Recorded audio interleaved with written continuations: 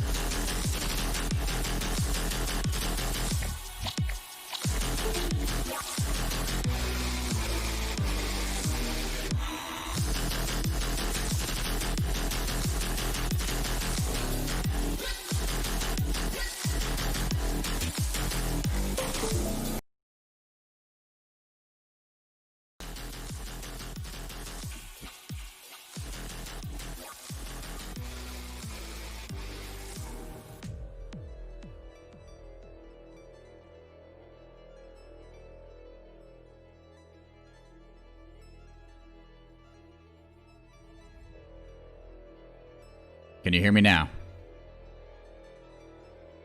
Can you hear me now? Oh, I see what happened. I see what happened. Still learning. Still learning all the little tools here. You know what I am learning too? Too loud. For one. Also, this song sucks. Not into it. Also, the notifications that Pretzel Rocks puts into... Oh, hey, Fallen Astronaut, how you doing? Yeah, the notifications that... what is this? It's giving me garbage after garbage. All right, come on. I can't disable any of that stuff unless I pay for premium for this particular app, and this particular app wants $14.95 a month or $149 a year to be able to disable those notifications. So it knows that that's irritating. They know that's a feature that you don't want. You want it gone, but they will force you to pay money to get rid of it. And also, it's kind of trashing me on my selections here, man. Let's take a look. See what else we got here. Come on.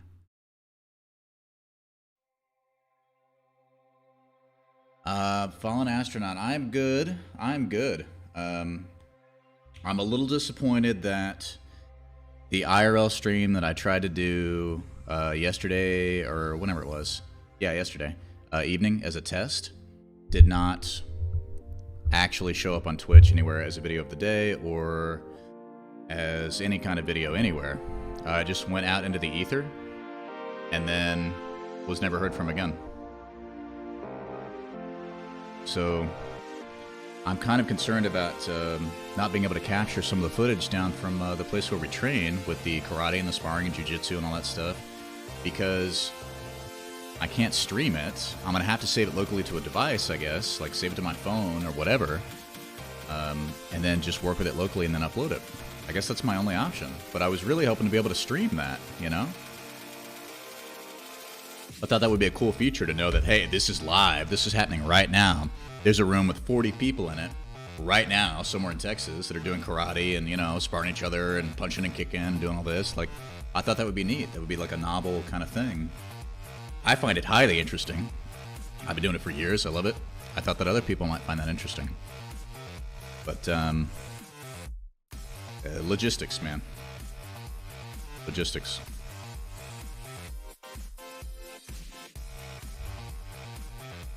We may have to switch stations. And here's the deal. Like, I've got music that I like, that I want to play, but it's all on Spotify and it's all DMCA'd, right? Like, I don't have the ability, as far as I know, to play any of that copyrighted music, because then not only is the content not monetizable on platforms like YouTube, if I ever, you know, repackage that and distribute it or whatever, like, if anybody cares, you know.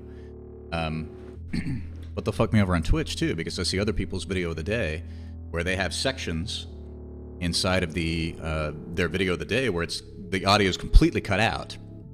All audio, all music, everything they were saying, so it's just a muted stream, and it has a little highlighted thing that says, oh, this was copyrighted music or whatever.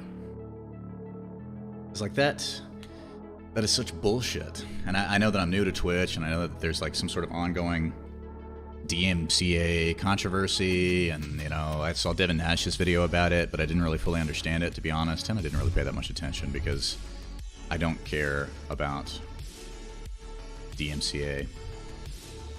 I know that it's something that's out there. I know they have to work around it. That's basically all that I cared about, right? Like, I don't feel like I have any agency in that issue, nor do I have kind of any vested interest in the music industry, so. But yeah, what's new in your world, astronaut? Fallen Astronaut, man. And I never thought I'd be doing, you know, streams or videos or any of that stuff, but now that I'm playing around with it, it seems like it's pertinent to understand that, right? Like, understand that copyright laws are a thing. They're out there. They're an entity. They're a huge pain in the ass. It's, you know, it's one of those things. So, I'm trying to make some improvements on the stream now. Unfortunately, what I'm realizing right now... Oh, you know what? Here, let's switch this up. what I'm realizing is that oh, snap. Okay. There we go. That's what I'm talking about. We have got the chat box. We've got it. It's there. I gotta adjust it. Move it around a little bit, you know? Maybe we'll go... What's a good place for the chat box for KSP? I don't know. Maybe just high center. Let's go high center. Alright, now it's kind of in the way though. Let's go high right. Where's our alert box? Ooh, alert box, yeah. Let's go right there. So I got in there and I figured out, 2:08 a.m. Whoa, okay, so you're not Eastern time, right? What time zone are you in?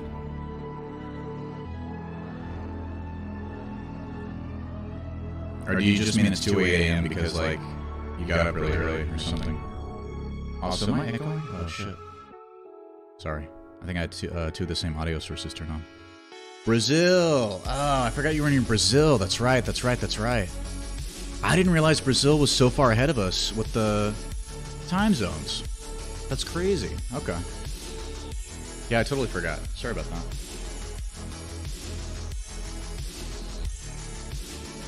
Brazil. Football! Oh, wait, no. It was, goal!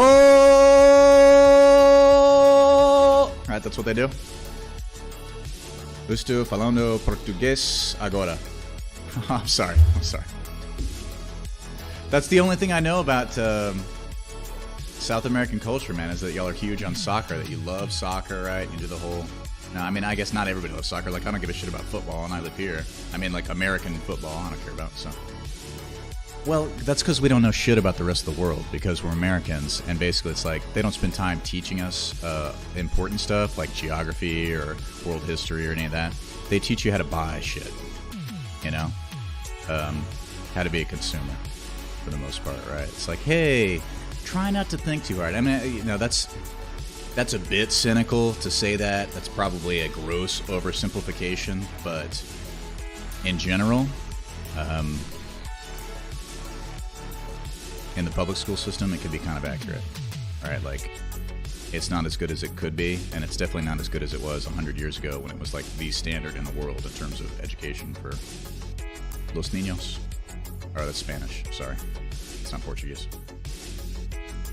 No, and actually, what I know about Brazil, as an ignorant American, it's the people like the women, and that you guys speak Portuguese. And I know you're on the eastern side of South America. You're like on the eastern coast. And I know, isn't it like the biggest country in South America? And you got a lot of rainforest, right? I mean, maybe not as much as you had 30 years ago or whatever, but like more than us.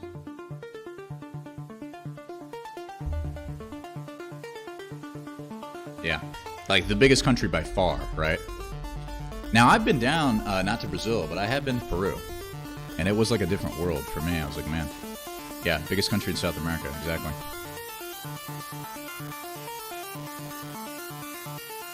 Oh yeah, I wanted to show you this. Check it out. Where's the testing? Yeah, so I got these alerts working. So the alerts for all the stuff y'all were doing last night that should have showed up, we got that working, and it's got like a little, it's got a little Kerbal floating through space. I thought that was fun.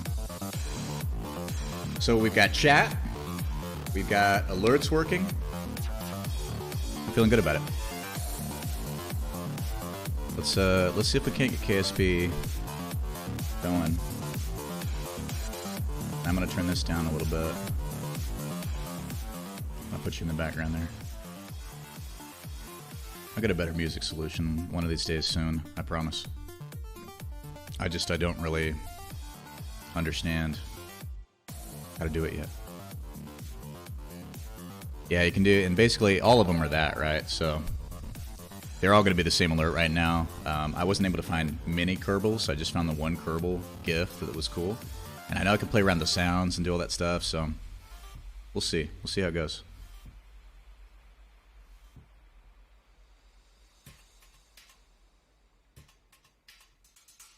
All right.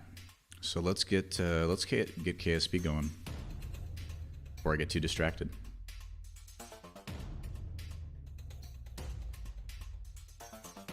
Oh, I forgot all about that mod with the space sounds. Let me do that while KSP's booting up. I think I can stick that mod in there, and then if we have to restart, whatever. Where did I download that? Sounds of Space. Cool. Here we go. Nice. I need to copy you. I need to go here. I need to go here. I need to go here. I need to go here. No.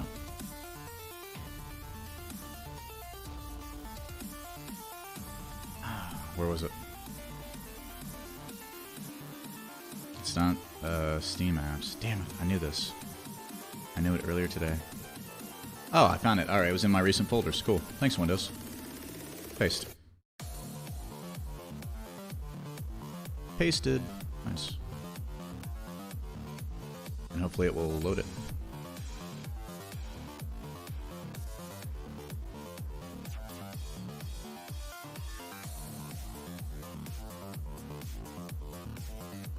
Some sounds are scary. Well, I mean, when it said in the description that the sounds came from real astronomical bodies. So they recorded sounds around Jupiter. They recorded sounds around Saturn, you know, Uranus, whatever, all these other planets.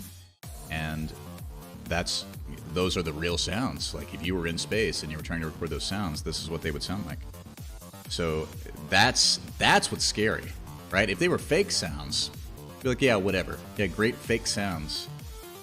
But the fact that they're real, that's what makes them terrifying. Are you saying I shouldn't install it? Are you saying like that maybe I should just not install that mod because it's going to be too scary? Kind of mess up my ambiance, my vibe here. Is that possible?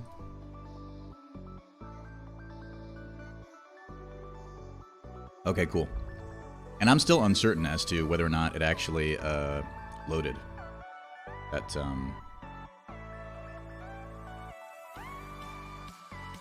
mod or not.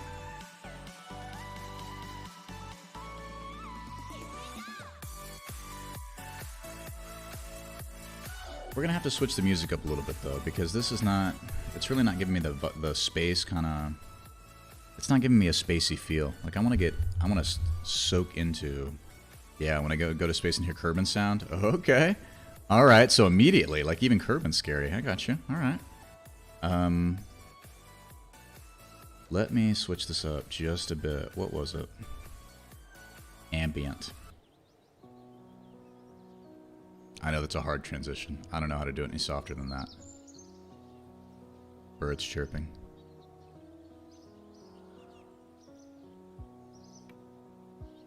Drums beating. No. This sounds better. It's a little more epic. Okay. Cool, cool, cool. So, let's review, right?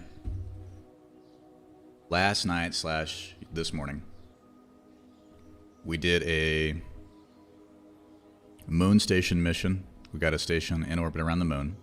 Get a little bit of cash for that. Most of our Kerbals are actually on that station right now. Maybe like 8 of them. Maybe like 8 of the Kerbals that we have right now are actually trapped on that moon station. So we may have to go grab them from the moon real quick before we can do anything else.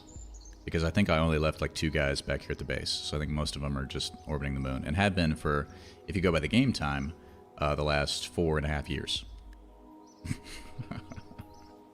So they're probably ready to come back. Then we did 2 little quick satellite missions. We knocked them out, put those in orbit around the moon, got the cash. And then we loaded up for Gilly. And that Gilly mission took a long time. Don't know how to go to the moon.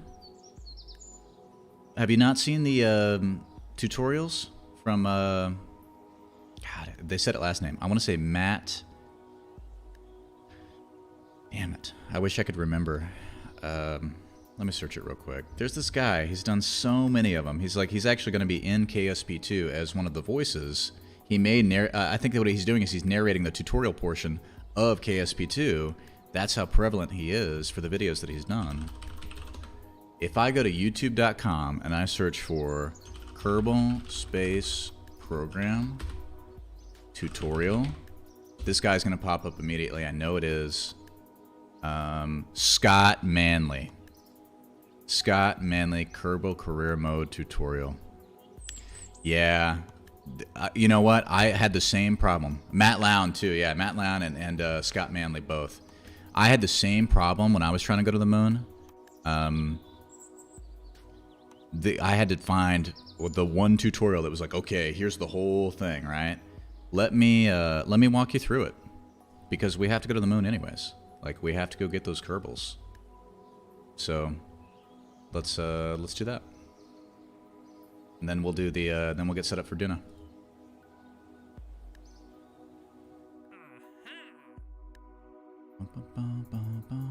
I couldn't help but check these actually. Let me just check them. I don't really want to do any of those, and a lot of them that I did have active have since expired, I believe, because we took so long on the other mission. But you know what? That's the cost of doing business, as they say. Oh, we got some science though, man. We got a lot of science. Let's take a look. Just take a look at what we could unlock if we spend some of this science. We got almost 2,400. So we could do advanced metalworks, which gives our composites, that gives us the I-beam and all that other stuff. We're definitely gonna do that. Metamaterials would be pretty cool because that gives us like nodes, other adapters, cool little adapters. Those are pretty sweet. I'm gonna put a pin in that. We could mess around with unlocking some of the aircraft tree, which honestly I don't care about right now and I want to deal with. I would love to have a big fat heat shield like this. That would be cool. So I think we're gonna grab that. But let me just review. Let me just check. I want these big wheels. I want those wheels. That's 800 right there. That's another 300, 1100 that I would need. Okay. I don't know that I need the scanning tech, but it would be foolish not to get it. I feel like anytime you invest in science, that's smart, right? Like, you want more science stuff. I kind of really need these high-powered electrics. We're going to grab that. I don't think I need specialized electrics at this point. I don't think that we need the MechJeb pod version 2.0, although that is cool, and I've never messed around with it, and I want to mess around with it. So let's go heavy landing. It would be cool to have these other shielded docking ports. That would be neat, but I don't know that I need any of that. High performance fuel systems, we might actually need this. But I don't know that we do. Right? I mean, maybe we just grab that when we come back from Duna. I don't need this at all, truly. Actuators I don't need. Advanced motors, that would be cool. And then what else was I talking about? I want these big fat wheels. I want it. I want them. I gotta have them. This stuff I don't need. Let's see. Where is my... Whatever. I'll find it in a bit.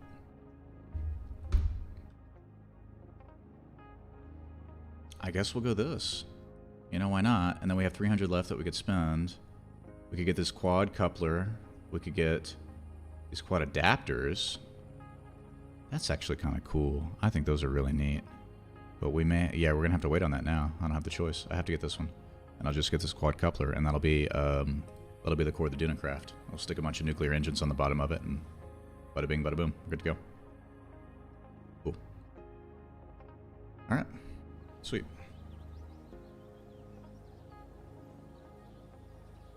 So... Save game. Boom. Cool. We've got cash. We've got science. So we need to go to the moon. And we need to rescue... How many Kerbals are up there? Moon station... How many Kerbals are up there? Let's take a look. I know I'm kind of blocking them here, but... 1, 2, 3, 4, 5, 6. Only 6. Okay. That's 2. That's 2. Where'd the other 2?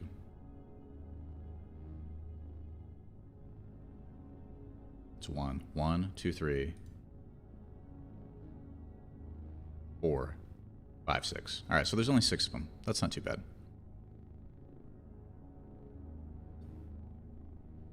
Ooh.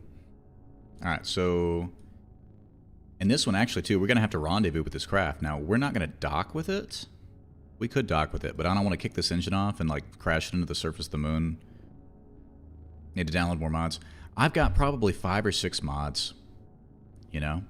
5 or 6 that, like, I like the quality of life mods, you know? All right. So let's get a quick to the moon and back craft, and then we'll move along.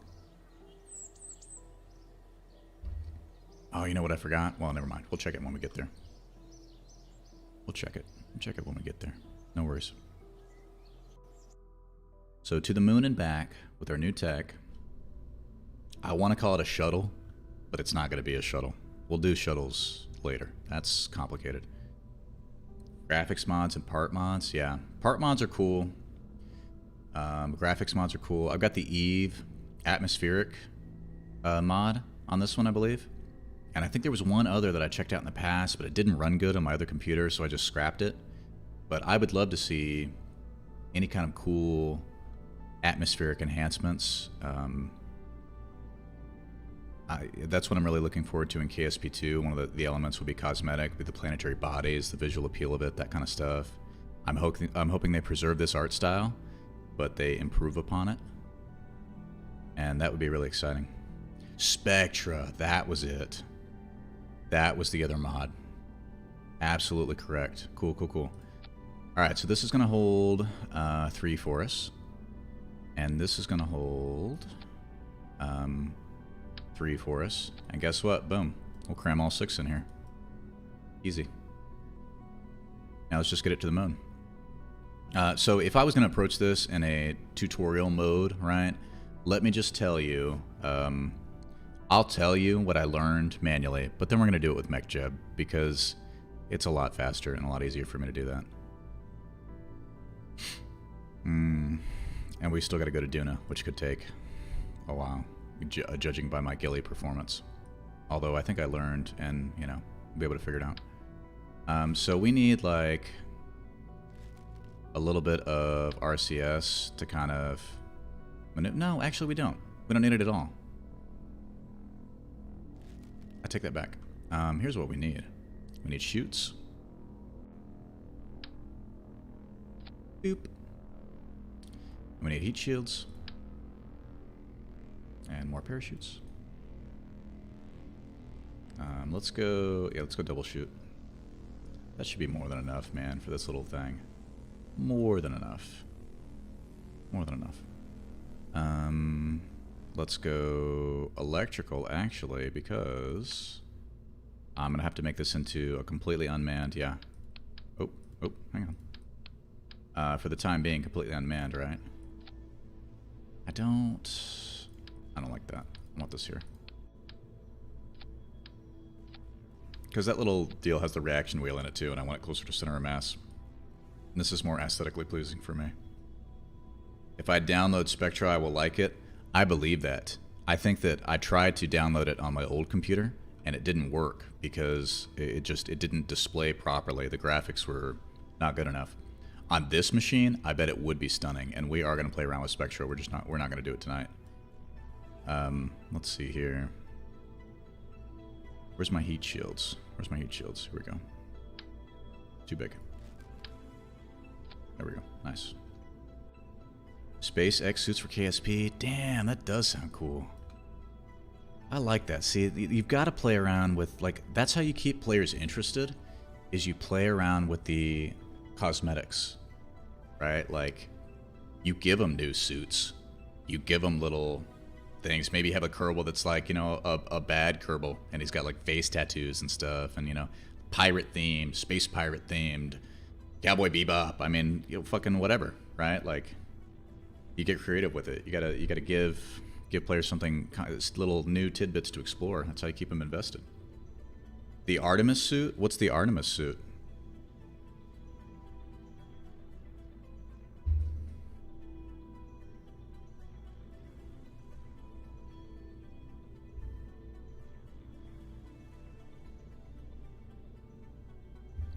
Let's see. Search on Google. Okay. I'll check it out real quick. What do we got here?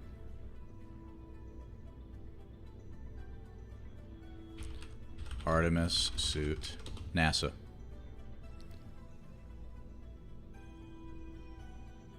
Next generation spacesuit for the Artemis. Dude, alright. Okay, hang on. Let me pull this in. This does look cool. Window capture, window capture. Window capture. It is this one.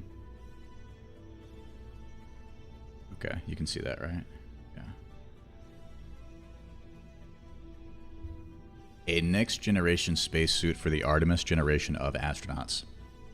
At first glance, NASA's new spacesuit that will be worn on Artemis missions might look like the suits that astronauts use for spacewalks outside the International Space Station. Today, however, 21st century moonwalkers will be able to accomplish much more complex tasks than their predecessors, thanks to strides in technological advances that started even before the Apollo program. Okay. Spacesuits are not only a classic icon of human space exploration, they are also a personalized spaceship that mimics all of the protections from the harsh environment of space and the basic resources that Earth and its atmosphere provide. The new suit that will be worn on Artemis missions is called the Exploration Extravehicular Mobility Unit, or XEMU for short. Its history is a tale of engineering evolution traced all the way back to the Mercury space suits that were themselves upgraded Navy high-altitude flight suits. Here's a rundown of the 21st century upgrades for the suit that the next moonwalkers will wear on Artemis missions. Alright, I don't want to read any more, but I do want to look at it. So, yeah, I remember the footage of, like, them stumbling around and all that. Like, oh, no, and it was exhausting and all that, and they were super heavy. Ah, dude, I mean... More photos. More photos. Right?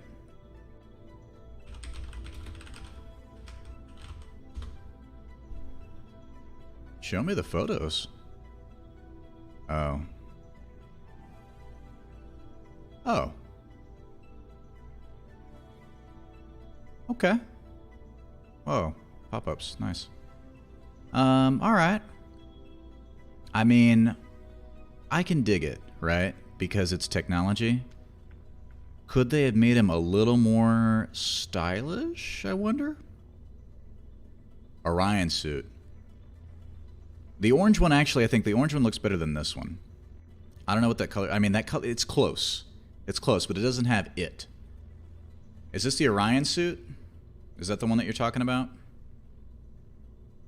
Orion suit equipped to expect the unexpected on Artemis missions. Okay. How come this suit doesn't have a big backpack on it and all that other bulky shit that the other one has? When astronauts are hours away from launching an Artemis mission, they'll put on the Orion crew survival system suit, designed custom fit. Launch day. Many missions require 2 spacesuits. One worn outside a spacecraft during spacewalks, and another worn inside a spacecraft during high-risk parts of the mission, such as inside Orion during launch and re-entry. Now, forgive my ignorance. What's the Orion? Like, the only thing I've been paying attention to is SpaceX. Does NASA have new stuff that they're launching? Designing? Launching?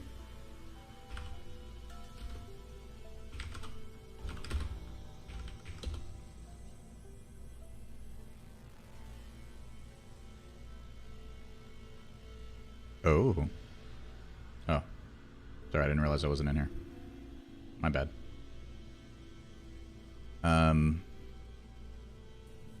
Oh.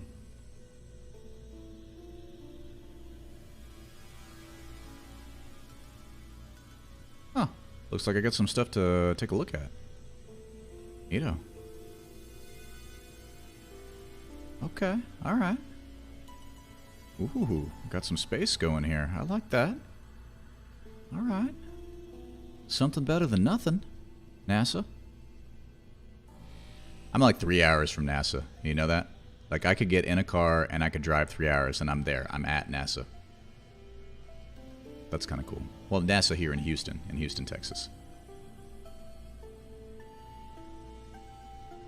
It's right here. NASA's planning the Artemis mission that will bring humans to the moon.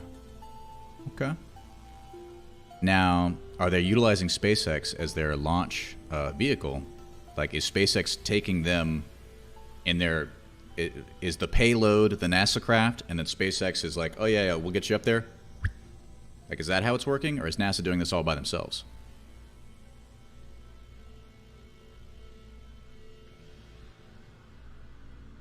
To live there? Oh, you mean like a moon base? No shit. Okay. Well, speaking of moon bases, let's get to our moon.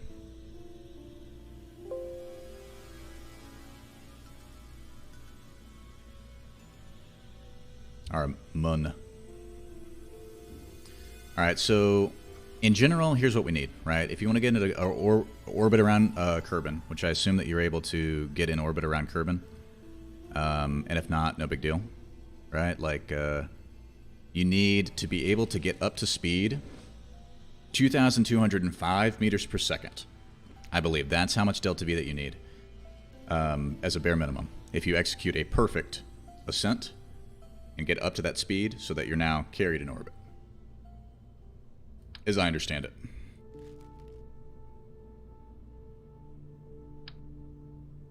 Oh man, I keep clicking the wrong button.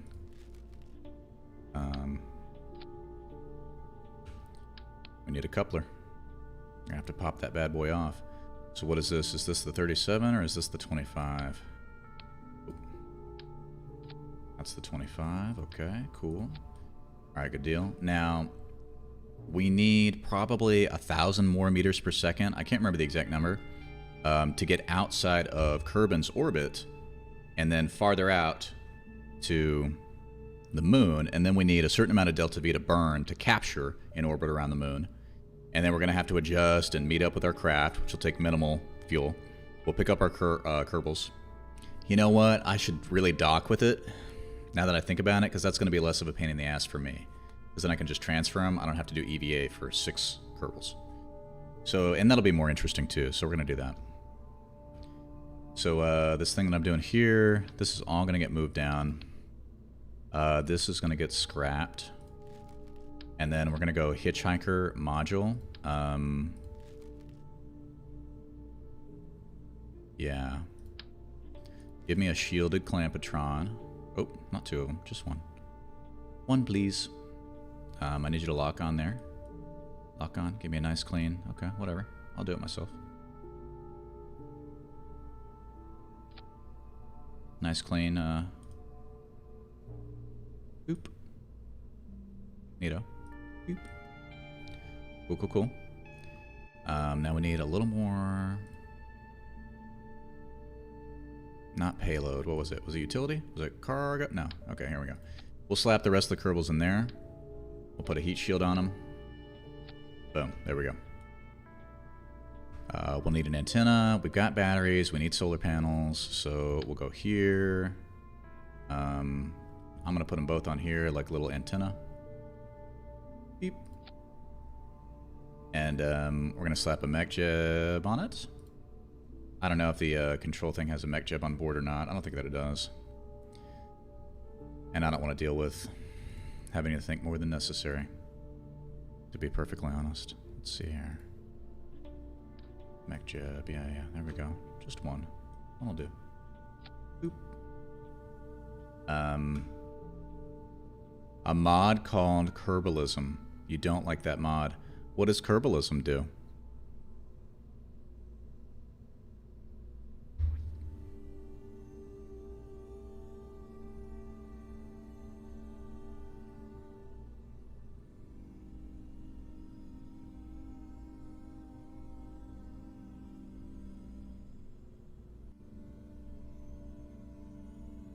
Alright, we got our... Boom, boom, boom, boom. Parachutes. I don't know if that's going to be enough parachutes, honestly.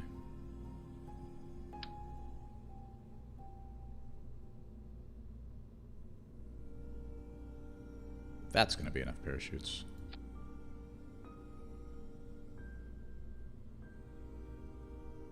Oh, snap.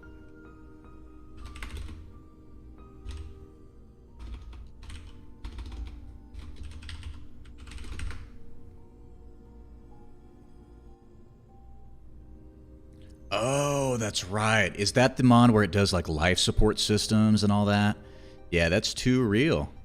I don't want that level of realism in my space game, right? I mean, I can understand the really hardcore people that want to do that, but that's too much stress. I don't need to worry about Bobby Kerman starving to death in orbit of Gilly because he's got to wait 2 years for his transfer window. Like, that's the opposite of what I'm in KSP for, man. I want to chillax. If I wanted to stress out, I would play Escape from Tarkov and get shot over and over and over again. Which sometimes I do. Sometimes I choose to do that. Alrighty. Is there any reason to gussy up the top of this thing? Alright, hang on. Forgot the antenna. This should be more than enough. Ooh. I'll learn the hotkeys for that eventually, I swear. It's not. Right. Now. You know, what if we're going to dock? We need RCS too. I don't know if this is going to give us enough RCS. Alright, here we go. That'll work, right?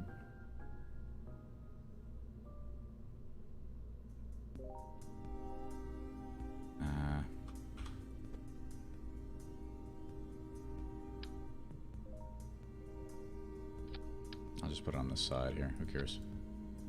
Retract. Retract. Yeah, so for any kind of docking, we want RCS for sure.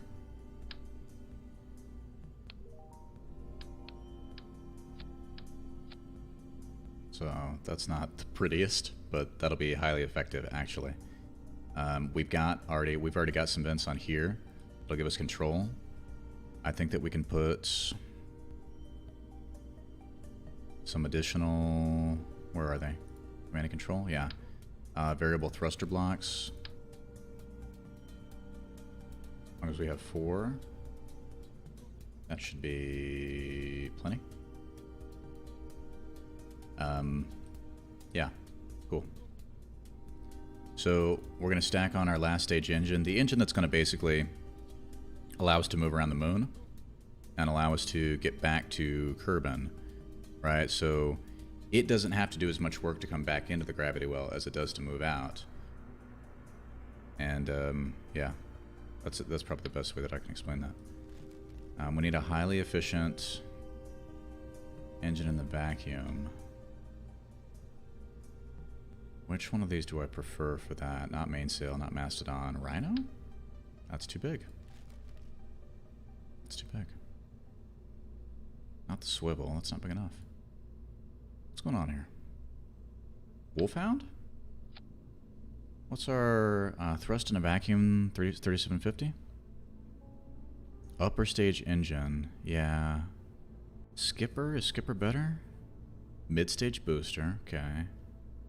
None of these are going to beat the nuclear engine for efficiency.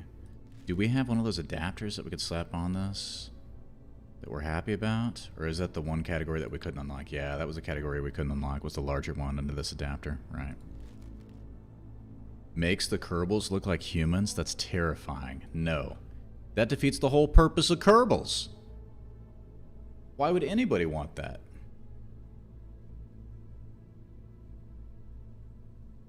That's crazy. Why? It's Kerbal Space Program, not Human Space Program. Go buy Microsoft Flight Simulator if you want realism. Stall, stall, stall, stall. You know, come on. Ridiculous. All right, let's wrap this up. So, whatever. We're gonna go with this. Nope, too big. We're gonna go with this. Fine, whatever. Upper stage engine, fine. That should be plenty. Cool. All right. Now let's give it, let's put an ass on it. Here we go. Stack separator, cool. What's going to be our next big thing here? Let's go with maybe an adapter into a big tank, into an engine, and we'll just see what that does to our delta V. No. I need this one. 3056. Okay. So we should be able to see in our various stages, right, as this moves through them, that we have varying levels of delta V. Now, when this massive tank and all this stuff gets popped off, it's less mass and thus more efficient for this last stage up here. But right now it's only telling me 344 meters per second, when I know in actuality it's probably more like... How am I reading this? Am I reading this? Yeah. So here's our engine right here. That's going to get us into orbital around Kerbal. That's going to get us pretty close to the moon. Or to our escape trajectory anyways. This should allow us to capture into the moon's orbit, do our maneuver, and return home. I mean, this should be perfectly adequate, honestly. So let's find out. Launch. White Kerbals and black Kerbals, great. The last thing I want is a Kerbal race war in space. That's like the epitome of everything that I'm trying to get away from in real life, integrated into the fantasy that is Kerbal Space Program. Why would you do that to people? All right, so check it out. I mean, you know how to get into orbit around Kerbal, right? Basically, you head along the 90, like go 90, and you tap. I'm gonna gauge autopilot because it's way easier for me. But basically, you head along this 90, you head east, you head in the direction that Kerbal is spinning. Okay, cool. You got it. You got it, cool. 928, 28, 28, 28, 28. I don't understand.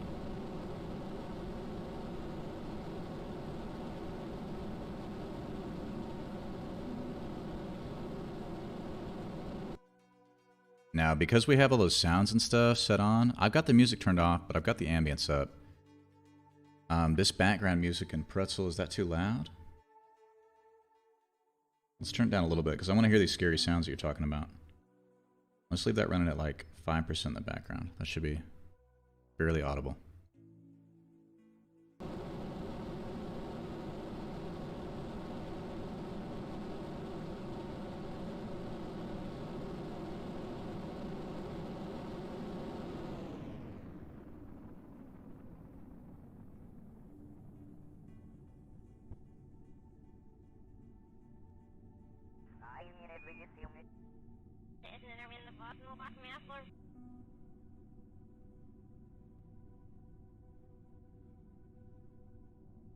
Nice.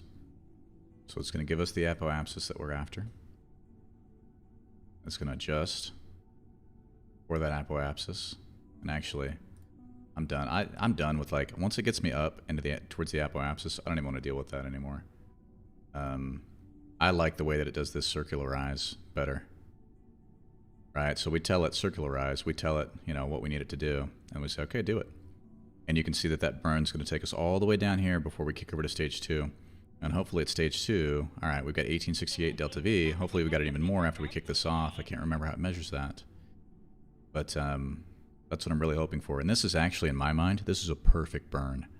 Because what this does is it gets us into orbit around Kerbal.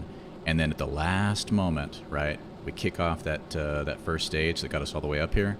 That'll fall. That orbit will deteriorate because it's not like in a, you know, in a total orbit, and that'll crash into Kerbal, and we don't have to worry about that debris, right? We keep it clean, and then yeah, and then we move along. See ya. All right, so yeah, so our delta V is about right. Okay, cool. So here's the thing: in those tutorials where it's talking about the moon, they always say, "Here's what you want to do," right? You want to line up. You want to get in a nice... Okay, yeah, you're good. Don't stop breathing on my account, for sure. So, like, you line up in orbit around Kerbin, right? We've got a nice, clean orbit. What we want to do is we want to get to a point where the moon is on the horizon as we come around Kerbin, right? We want to be able to see the moon coming over the curvature of Kerbin, and then we adjust our burn accordingly. And you basically have to use your maneuver nodes to figure this out, right? So without using MechJeb, we'll take a look at the moon. Where is it? Oh, man, I always do that. I always hit the wrong button. Damn it. I always turn this on by mistake. All right, chill out. So we're going to have the moon as a target, right? We're going to see that it's giving us these, I guess, ascending and descending deals, but we're on the same plane, right? We don't have to do any kind of adjustment. The moon and Kerbin are like, they're on the same level. So we just have to take a maneuver node and then burn prograde until we get out to the moon's orbit, right? Oh, snap, hang on. I didn't expect it to meet up that quickly. So what you're seeing is that, like, if you couldn't find it, you know, if I did it over here and I was like, oh man, I can't figure it out, you know, whatever, like, how do I get my cursors, like my closest approach cursors to appear? You can move this maneuver node like this, and then you can see where the approach is. You can see that we're going to encounter the moon here, like your little, all the lines on the stuff change. And then it'll tell you, okay, here's your periapsis. And if you click on the moon and you say focus view, it's going to show you where that periapsis is. And then when you get to that periapsis, you just burn retrograde. Okay? As long as you've got enough to burn retrograde there, you can get into orbit around the moon. Right? And then from orbit, you can do whatever, right? Like, you can land, you can go back home, you know. How is it to be a streamer? I've been doing it for like 3 days. So far, I enjoy it. You know, it really wasn't a big transition for me. It's something I've wanted to do for a while. It's kind of just have more. It's another hobby, right? Like I needed another hobby, and this has been a good one. It allows me to take my inner monologue that I was already just expressing to myself all day long, or not, you know, whatever, and just vocalize that inner monologue. And that's not a big leap for me. I was already doing that. Now I'm just trying to do it intentionally and purposefully with a camera and a mic and some lights. And, you know, honestly, so far, I like it. So we're going to clean this up. We're going to get rid of all these nodes. I don't want to do this stuff manually because it's not as efficient. I just want it to tell me, hey, give me a Hohmann transfer to the moon, right? And then I'll find that maneuver node, and then I'll tweak it. I'll adjust it a little bit. Now, I know my moon station is orbiting this way, I believe. How can you breathe? There's a lot of different ways you can breathe. You can breathe through your nose. You can breathe through your mouth. You can breathe quickly. You can breathe slowly.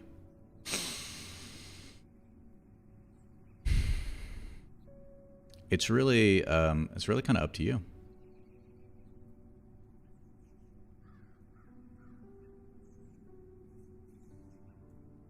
So as you can see, that gives us a nice, 935 meters per second. Do I have that? Yeah, we've got that. Cool. Yeah, okay. Execute. So here, check this out. So as we line up for this maneuver, here's what you're going to see. The spacecraft's going to go around Kerbin, and the moon is going to rise over the horizon, and at that point in time, it's going to burn, right? So it's like when the moon comes over the horizon, let it get like halfway over the horizon, and then burn prograde, you will intercept the moon. And then you just have to figure out which way you want to orbit it and do your retrograde burn and slow it down and get captured in the moon's gravity well. That's how you get to the moon. That's it. Oh, I forgot to deploy the, oops. Stop time warping. Stop, stop, stop. Yeah, get these panels out, man. Come on. Get your antenna out. Where is it? There we go. Alright. So check it out. Keep your eye on the horizon, and you'll see it appear. And we'll go from there. Oh, wait. Oh, no. Did I lie to you? Where's the moon?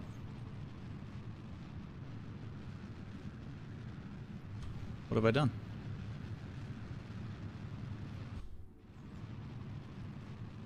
Why don't I see it? Was everything that I just told you a lie? I didn't mean for it to be. Is the moon just dark right now? And like, wait, there's no... I'm so confused. Legitimately confused. It's not an act. Oh, is that the moon? No, that's just a glare. Man, what have I done here? There it is. Okay.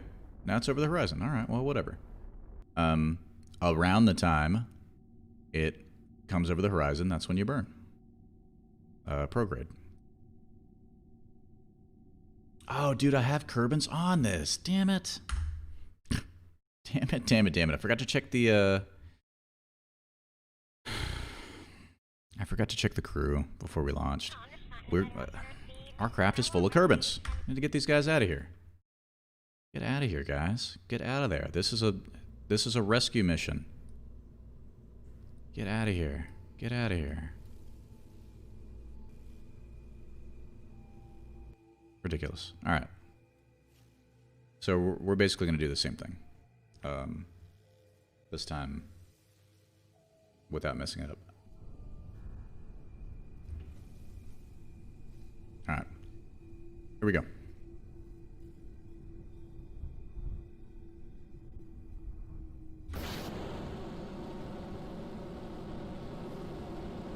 And I forgot to check the Kerbal sounds too. I forgot to like turn everything down or off and then turn up the ambience so we could hear those sounds. So we're going to do that this time. With the Space Sounds mod that we've installed.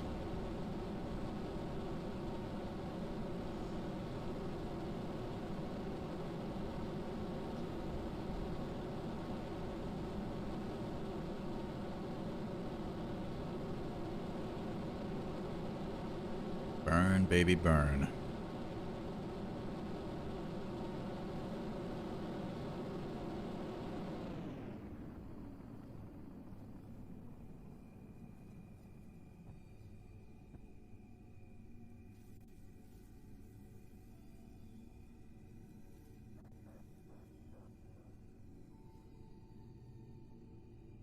Okay, I'm going to turn up the ambience so we can hear it.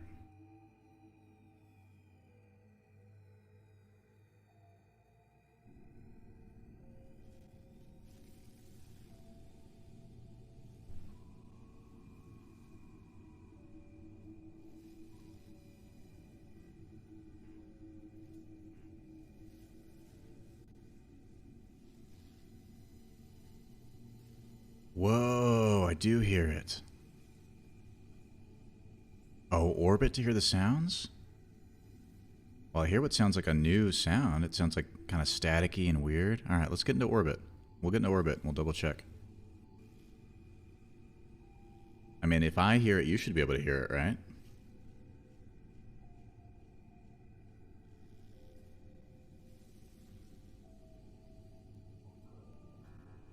Oh, maybe that's just Pretzel making ambient. Here, I'm gonna pause it. Now it's just Kerbal Space Program. That just sounds like background noise. Yeah, I was hearing the music. Let's get into orbit real quick and then we'll check it out.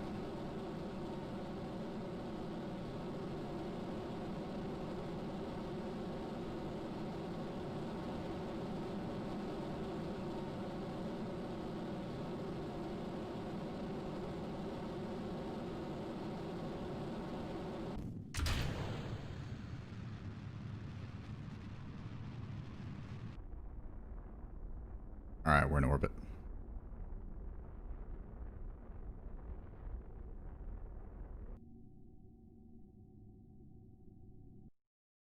Is it categorized as music? Is that the issue? Because I had the music all the way turned off.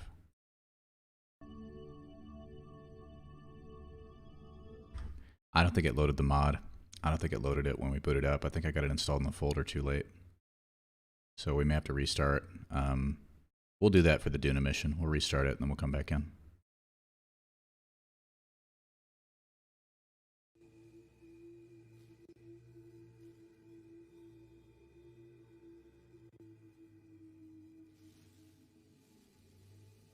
Yeah, that's definitely the pretzel ambient music track. Ambiance. Ambience? Okay. So we're done with that. We're gonna go to the moon. Set as target. Okay. Give me this transfer. Cool. Alright. Let's adjust it. Let's go,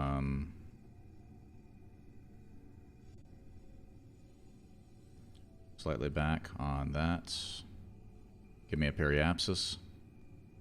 Cool. Make it so.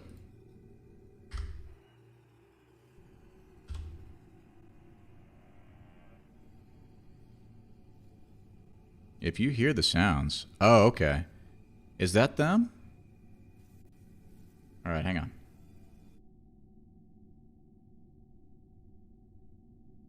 I turned the music off. All I hear are the regular background sounds. Like, that sounds regular to me, right? Is there something I'm missing?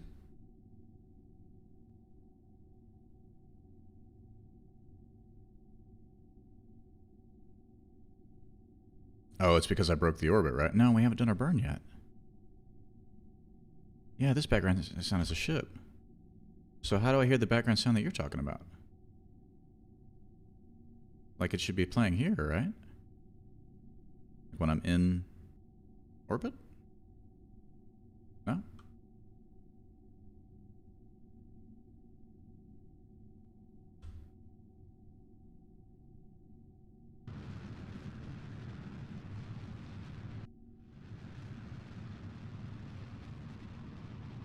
Yeah, so when the moon comes over the horizon, you burn prograde.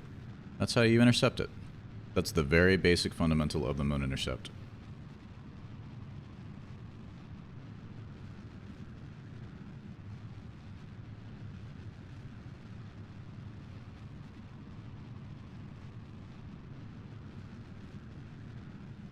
Alright, I'm going to set up our... put the OGG files of the mod on the sounds folder. Okay, cool. That's what it is. I don't think I installed it properly then, so we'll have to double check that.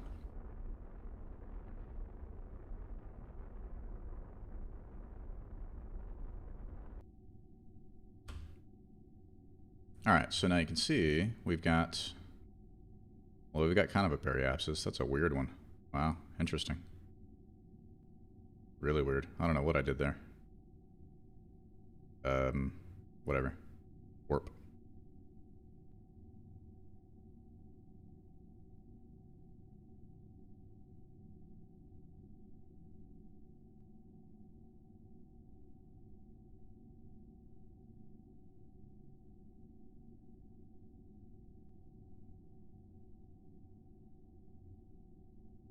Okay, yeah, that makes a little more sense to me. Gotcha. Interesting. Alright. Now we're going to tell it to go ahead and circularize at the periapsis, right? At the point of closest approach to the moon. And that's going to give us an orbit, a pretty tight little orbit around it, actually. And that's exactly what we want, frankly. I wish I knew how to control the camera a little better. Just a little better. I'm having some trouble.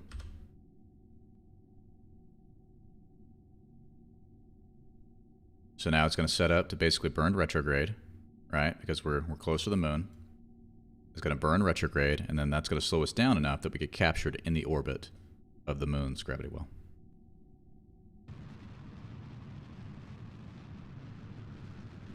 Boom. We're in orbit, right?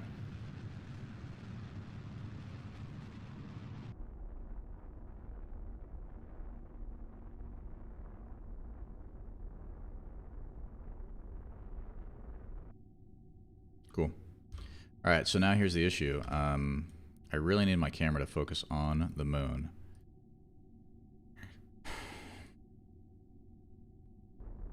No, no, no, no, no. Damn it. Every time, dude. Every time. Stop. Stop, stop, stop. Focus. Focus view on the moon. Fuck. Ah. That's so frustrating, man.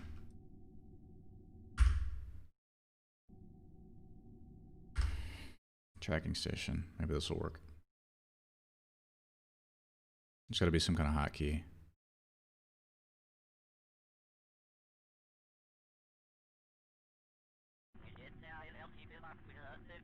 Okay, cool. All right. So this is our moon station from which we need to dock and extract our Kerbals. Our moon transfer one is right here. So this is in a much tighter little orbit, so we'll be able to line it up and approach that way. I need you to go ahead and switch to this one. Now I need you to target the other one, right? So this is your target. Give me a home and transfer. Wait.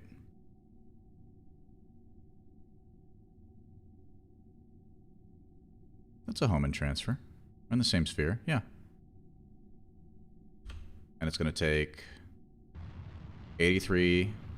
Stop, stop, stop. Dude, what am I doing? Fuck. Fuck, man. All right. Give me a home and transfer. Execute it. And we're going to intercept right here. All right, this is basically us intercepting this object, doing a home and transfer. I could go through it manually, but honestly, it would take me forever, and it'd be super boring. And I'm not that good at it, so I'll just admit it. We'll move on. Want to know how to do a cool space station, too? Man got angry because he can't go to the moon. Yeah, the cool space stations are really up to you, right? Like, the only limitation that you have is how much it weighs and what you will have to do to be able to get it up into orbit around Kerbin and then into orbit of wherever you want to push it, right? So the bigger it is, that's the harder it is to do. But outside of that, I mean, it's your creativity. It's whatever you want to do.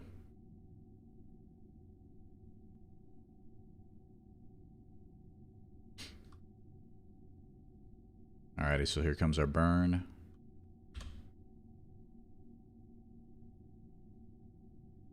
Beautiful, man. Beautiful. Good burn, good burn. Nice.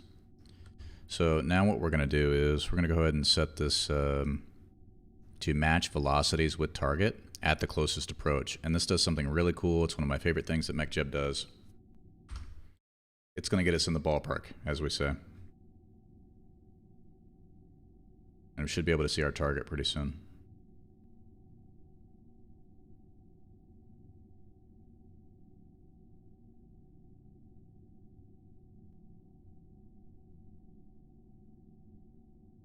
There it is. We're going to zoom right up next to it. And we're going to stop on a dime. That is the coolest thing that MechJeb does, in my opinion. Other than maybe docking. Oh, no. Is this the satellite? Oh, no, this is the moon station. Knock, knock. Who's there?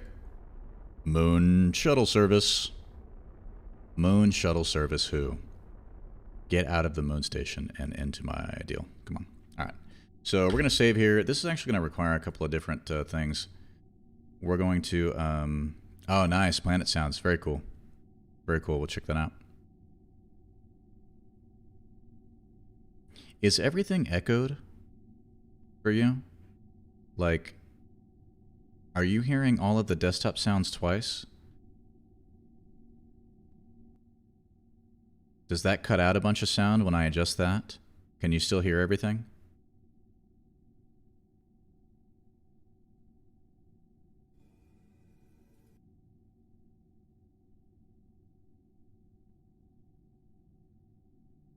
I mean, I assume that...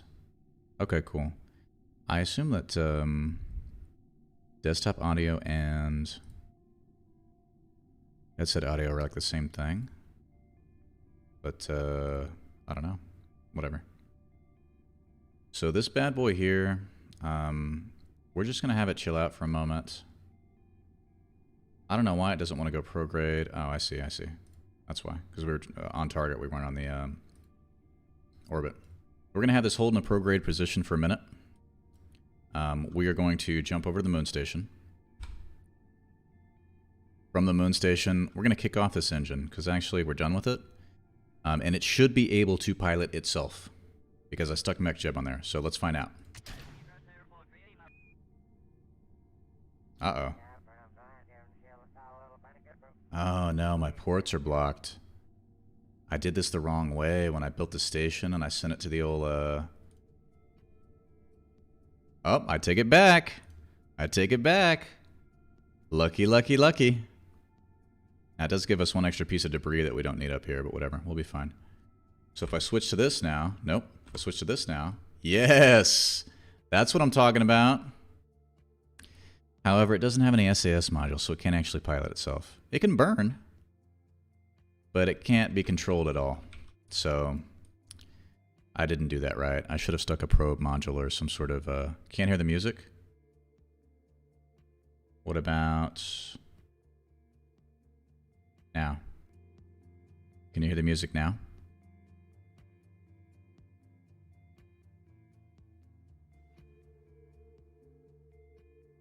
I have the music in Kerbal Space Program turned off, but I do have some background music playing. Can you hear the background music?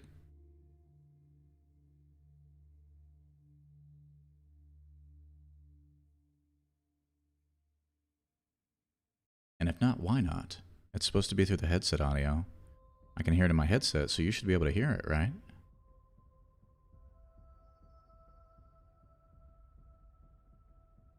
I guess I'll have to figure that out. Alright, so we've got our port, we've got our moon station.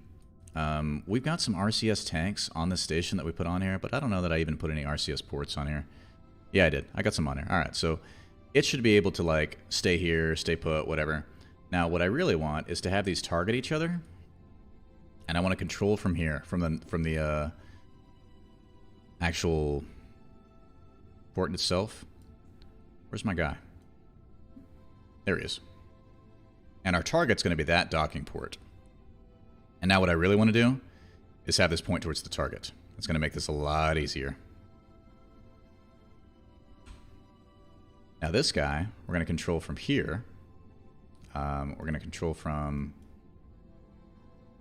here. We're going to open the shield.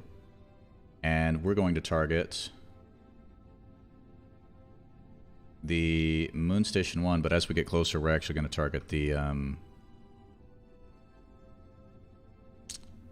port itself. Now, I'm a big fan of letting the autopilot do its thing, honestly. So here we go.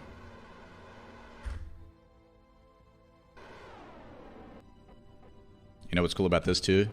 You can make them go after each other. Right? They'll actually come together.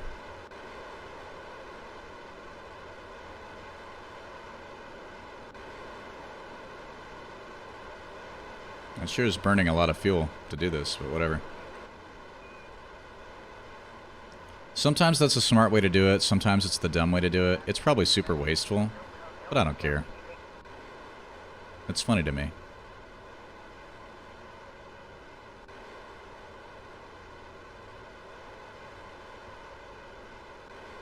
Give me the port. Give me the port.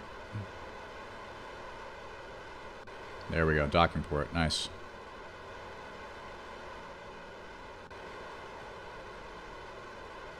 Boop. And now they're one. Now they're together. One craft. Pretty easy. When it's like that, pretty easy. So let's get these guys out of here. Let's get them back home so they can go to work on the Duna mission. What's happening? Transfer crew, yeah. I'm not yet used to the new interface. Yeah, transfer crew. Get in there. Yeah, transfer crew.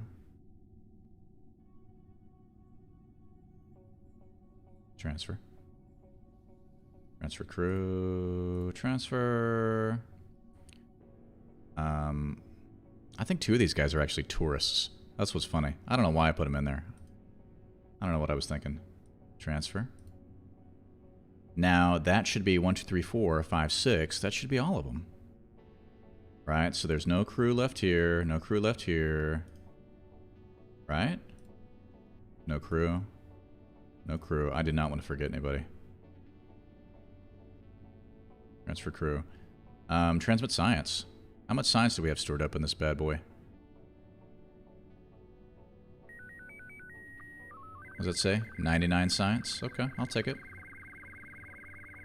Better than nothing. Undock. And now, because we're this guy, we'll go RCS. Oh, that's the wrong key. Oh, no, no, no, no, no. That's the wrong key. Oh, my God. Ugh. How do we use RCS to go backwards again? Is it X? It's not S. It's not any of those. Is it? No, it's not Q or E. Those are the rotations. It's not that. Oh, my God. Fuck. Okay. Well, I'll see you later, Moon Station. It's been real.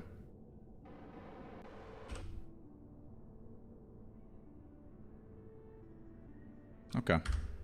Let's go home. You're hungry? Well, go get some food, buddy.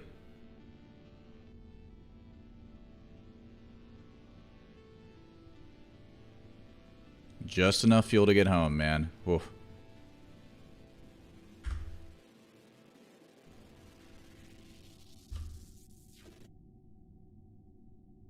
Just enough fuel to get home. That's actually kind of a perfect little craft right there. That did exactly what we needed it to.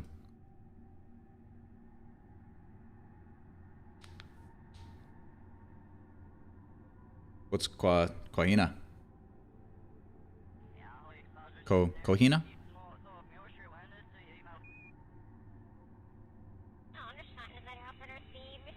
Oh, is that just Portuguese for food?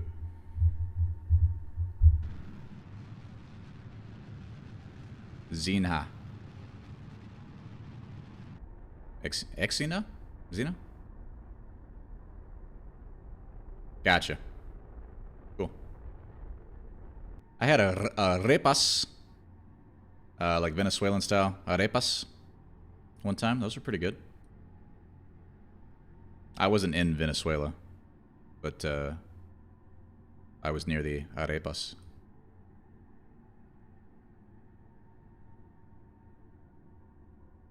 So let's get to our moon escape. Let's get these bad boys back on Kerbal, and let's skedaddle on out of here.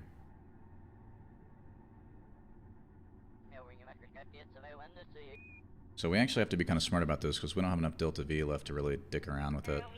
I'm going to go ahead and I'm going to warp all the way out to this apoapsis. And I'm going to shorten our periapsis that way because that's the most efficient way to do it, even though it takes longer. Because I need to make sure that we hit the atmosphere. Now, show me retrograde. Show me a shrinking periapsis.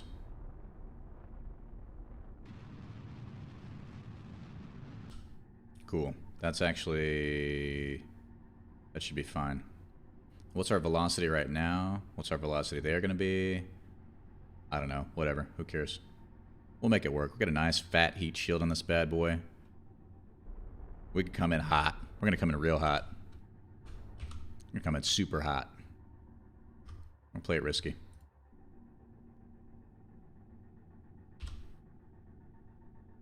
Where's Kerbal? Where is it? Oh, snuck up on me. Okay.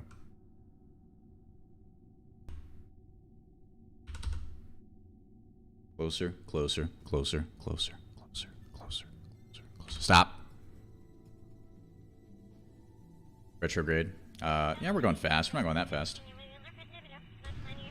Burn off whatever little excess fuel we've got left. Kick that stuff off. See ya. Don't need ya. Bye. Fold our little guys in so they don't burn up. including our antenna. And here we go. Party time. Now we hit the atmosphere. And some of our debris is going to slam into us. Oh, my. I hope the big one doesn't hit us.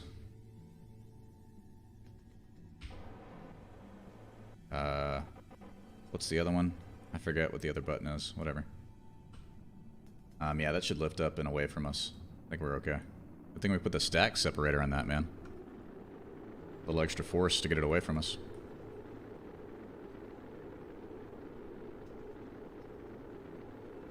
I hope that my little module doesn't burn up. So we're just going to rotate it like a rotisserie chicken. Just keep it spinning. Keep it spinning. Try to keep stuff from burning up. I don't know exactly what's trying to burn up. I assume that it's my hitchhiker module. It's really trying to explode because we came in so hot.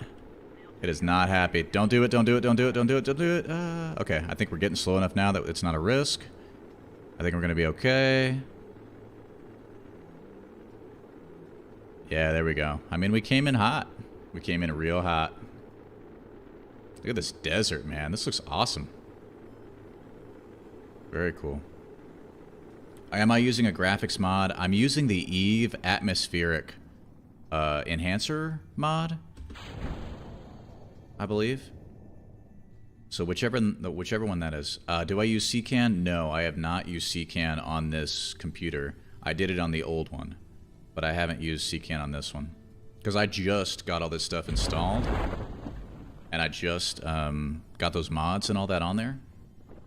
So I didn't really feel the need to mess around with the repository just yet. But probably before the end of this. Oh, okay, well, cool. Well, then there you go. I'll just have to get CCAN to download Spectra. That's all there is to it. Easy. Yeah, I knew that was going to be enough parachutes. Parachutes galore. Okay, while this thing trickles down here, I'm going to grab my phone, and then we'll get set up for Duna.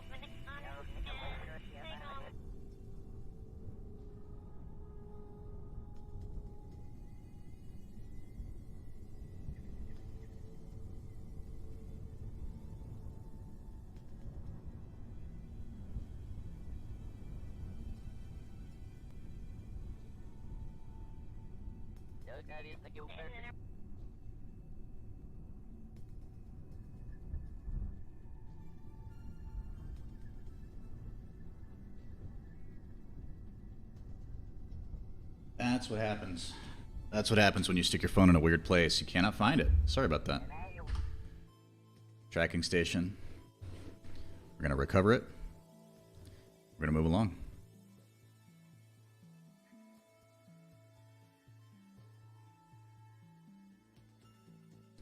Alrighty. And actually, let's get this plugged in. Let's get this plugged in. Cool. Now, I don't need Moon Station 1. What I need is Moon Transfer 1. We're going to recover that. Cool. Alright, now we've got them back on our home planet, and that way we can deploy them for the Duna mission. And this may require a little bit of troubleshooting, so this might be kind of an elaborate process. I haven't done a Duna mission in a year since I last played.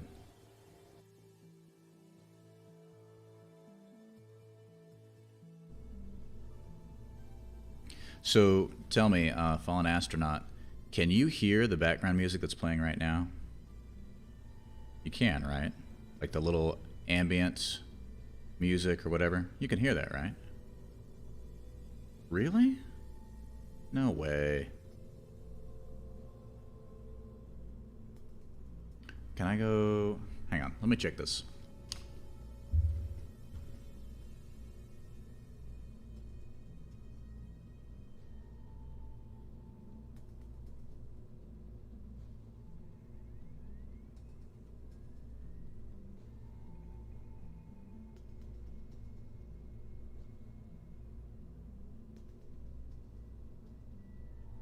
Okay. I can hear it on my, like when I check the stream on my phone, I can hear it. So I don't know why you can't hear it. That's freaking me out. It's not the default Kerbal Space Program music. It's other music that I have playing in the background. But it's definitely getting through on the stream. Alright, so we've got all of our guys. What we don't really have is a set mission to go to Duna.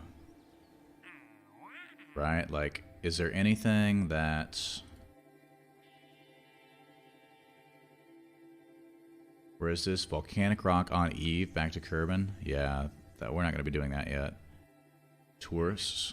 Orbit around Eve, fly by Eve, orbit around Gilly. Wow, okay. I bet that's a lot of cash. We'll save that. We don't have anything that tells us to go to Duna. But I don't care. We're going to do it anyways.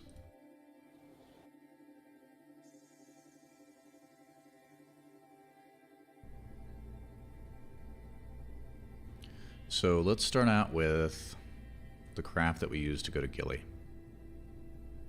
Let's just kind of take a look.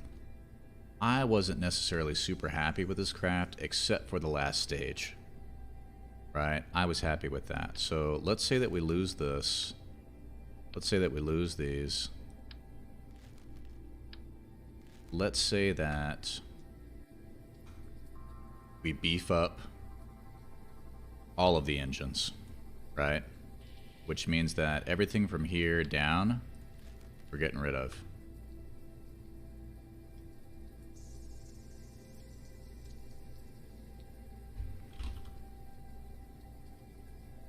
Come on. I can use a keyboard. I can do this.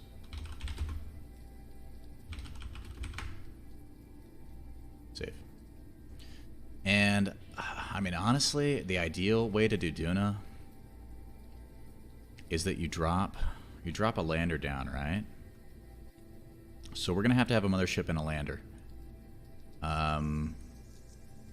So we may just want to start from scratch, now that I think about it. Because we're going to have to do the lander and the mothership. And it's going to be bigger and beefier than anything that we did for the last mission to Gilly. So we didn't land. We just flew by. And we got out of there. Got our temperature surveys and we skedaddled. Okay. So let's start with just our basic structure. Let's grab the... Let's go just Clampatron. No reason to get fancy with it, right? That looks...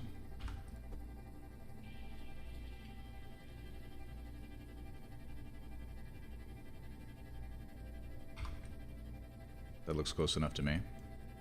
Cool. Actually, no. We're going to have to stick some stuff under that. Probably. Welcome back. So, that'll be good. We're only going to take 3 Kerbals. Right? The lander is going to have some sort of remote guidance. The pilot will stay up here, which means it doesn't need a control unit. Now, what it's probably definitely going to need is some electrics, but you know what? We don't have to get super crazy with any of that stuff. We can go 2 batteries here. We can go a couple solar panels. Well, since we're going to Duna, actually, maybe we'll beef it up a little bit, right? We'll play around with it. We'll play around with it and see what feels right. Alright, so check this out. We're gonna go solar panels. Slap them on here. I'm fine with that. Maybe here, actually, and then we'll stick our parachutes there. if I can, I'm going to bring the lander back with me on re-entry. Because I like to do that. I know it's stupid. But, I don't know, it's also kind of awesome. And even if it burns up and explodes, it's like, well, you know, at least I tried. So, we're going to go there. We're going to take this bad boy here. We'll slap a mech jab on you. Why not? We're going to put some parachutes on it for re-entry.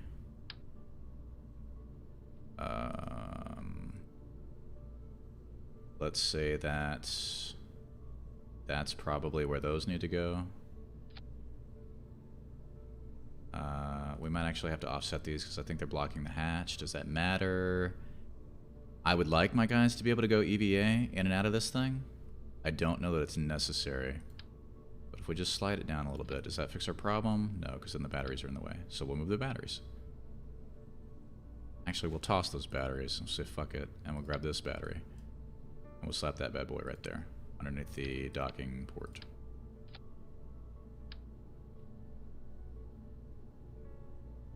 And try to get that lined up to the best of our ability. Which apparently was not very good. Oh. Yes? Actually, yeah, that looks pretty good. Okay. Safe. Alright, now we're gonna grab one of these other lander. You're going. Appear again if you get bored. Alright, cool. Do your thing. See you later.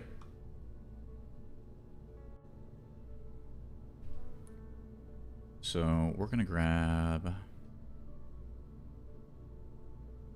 and it needs to be a science lander. Yeah. It's a lander. It's gonna have the ability to do some science. We're gonna deploy surface science to Duna, and maybe we'll leave the lander. Okay. We'll leave the lander in orbit around Duna as a communications relay. Right? It'll just serve as the relay to then get the surface science back to us, and that's how we'll make it useful, and we don't have to bring it back with us all the way back to Kerbal. That's what we're gonna do. Sounds good to me. Let's make it happen. So this should be reasonably good to go, right? You need an antenna of some sort. You've got one. You need power. You've got it. You need a battery. You need a remote control mech jet for your pilot to calculate shit. I think that is going to do it. Control C is undo. Control C, no. Control Z. Control Z is undo. Okay, I'm glad that works here.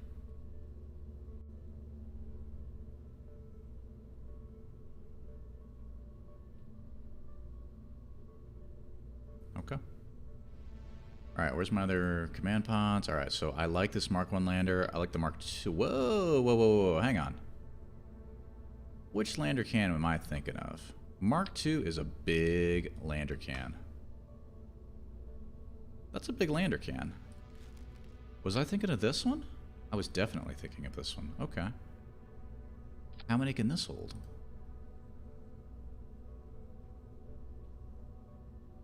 Dude, pin it. This can hold...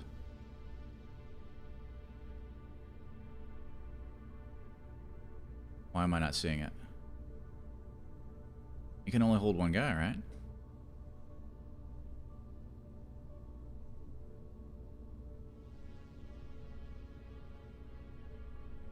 I don't remember this. I was definitely thinking Mark II lander. And frankly, to be able to do this mission the way I want to do it, I think it has to be Mark II lander can. So... yeah. Okay. I mean, I want to stick all the science stuff in here, right? Like, this is the lander can that I want to utilize. I'm pretty sure. So, okay. We're going to build it upside down, because why not? I don't know. Hang on. Hold, please. Save. Give me a new one. Give me a Mark II lander can. We'll build it like this, just because it's a little easier. And then we'll do it as a sub-assembly, and we'll just stick it on top. So, from the get-go, I need it to be like this port. Yeah, this is actually going to dock. So we could even go structural with it and just kind of get creative, but yeah, we are going to do that. Creative.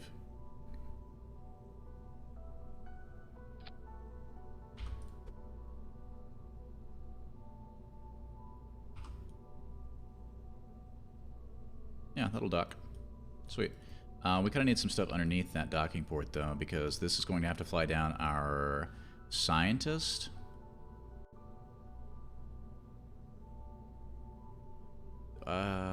This is going to fly down our scientists.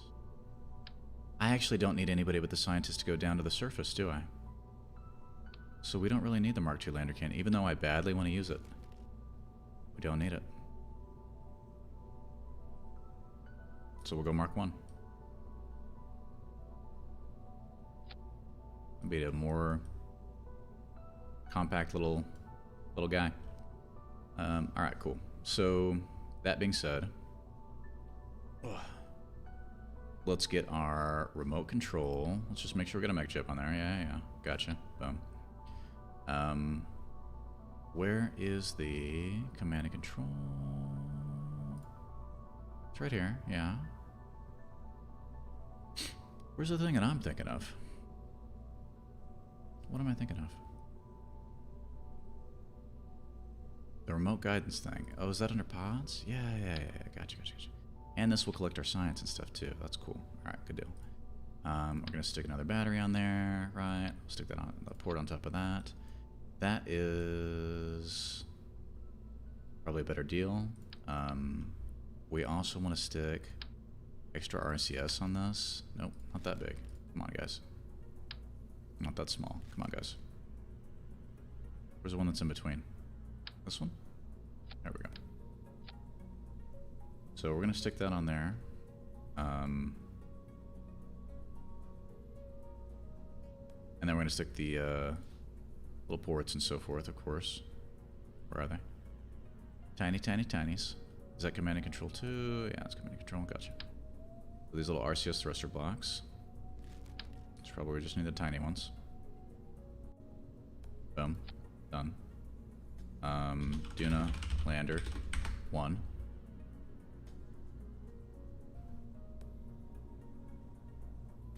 Cool. It's definitely going to need some kind of solar panels, right?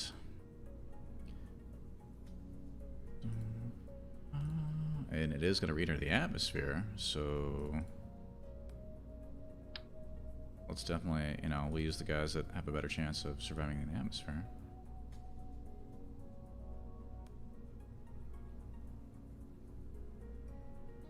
Hey, pretty boy. Hi, Mr. Mittens.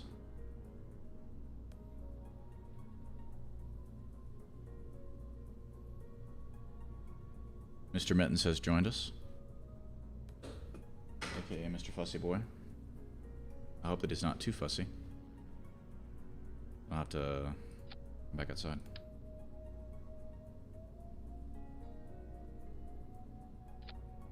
We'll go there, we'll go here. Stick those guys. Right there. That's kind of cool. Gotcha. Alright, save. Now here's the thing about this. Because it needs to serve as our communication relay, or because we're going to leave this here as a satellite or whatever, we got to find a place to put that deep space transmitter. And I'm thinking that it's going to be part of those, like maybe on a, maybe lower down, like on a structural component. So let's check that out. What can I do with those? I got some adapters. I can flare out, which I like. Cool.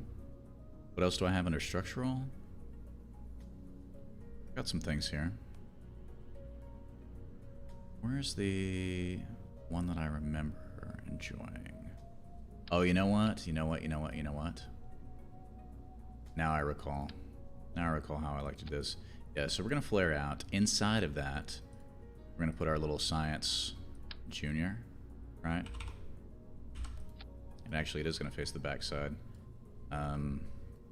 Here's the challenge, though. Actually, this needs to be climbable, all right? So we can't fuck around like we would in a low gravity environment. This has gravity. This has an atmosphere, so we need ladders. So we're going to go with the smaller adapter. If we even need an adapter at all. Right? Do we even need an adapter at all? Doesn't look like it. Cool. Yeah, gotcha. So that being said, do we want to try and attach some kind of little rover to this guy? Maybe no scanning arm, right? Probe rover. I think that would be cool. I'd love to be able to use my little solar-powered rover that we designed in the other deal.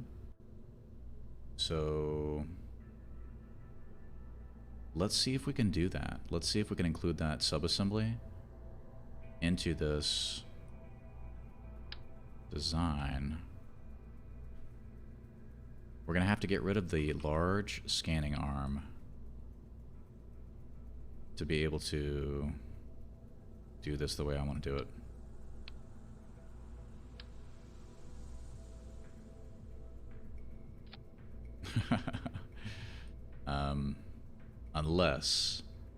Unless we stick giant wheels on it, which I don't think is reasonable. So let's go ahead and we'll lose the arm, right? We'll pop you back over. We'll go junior docking port.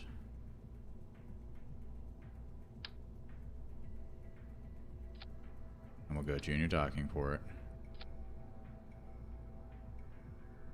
And that should be able to pop it off. Now, it's got little antennas, it's got batteries, it's got wheels, it's got lights, it's got the science on it. It can do little mobile experiments. That's good enough for me. And we can build the rest of the engine around this and deliver this payload, right? Now, we may have to get a little lower down and put a structural component here to be able to make that happen. Structural fuselage, oh yeah, there we go. Okay, so that gives us something to work with right there. Now, to be able to get into Duna's atmosphere, we are going to have to wrap all this up, I assume, with a fairing or with a really large heat shield. I would prefer fairing because that's going to be simpler, right? No? Is this dumb? A rip and tear? Like, am I not thinking about this the right way? I mean, here, let me just kind of show you where I was going with this, and you tell me, like, if it's dumb, we'll do something else. But I was brainstorming in this direction. I was thinking I could get some big, you know, tanks on the side here, right? Or, better yet, because I was going to try and, like, wrap them in a fairing. I was thinking maybe these guys, right? And then we go fuel tanks. What's good for landing on Duna? I guess oh, you know what? It's got gravity and atmosphere. We don't have to land on this thing like we would the traditional way. We can just use parachutes. We can just glide down, right? So I'm still thinking about this like it's a zero-G environment where I have to burn and then land. But we don't have to do that here. Slow down as much as I can, correct. Now this is just a lander, right? I'm gonna stick this on top of the main craft, and we're gonna utilize that to get to Duna, to then get into orbit, to slow down, right? And then we're just gonna detach this bad boy and just let it just kind of drift into the atmosphere. No, it needs to come back up. Yeah, so I can't just throw it down there because I'm gonna have my scientists do surface science. So we do have to land, we do need engines, we need to take back off. So we can land with parachutes, but then we need to burn to get back. So could I make a smaller return capsule instead of going structural here, right? Go fuel tanks. Where are they? Here we go. Fuel tank. What would be enough How much delta V do I need to get back into orbit from Duna? How much delta V is that? And what would be the best engine for that? I like the Bobcat. That's too big for this. We need a bigger tank. So that's too big. We go there. That's the right size. I need more fuel. I don't remember. Yeah, I don't remember either. I don't want to look it up. I kind of just want to play around with it and just, you know, have a catastrophic failure in the middle. Like, all right, I'll do the whole thing over again. No big deal. So that's 2124 meters per second with just this, right? So if we consider this our return vehicle, this will get us back up into orbit around Duna, rendezvous with our mothership, dock, and then transfer this little scientist there, and then kick it off, and it will live on as our communications relay. Oh, that's too many antennas. I feel like that's a win, right? I mean, I guess this could just live here, and that's fine. There's no reason for me to decouple the engine once it's like just floating around Duna. Who cares, right? Other than aesthetics. But that does still give us a challenge, doesn't it? No, it doesn't. We'll wrap this, we'll decouple it, we'll put a fairing around it, we'll fire that bad boy into Duna, boom, we'll get through most of the atmosphere, we'll pop off the fairing, we'll pop the chutes, we'll land, we'll trickle down, right? The rover will just gently pop off, and then when we're done, we drop the science pod, the science junior, and then we right back up. Get a crap load of parachutes? Totally. Yeah, because it's a thin atmosphere. I do remember that. I do remember that. Oh, yeah, you know what? I'm forgetting about the surface science, too. So here's what we need. Here's like our payload that we're getting in there. I need you to have a shroud. I need this to have a coupling. I know, pretty boy. Settle down. It's my cat meowing. They're on a diet. Him and his sister both are on a diet. They're not happy about it. I know, baby boy. I know.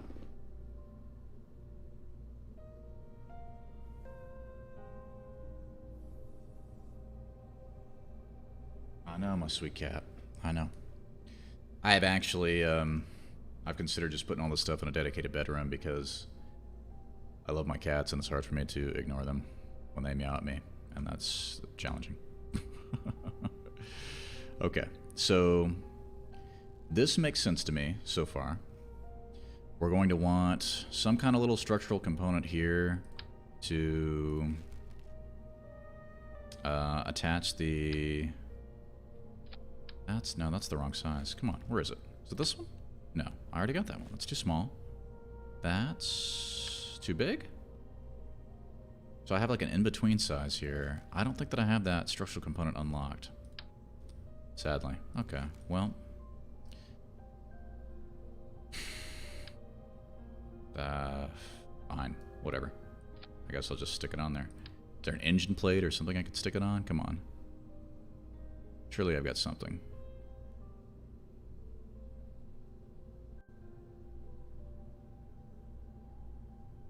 Surely I've got something. Nope. My brain, when I get super deep into the design and stuff like this, it's just, sometimes it's hard for me to remember where stuff is. Engine plate, engine plate, engine plate. Not those guys, those are huge. Inline clampetron, I forgot I had that. Size 1.5 decoupler? Whoa, okay. That's actually, no, because it needs to get smaller. It's neat looking.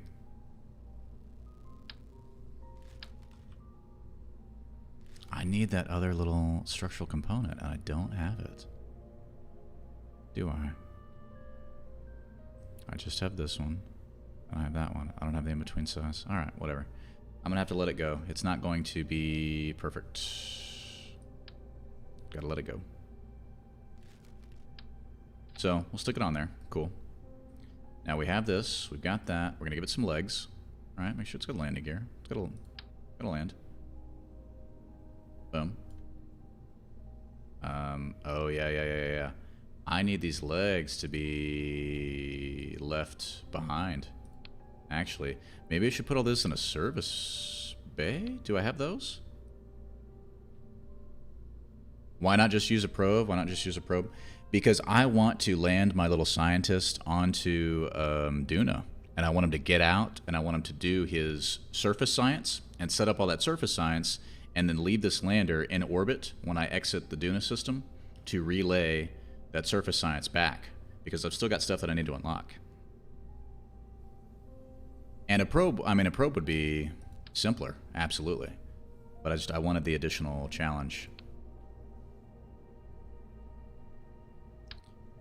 This guy right here. No, that's not what we want. That is a cool part, but that's not what we want for right now.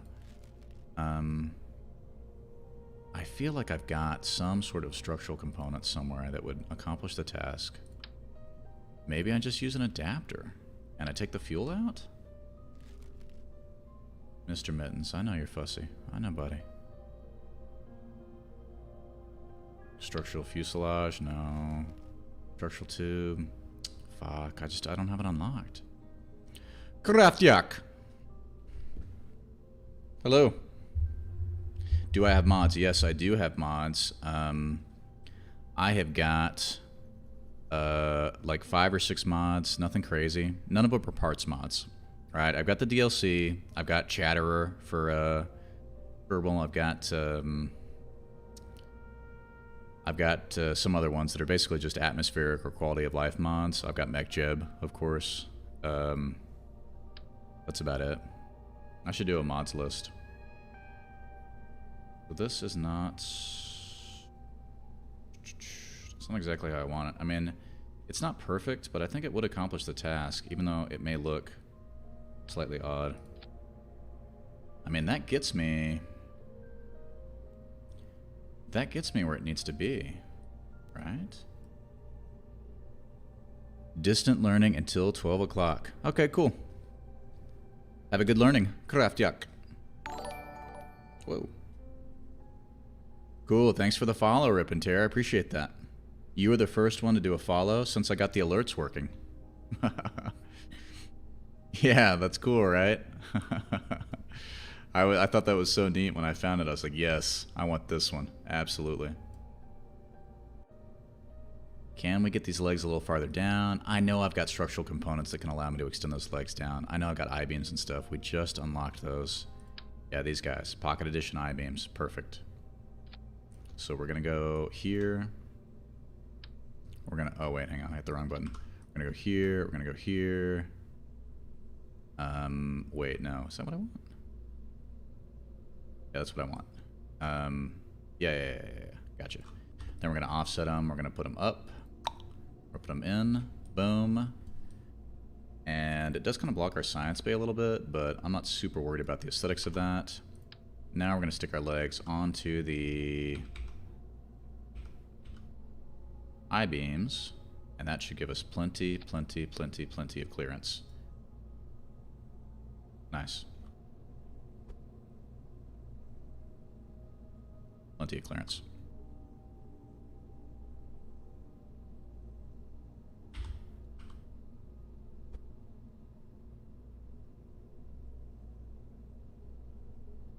Right? Yeah, plenty.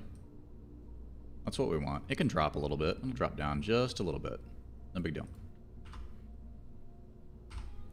Okay. I know, sweet mittens. I know. Right.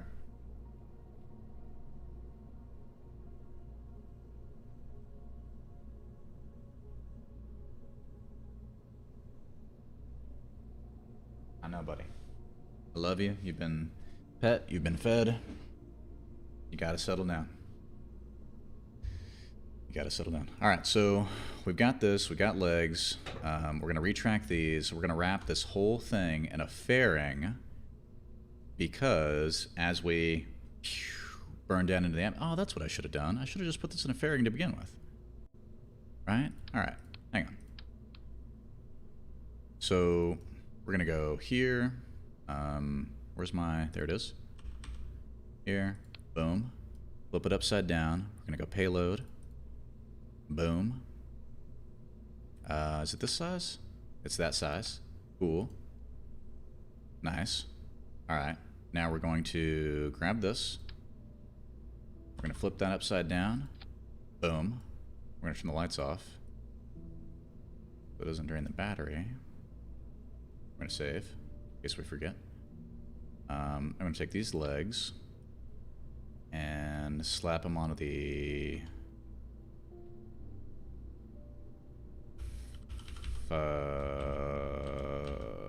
like that? Yeah, like that. And then we'll offset them a little bit in there.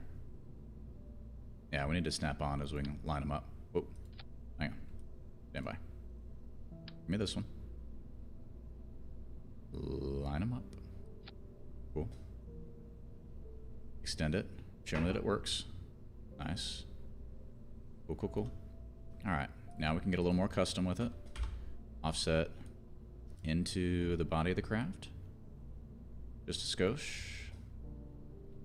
Just a little bit more. Nice and gentle. Cool. And then we're going to go here. A little bit more. And that looks pretty good to me. Right? It's pretty good to me. Now we're going to have to switch this music up because this ambient stuff is putting me to sleep. So let's go... We're going to give Hype Bangers another try. Hype Bangers, here we go. Now we're going to turn it up a little bit. We'll go 10%.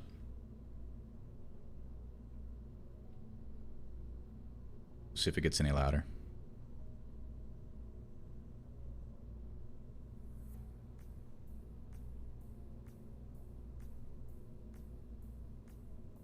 Nice.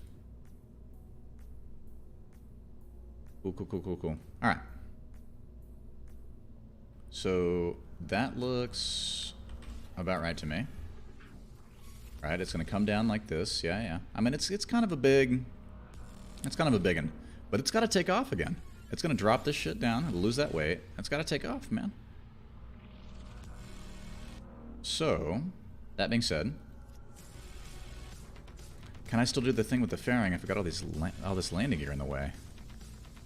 I don't know that I can. I mean, could I just stick the landing gear on the sides? Because we're going to leave that anyways? Why not, right? Yeah, why not just stick them right here? Who cares? And then when we extend them, boom. Well, I don't want it to cream the rover. Alright, let's offset it a little bit. Let's go structural. A little I-beam action. Nothing too crazy. We gotta have something better than that. Modular girder segment. Okay. Now we're talking. That seems appropriate. Yeah, modular girders. Cool. Oh, hang on.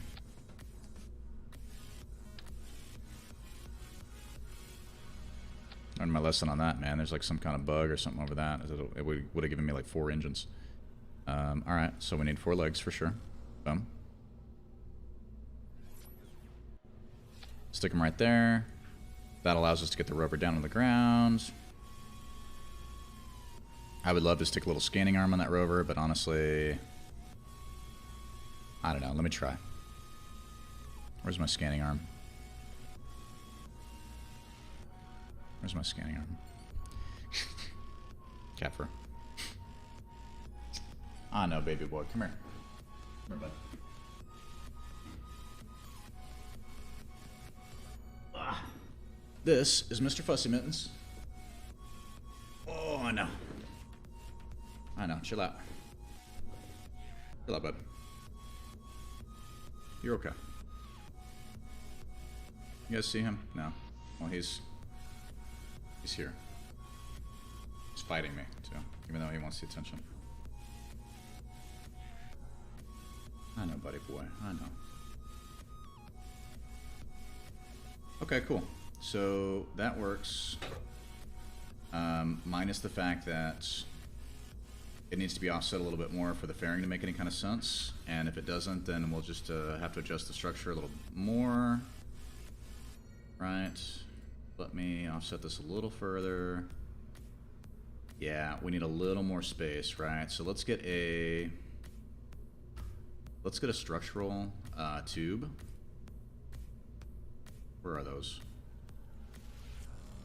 One of these guys, not a 37. No, not a 25, but an 18.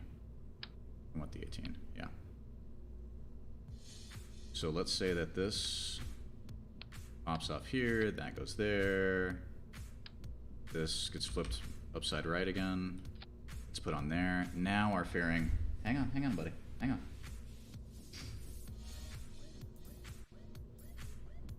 That's all it took. He's tired of me. Okay. Yeah, now it makes a little more sense. I mean, in theory, right? Whatever. Best I can do. Let's check the landing gear one more time. Yeah, we're cool with that. Nice. Alright, give me my fairing.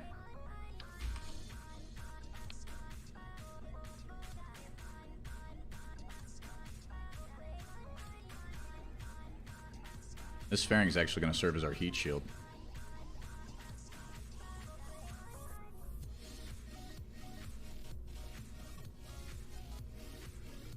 To be perfectly honest.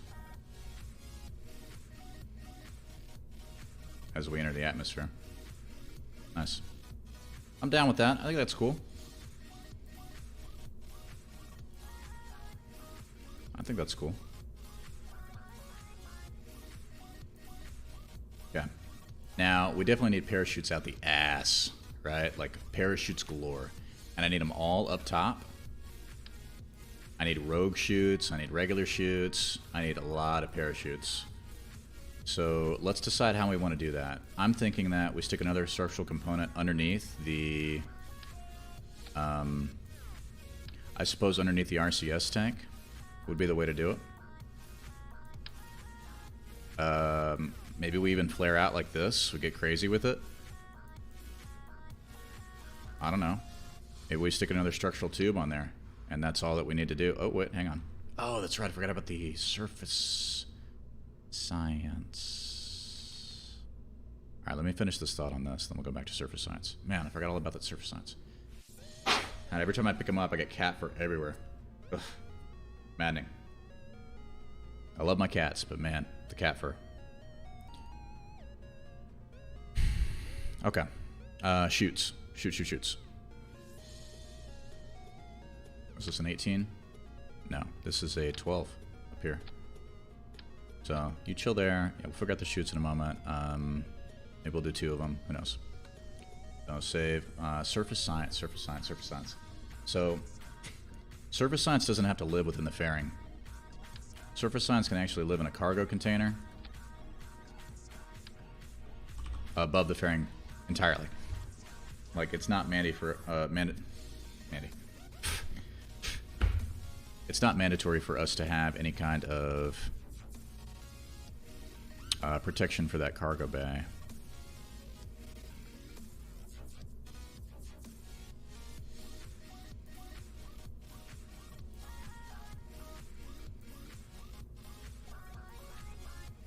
Forgot what I was doing. Cargo. Container? Oh, it's the big one. Damn it. So I have a choice. The one that's too big or the one that's too small?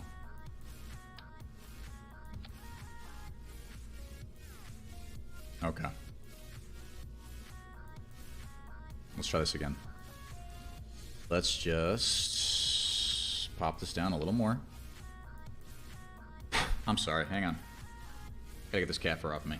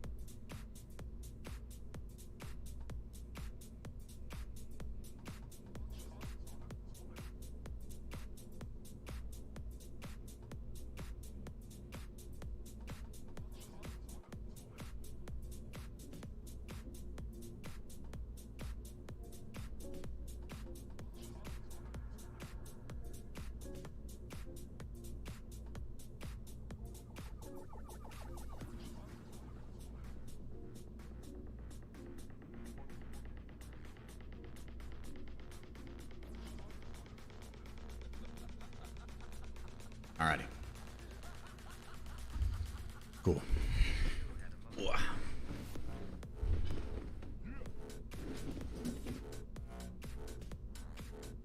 So, I'm guessing that the music is not super loud, but I don't really know. Alright, let's finish this lander. Let's get in here. So, surface science, right? That's what we're messing around with. So, I could stick that container right in here, actually. That would be just fine. And maybe it's not enough. Maybe I need 2 containers. Whatever. Because I know we need solar panels and all that jazz. Then we can just wrap the fairing around that. It's not a big deal. And if I had that adapter, I could make this a little cleaner cosmetically, but I don't, so I can't. So there you go. That is what it is. Now let's stick some science in there.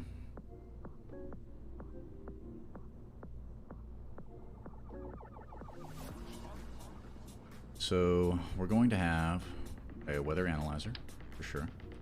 Boom. Experiment control station, boom. PD monitor, boom. Ion deal, boom. Communicatron, boom. And the seismic, boom, right?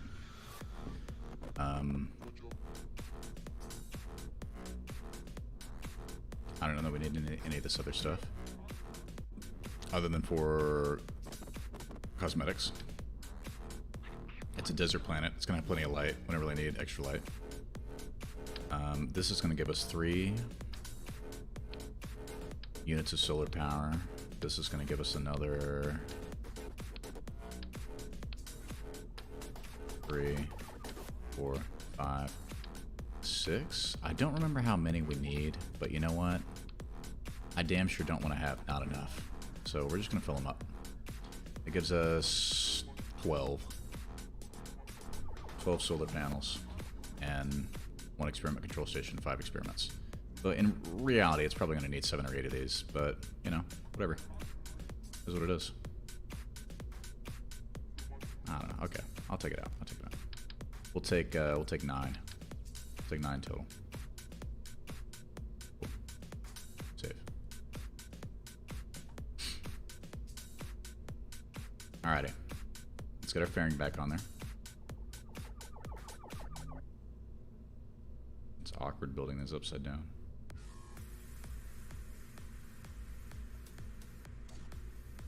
Boom. Nice, blunt, fat fairing. Cool. That works for me. Sweet. Save. Now what I really hope, I really hope, is that we have enough delta V to get us back up into orbit, and so I'm a little nervous about that. I'm going to stick a couple of extra tanks on the side of this thing and just really massively increase our delta V on this, because I can't remember how much it takes. I don't know if 2085 is going to be enough to get us up and into orbit, and possibly do some maneuvers to rendezvous with our mothership. So I don't want to look it up because I feel like that's cheating somehow, but I do want to slap these tanks on it. And I do want to make them slightly more... Well, I can't make them too aerodynamic. You know what I can do? We can run this. And then we can just make them aerodynamic on both sides. And then it's like, who cares? I want them to be a little more blunt than that, though.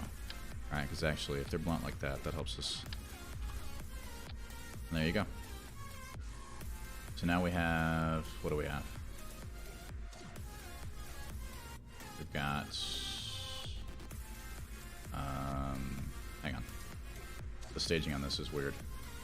So... 1680... and then 2085. So that almost doubles our delta V for this particular lander. I think that that's going to be plenty for us, right? I think that's a good solution for us. It makes it heavier, but we're going to have a nice heavy launch vehicle. I'm not worried about that. That works for me. Cool, cool, cool.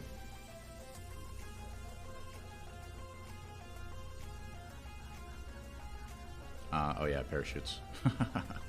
Parachutes. Now I'm remembering. Okay. So Let's get our parachutes going. We're gonna have drove chutes. Right. Boom. And then we're gonna have these guys.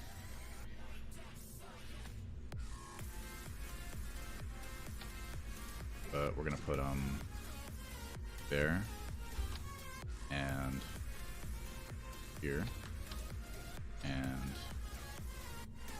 here and here and here.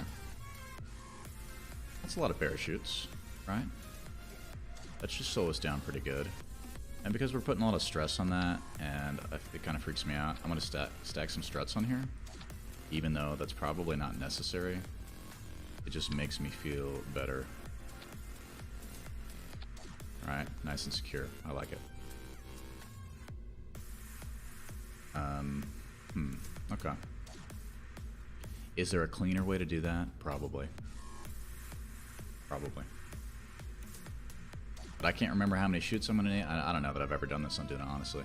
I can't remember how many shoots I need, and I don't want to not have enough, so... Cool. I think that's it. I think that's it for our lander, right? We got our surface science, we got our little Science Junior, we got a little rover that we can deploy, our little solar-powered rover with some science on it. We can get our scientists down. Oh, ladders.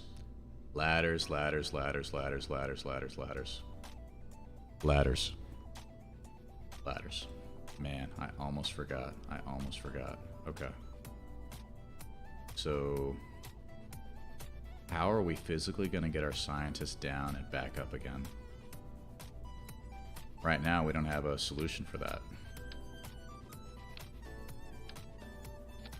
I can put ladders all the way down here, but then we run into a problem here, right? So let's get rid of the fairing again. Let's get ladders all the way down. And then I think we can move along.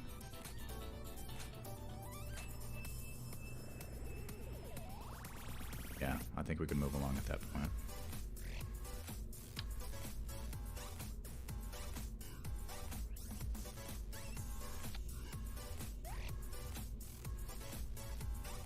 It's not going to be enough. So you're going to go here. You're going to go here.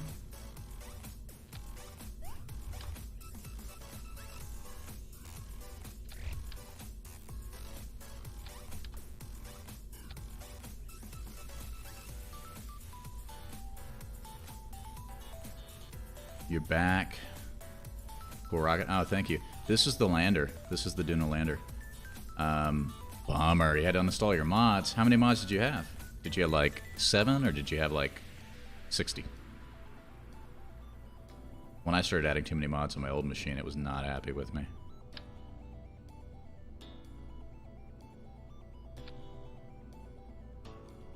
Okay. Will this get us all the way down? Man, we're going to have to do some kind of additional structural component to give us a little room to walk on and then go down the ladder. Or we're going to have to offset the legs, which is actually what we're going to do. We'll offset the legs to give us room for this ladder. Yeah, cool. It's easier to do.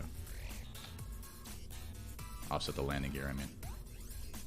Okay, that's almost it, right? Now, we just need it to go down one more. And what we can do is 35. Yeah, 35's a lot, I guess. It wasn't happy about your... It was the number 35. That was the thing. It was number 35. That's why it was mad at you. 34, cool. All day long. No problem. 35, no. Fuck you. Done. It had had enough. We'll go 34 and no more. 69 mods. Yeah. I hear you. I hear you. Let's get our final ladder here.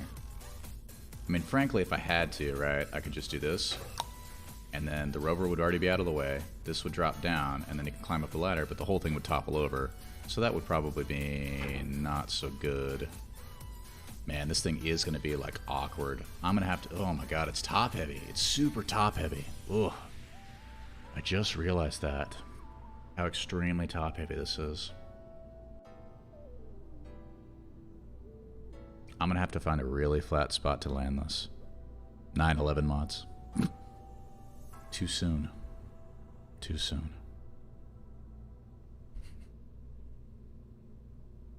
Okay. I mean, with all the parachutes and everything, if we get it flat enough, we should be fine. We should be fine. Oh, whoa. I got ladders over here. I don't need those ladders over there. Come on, guy. Just one ladder on this side. That's fine. And then just one ladder on this side. That's fine. Cool. Let's get one more little ladder. One more little structural component. One more little ladder. Like this guy. No, that's not big enough. Where's my girder? Modular girder thing that we had?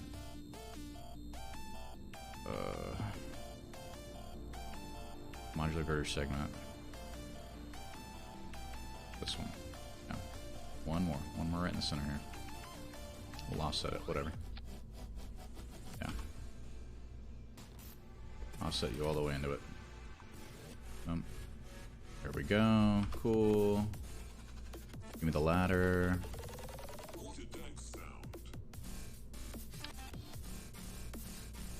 Oh, where'd it go? Oh, there it is. I need you to be on the girder. Get on the girder. We need... Oh, whoop, wrong button. We need one more... One more little structural thing for it to be happy. Alright, hang on. This ladder's messing me up. Get this out of here. No. Extract, or retract. There we go. There we go. Alright. Nice little panel there. Cool. Extend. Cool. Now show me one more ladder. Right about anywhere in here is honestly is probably fine. And we'll just make sure they line up.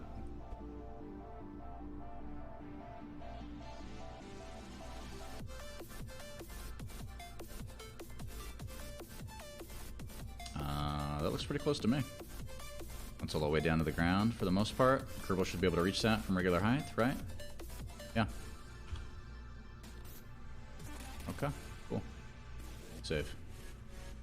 Now we can leave most of those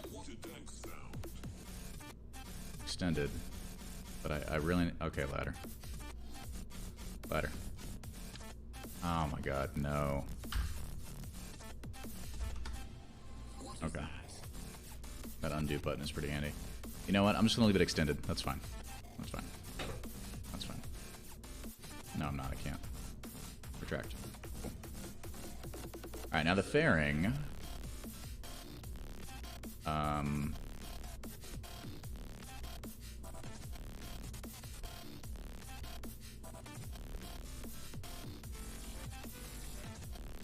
Do I need to change where this one is?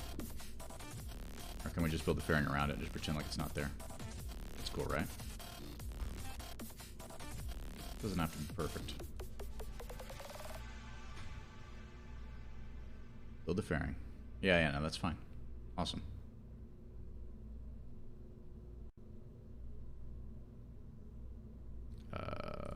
Snap. Hang on. Hang on. Here we go.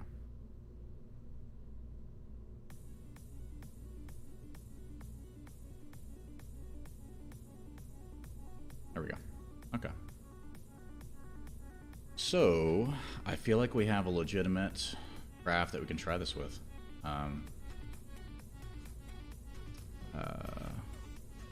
Now Israel going to sleep. Okay. Good night, fallen astronaut. Thanks for hanging out. Sweet dreams. Hasta mañana. Cool. Alright, so sub-assemblies. Here we go.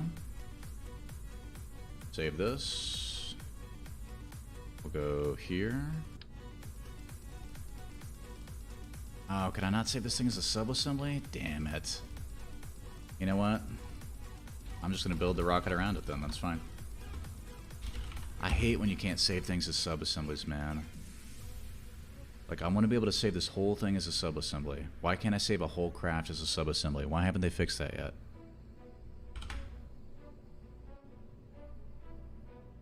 Yes, overwrite that. Okay. So, it's going to look like this. Initially. And, yeah, this is twofold, man. That fairing's going to hang on for a long time. That's a long-term fairing. Okay. Oh, it's going to wobble, though. Oh, is it going to wobble? We'll strut it up. We'll strut it up. Maybe we should have made this whole thing wider and bigger. I didn't realize how big this was going to have to be down here. It is challenging as it will be to get it off of the surface on Kerbal. It will actually help when we're landing it on Duna for it to be ass heavy. Get drawn down into the gravity well. So that's cool. So, Clampotron. Yep. This thing might have to be pretty tall, actually.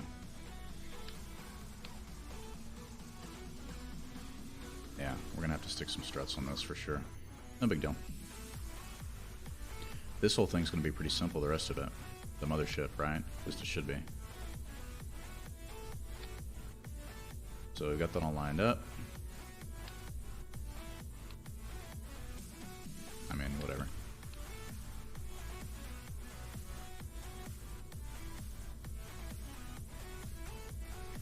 Just have to make sure we manually control from there. Okay, cool.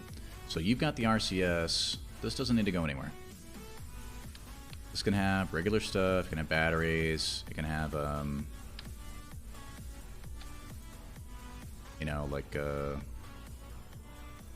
what am I thinking of? Reaction wheel, stabilizer, right? Whatever. Have all that stuff there. Cool. No big deal. Settle down, baby boy. Settle down, little kitten. I know you're fussy. We'll take a break here in a minute. We'll be at the, well, I guess we're at the 2.5 hour mark here pretty soon, so take a break. I'll grab some food. Take care of you.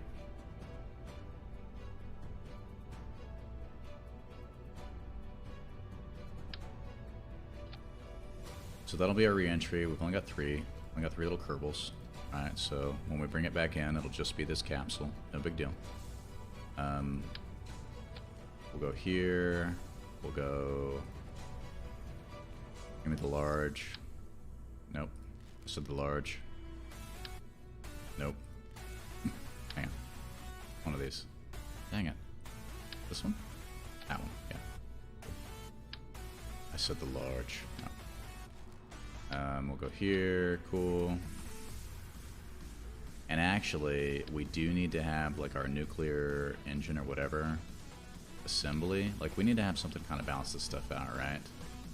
So if we go structural here, we take all these guys here, and we just strut it up like crazy, right?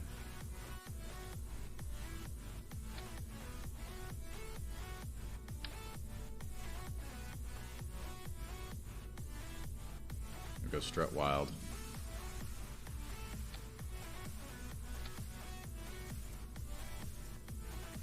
That should help stabilize it substantially until we're ready for it to depart the mothership.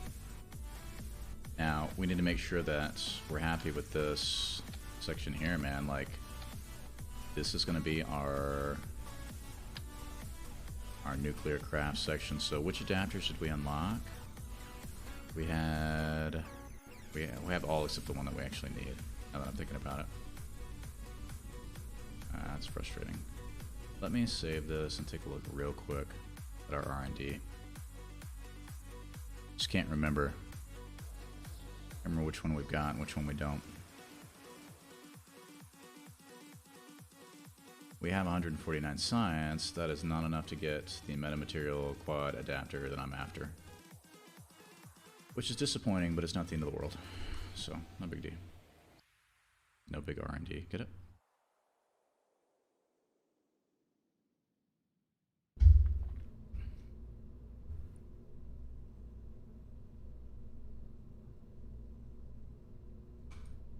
So that being said, maybe this stage doesn't need to be that big. Maybe we can shrink it down a little bit.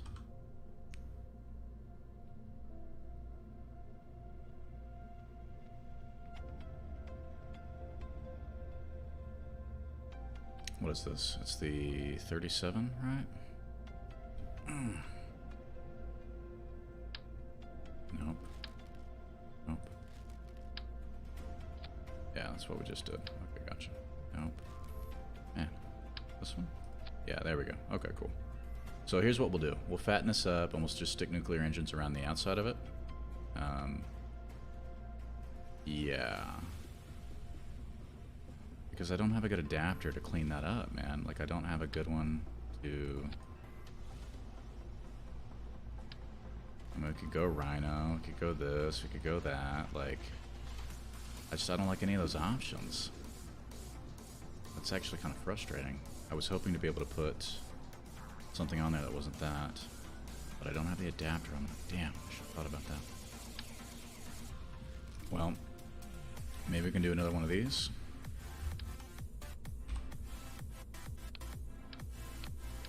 Okay, that's not working. No, not that one. Come on. Come on, buddy. I'm gonna shrink it down like that, but even then, I don't have the adapter for it. I gotta shrink it down more. So, here's what we'll do. Alright. Instead of getting frustrated, we'll go to our coupling. And we're just gonna go nuke wild. For the fun of it, right? Why not? All these guys.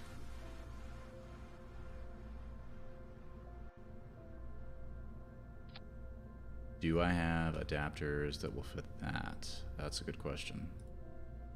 Good question, buddy. I don't know that I do. Where would they be? Engines? No. Structural? Losing my mind. No, they need to be smaller. Yeah, they need to be smaller. So we'll just use a different engine, right? We don't have to go nuclear. Although we kind of do.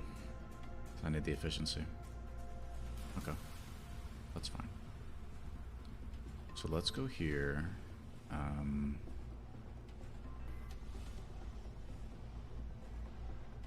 Let's grab this guy. We'll offset that ever so slightly. Right? We'll make them aerodynamic. Gotta make them look cool. It doesn't want to attach for some reason. Not happy. Not happy with me.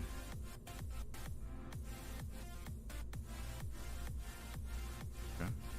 Let's try the one that's slightly less cool. Oh, it's also pissed. Okay. I think I see what I did.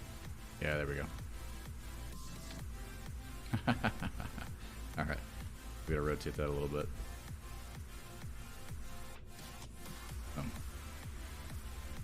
Cool, cool, cool, cool. I'm good with that. Now, here's the deal. This is actually going to push fuel from the center out. So rather than wanting to decouple any of those, we actually should have just put structural components there. Now that I think about it. So let me grab this, let me get rid of that, let me go structural so that we don't accidentally decouple it and lose all of our engines.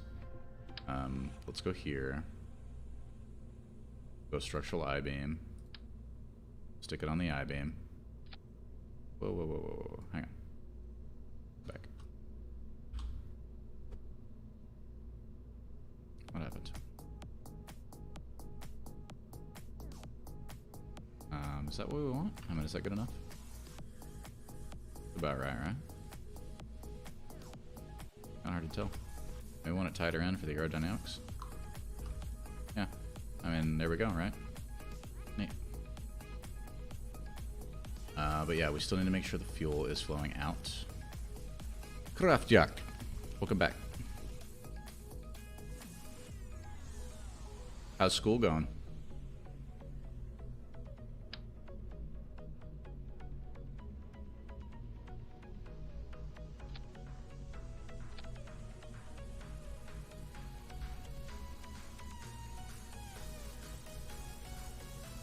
Cool, cool, cool.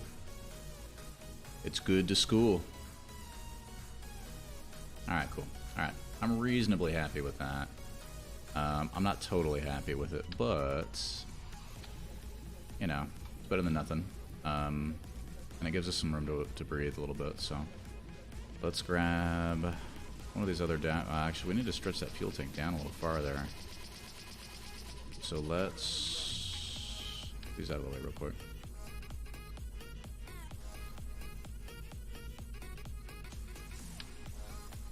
No, it's too big. Oh, hang on. That's too small. Which one was it? This one? There we go. But it's kind of set inside the tank there. Alright. Let me offset these slightly. Slightly. No, they're still kind of overlapping.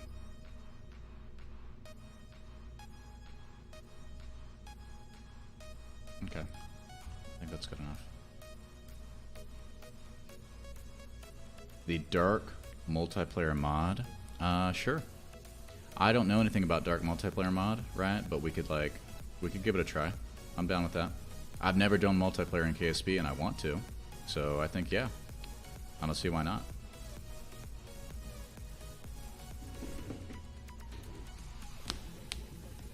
Absolutely. Sounds fun. So we need a big fat decoupler here. It's not a 50, it is a 37 stack separator. Cool. Now, actually, hang on. This should run all those guys, right? Yeah. Cool. And that'll have the engines on it. Boom. That'll be our mothership final stage, basically. Cool. Alrighty. Those engines are still so long, they're getting in the way of everything that I need to do. So, I need, like, even another tank. Another tank in there. So, one more. One more. Yeah. I mean, this baby's gonna have a lot of fuel, I guess. We can get it in orbit, which I believe that we can.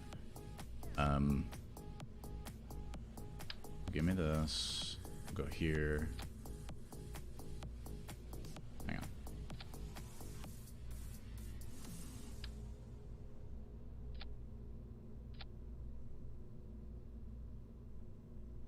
on. Fun unless you are on a server that is spammed with 200 vessels. You can delete those because these days nobody plays there. So, is it the kind of thing where you have your own server and you... okay, cool. Have fun at school. But I'm wondering about that mod, right? I'm just going to talk out loud. I wonder if it's the kind of thing where you can host your own server and you have control over that, or if you have to deal with other servers, like public servers or whatever. That's what I wonder. Because I think if you could host your own private server, it'd be no big deal, right? Like, you could control all that congestion, whatever. But if it was somebody else's server, you don't have any control, well then that's different. I want to use the biggest possible fuel tanks that I've got now. What else have I got? Is that it? Is that as big as they get? Yeah, that's as big as they get. Okay, cool. Whoa, hang on. No, hang on. Whoa. Easy. Here we go. Biff. Alright. Need a little taller. A little taller. Many public servers that are empty. Okay, I got you. Public or host your own. Okay. See ya. I bet we could figure it out. I bet I could figure out how to host a server on AWS or something like that. And to have like decent ping with you guys, because I know you're all over the place. I think that would be cool. I'm curious how they handle time warp in multiplayer, though. I mean, I don't get it.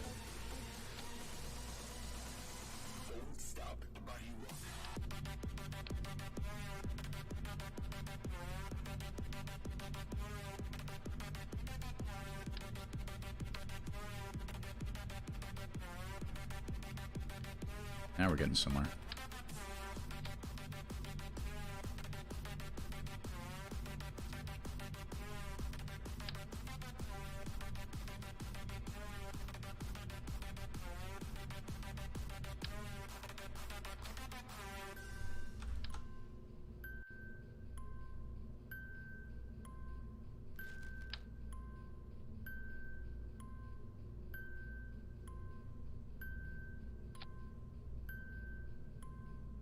What kind of delta V does that give us? That should be enough to get us in the orbit of Kerbal. And then from there, this whole deal is going to pop off. Right, but when it does, the nuclear engines are going to light, right? Which says right now we've only got 576. Oh, you know what? We could lose some weight. We don't need the oxidizer for any of these up here. Know what I'm saying? We don't need any of that oxidizer. We don't need any of this oxidizer. This is all liquid fuel, nuclear only. Boom. Boom. Now that didn't impact our other tanks, right? Yeah. We go on those? Okay, cool. That improved our delta V dramatically by just removing the oxidizer and all the extra weight from these tanks. So that's pretty cool. So yeah, I've got no qualms about that. And then from there, yeah, that's going to be our very last one. So that goes up even over here.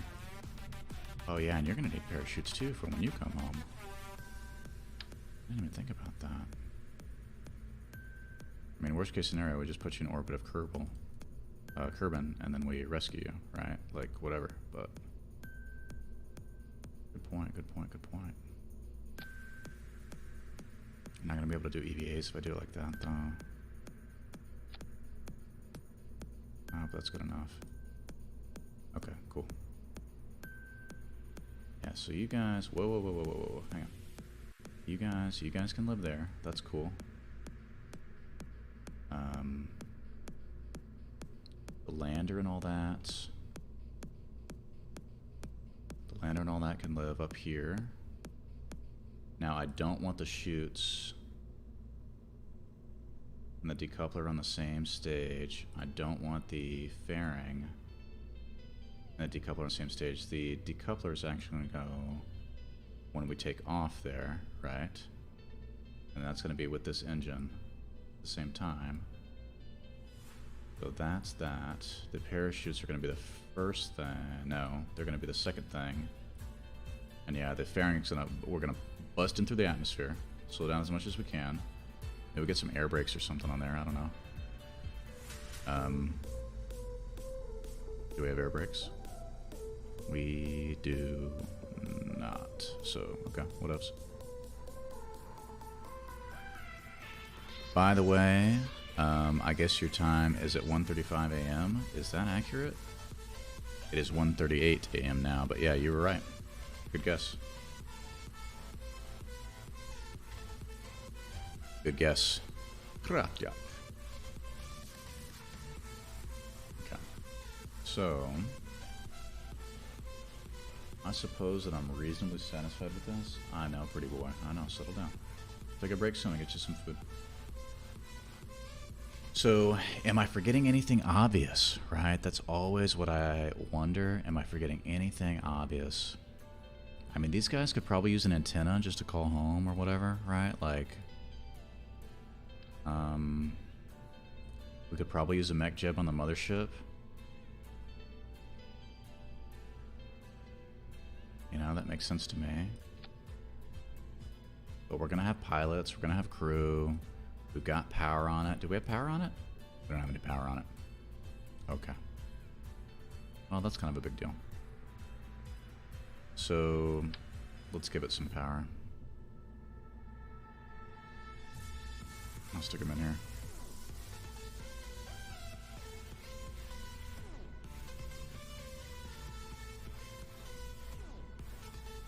I'll stick him here.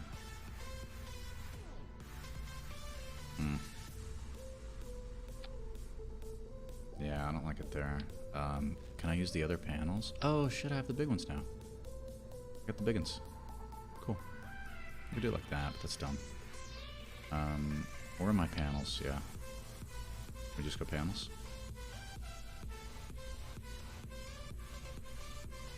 Is everybody cool with panels? That'll give us enough, man.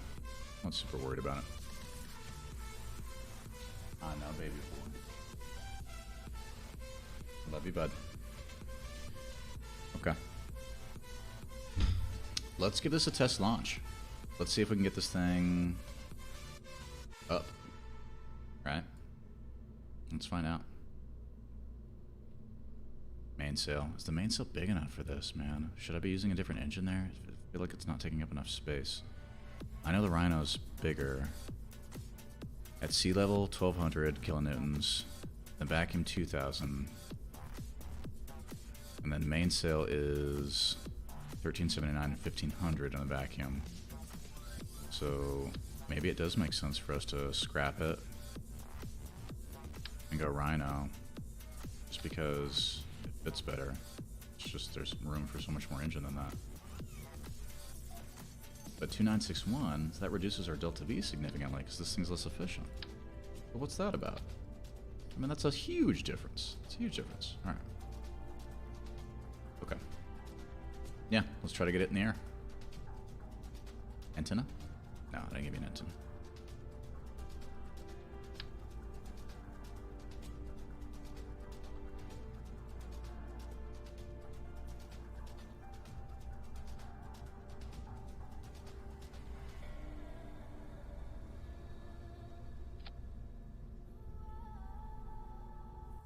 Okay. Let's see if we can get up into the air.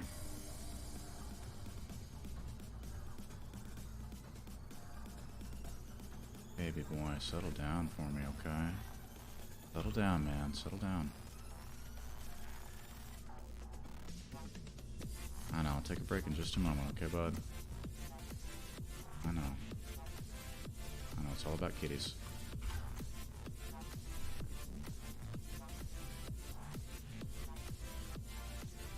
I'm sorry. He's being so pitiful. He just wants love.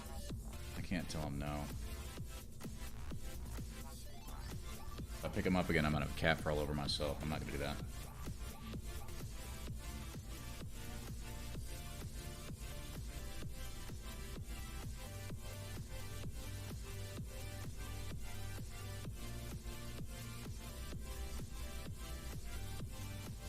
He's such a good kitty. I hate ignoring him.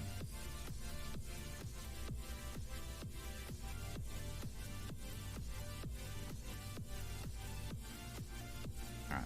Good Mr. Mittens. Good boy. Alrighty. So let's take a look at this.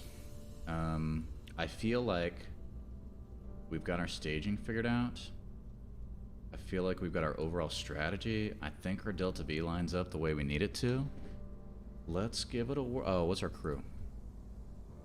Yeah, we need two more. Two more guys. I actually need you here. I need you here. I need you here. And that's who we're taking. Launch.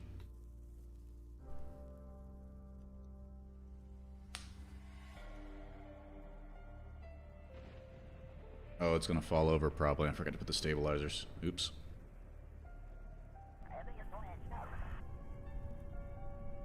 And these are wiggling too. I didn't like that. I have to strut those. Okay. Couple minor changes.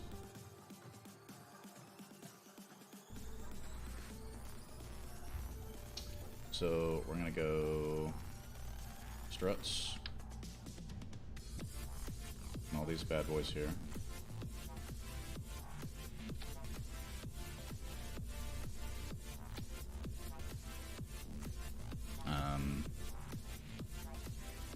I know, man. I know. I'm petting you a bunch and then you bite me. I get it. Another routine.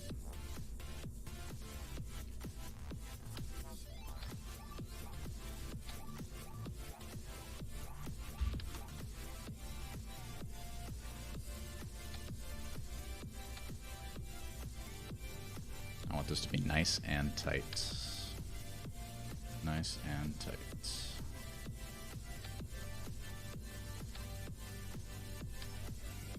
Doesn't want to do for me. Doesn't want to be nice and tight. Wants to be loosey-goosey. Pissing me off. Motherfucker. How does this work here?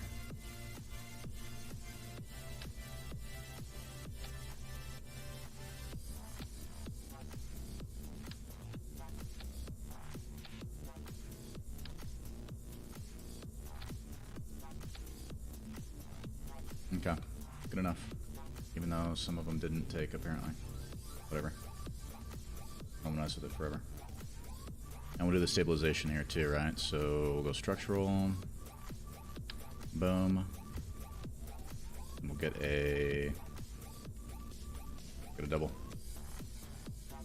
Snap it on, snap it on.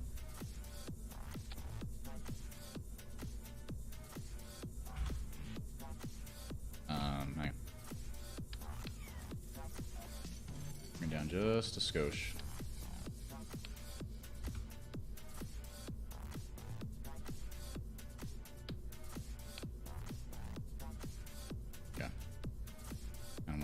Go for it.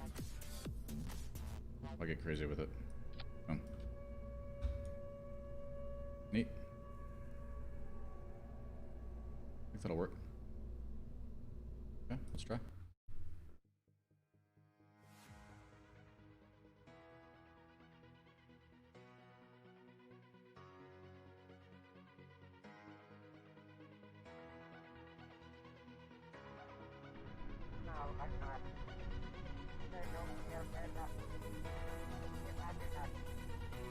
Okay, so mech jab, take us up. Let's rock. Uh-oh. Uh-oh. Uh-oh. What's happening? Oh my. Oh. Oh my. Not a good launch. So we don't have enough delta V at sea level. We don't have enough force coming off those engines to get us up in the air. Which is interesting because I guess I just misread that. Which means it's booster time.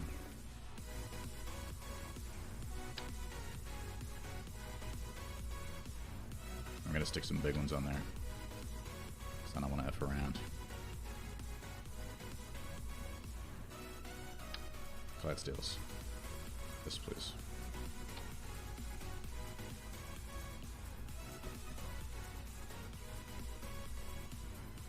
That'll be just fine. It's fine. Let's make them slightly more aerodynamic. Stage them.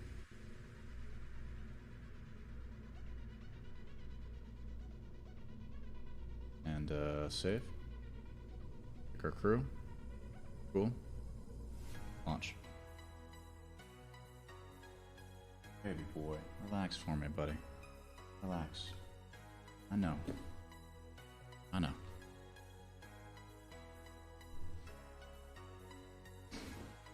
Alrighty. So here we go. Oh, no, I forgot to do the struts.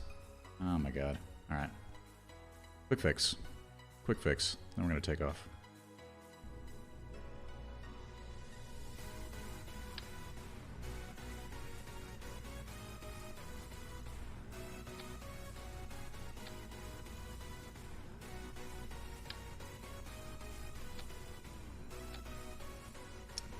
That should be good enough, frankly.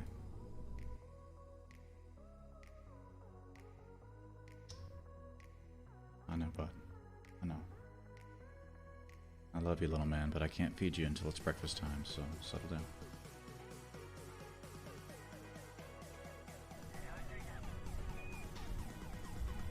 Oh, they're still wobbling. Still wobbling and wiggling.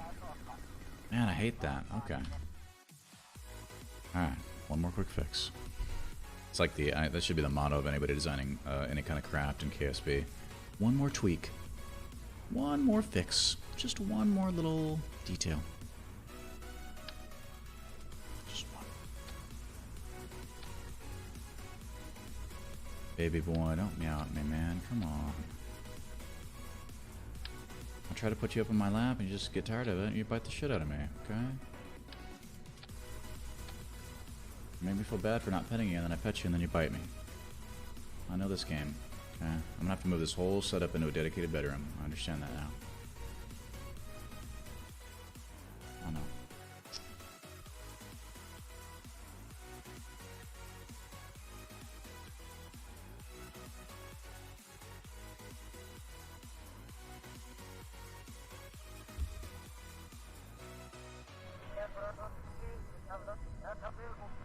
Okay. Cool. Now it's nice and it appears to be stable. So let's go ahead and let's give this a whirl. Okay. Whoa, still too top heavy. Still too top heavy, too wiggly. Oh my god. That's not a good takeoff, guys. That's not a good takeoff at all. Oh no.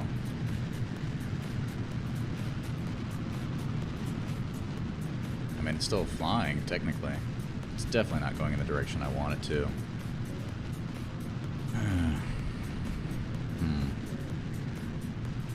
How will this play out, inevitably? I mean, these engines got so much delta V, man. It's still burning. It's crazy. Crazy, crazy, crazy.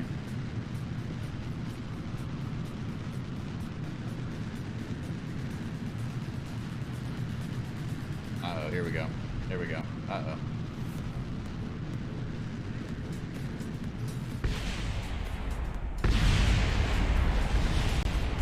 Whoa.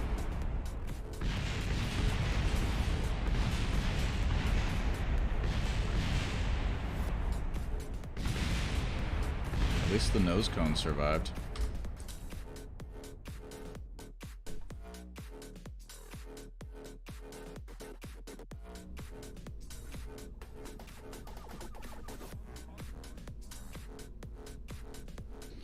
Okay, so that didn't work, and it didn't work in a big way.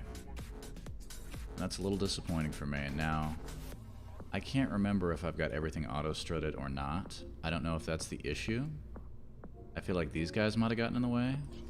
Oddly enough, our little stability assist bad boys. Oh, I see what's happening with our Clydesdales too. They need to be offset so they're not in the way of our regular engines. That's probably a factor, right? These are still strutted up. Let's come back in and we'll add our stability assist, which frankly should make this a lot easier, not harder. Cool. Now, those are all staged. Yeah, okay. Let's try it like this. Let's just keep our fingers crossed, man. Maybe it was like a, you know, a fluke.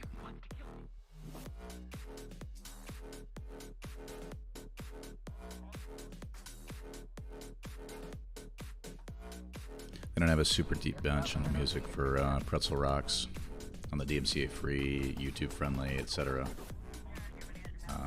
Playlists. We're gonna have to get a little more creative at some point.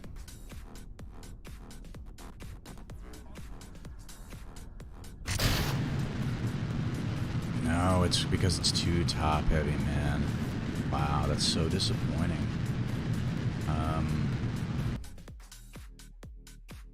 That's so disappointing.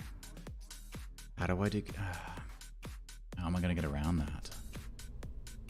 I tried to make it reasonably balanced, but our lander has to have a certain amount of stuff going on up here. Do we just take off manually? Like, can we make that work? Or will it just flip over immediately? Is it because... Oh my god, I just realized what it was. Oh man. Oh, dude. And I remembered this. I remembered this before. Because I built the lander first, it's assuming that... Whoa. Uh-oh.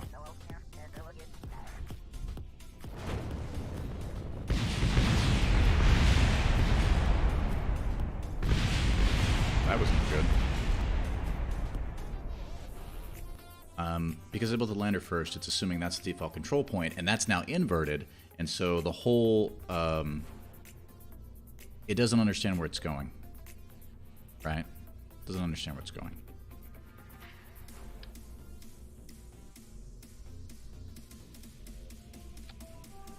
It's upside down. That's what I'm saying. The control point is upside down. Classic mistake. Classic mistake. When you build the rockets like I like to build them.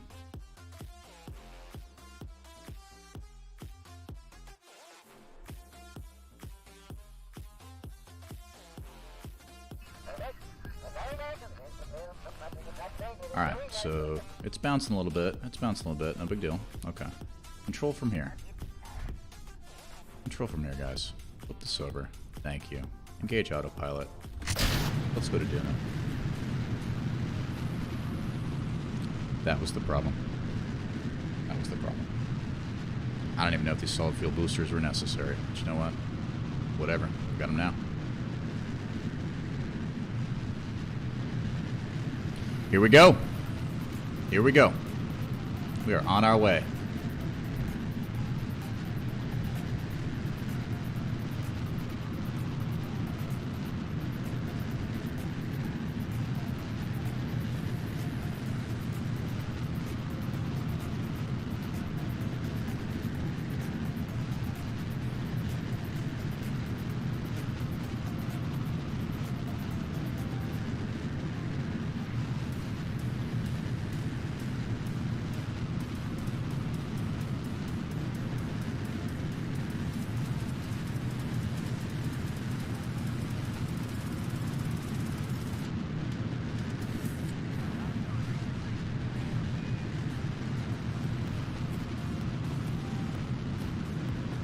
Now we're cruising.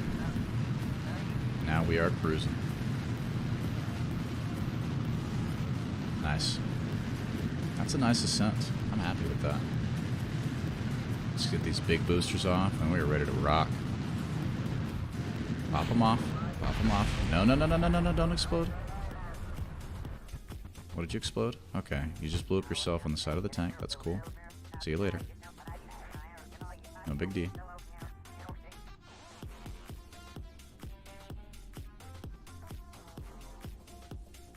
It's gonna wiggle some. That's fine. It can wiggle. That's okay. As soon as we get rid of this one, this big stage here, we're good to go. We won't have any more wiggles.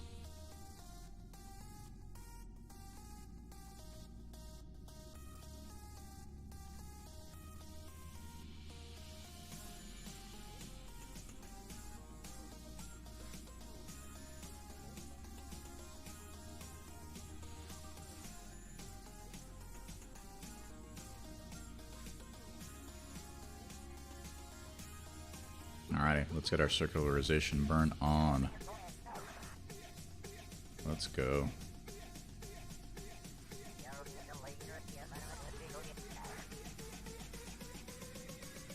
Man, I'm excited. I think this might work. This craft.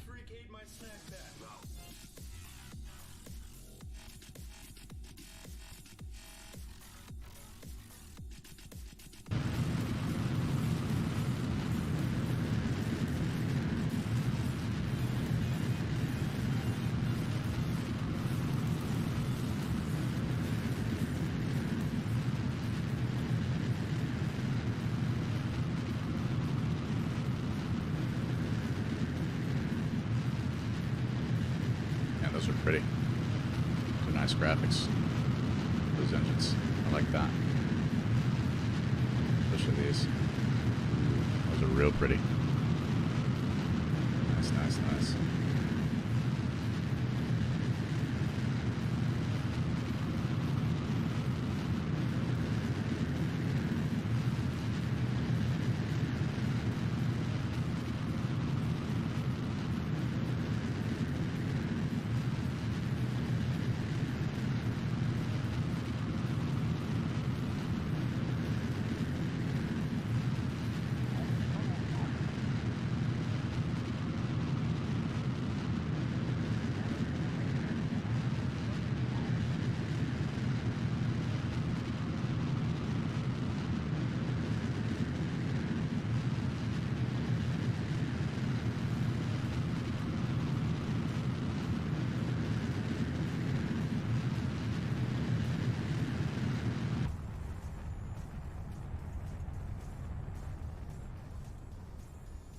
Nice.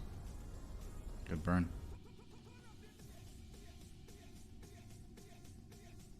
Close enough, guys. Close enough. Coapsis 143, periapsis. Okay. I see what's going on. Alright.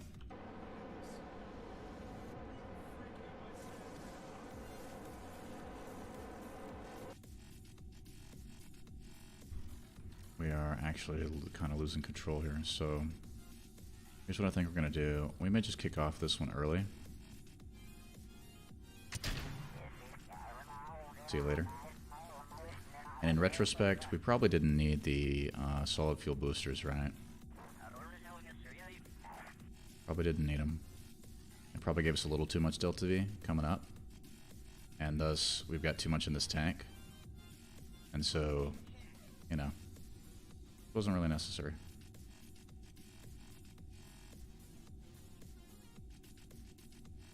Alright, I need you to get control of your vehicle. I need you to point me in prograde, and I need you to do it now.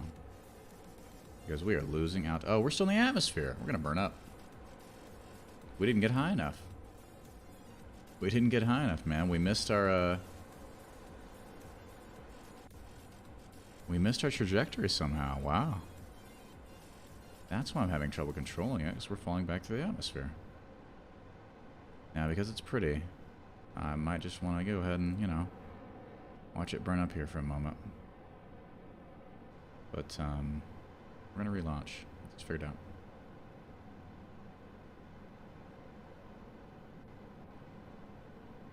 I mean, it's doing pretty well for a craft that's about to burn up, you know? Pretty heat resistant. Definitely not what we wanted, though.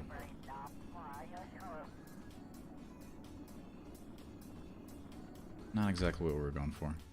Let's try taking off the solid fuel boosters. I don't think we need them at all. And I think it just made it too difficult to adjust to where we needed to be.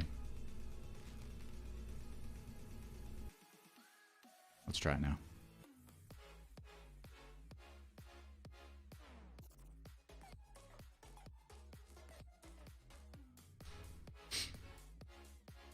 I'm going to take a break here in a moment, get some food and stuff. Let's give this one more try. One more try.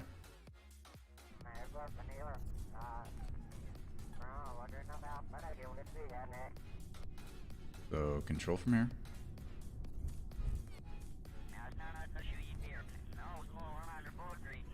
Let me see our ascent guidance.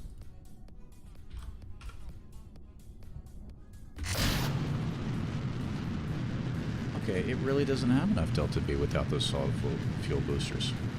Like, it doesn't have enough thrust to get us up. Okay. I didn't realize. I guess I was paying more attention to the Delta V than the thrust to weight ratio. Which I actually don't know how to do other than trial and error, so if anybody's got any ideas, I'm all ears. Just two. I'll get away with two.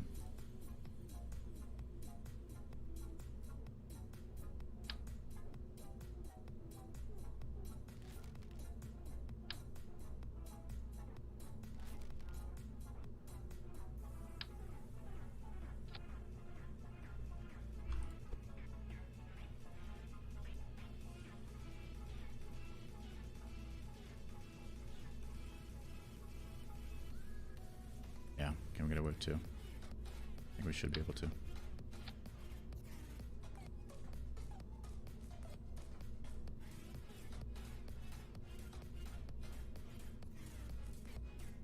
Save. Launch. Maybe I should put some fins on it. Maybe that's the issue, is it's like it's not aerodynamic enough or something. Doesn't have enough control surfaces to go where we need it to go. I don't know.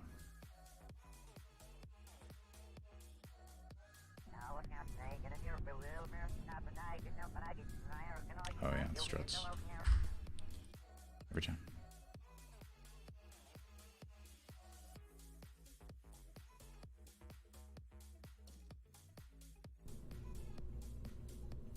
Alrighty. Can we auto-strut this? I don't remember how to do any of that. I know it's a thing, I just don't know where it is.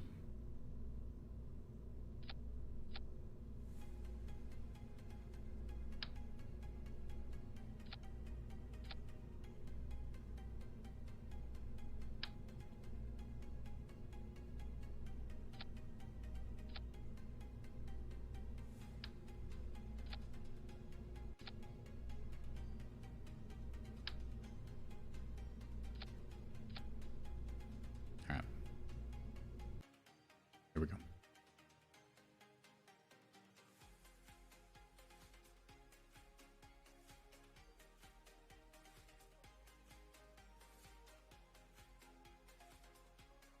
Here we go. This time it's gonna work. I guarantee it.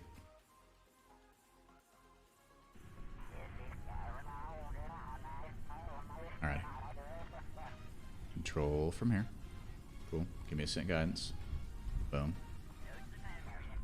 Engage autopilot. Here we go. It's all gravy. Got this.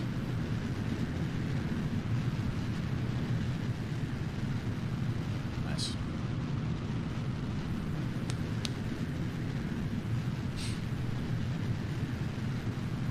We got this. Easy.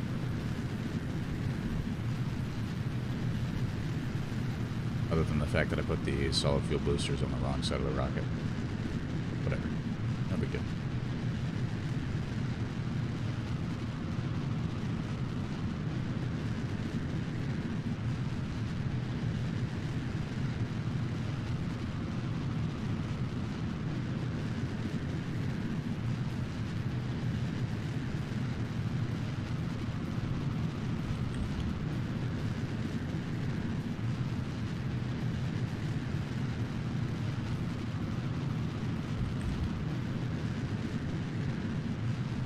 There we go.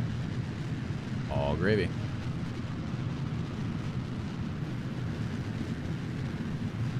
We got this. We got this. Come on, push it, push it, push it, push it, push it. Keep going, keep going, keep going, keep going.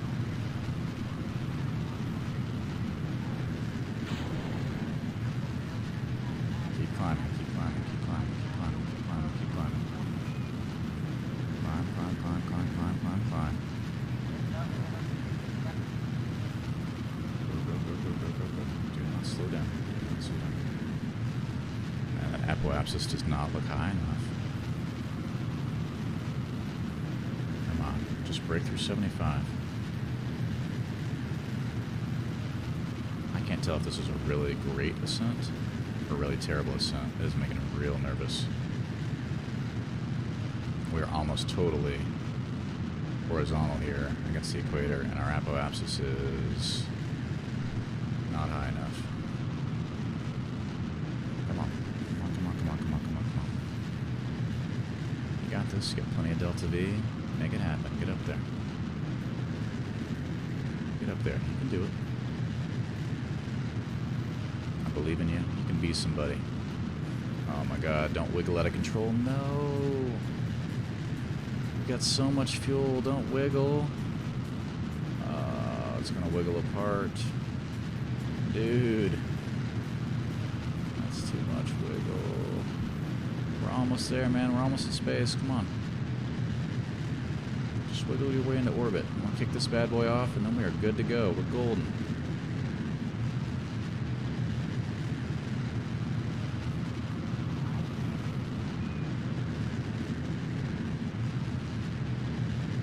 We're there. Come on, we got this. We are there.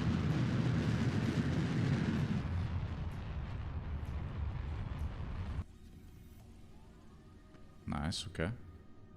Cool. I assume that we're going to our circularization burn, right? At our apoapsis, which is 120. Nice. Very cool. I'm actually going to go ahead and turn autopilot off. And we'll use our maneuver planner to circularize.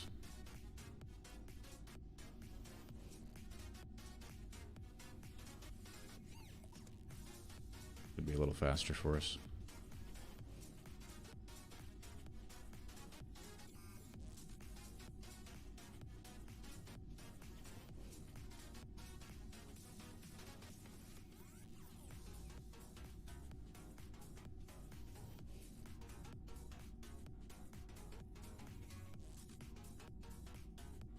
I mean, in theory. It's got to line up for the burn, then it'll time warp.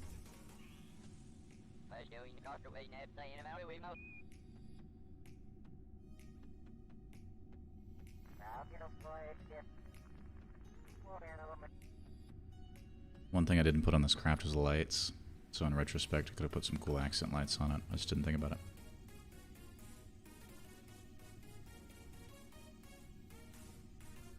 I definitely should have.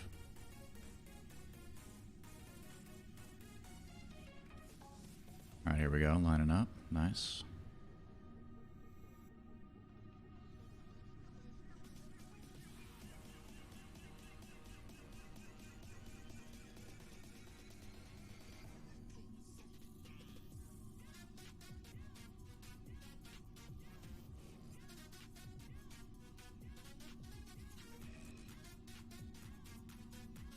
There we go.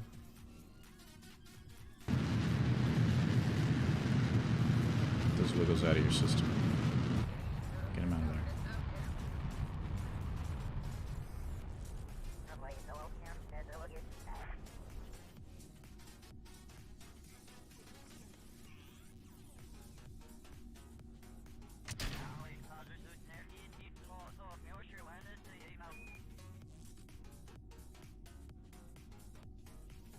See you later, big stage. We will deal with you at some other point. That's not right now.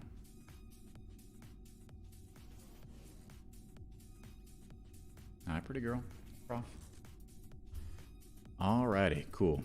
Cool. So, let's go ahead and figure out our path to Duna, right? So, we've got our mothership, we've got our lander. We're ready to cruise. Cool. Duna, boom, set as a target. I don't know what our transfer windows look like. I got no idea, but we're about to find out. So I need you to give me this. It's going to be in 1 year, 391 days, huh? Okay. That's at the next transfer window. What about if we do as soon as possible? It's going to be in 2 minutes. And that will give us an intercept at some point. Some other point, huh? Well, maybe we'll just do it the next transfer window. So it's going to be simpler, and it does give us an intercept, right? So be it. Let's go.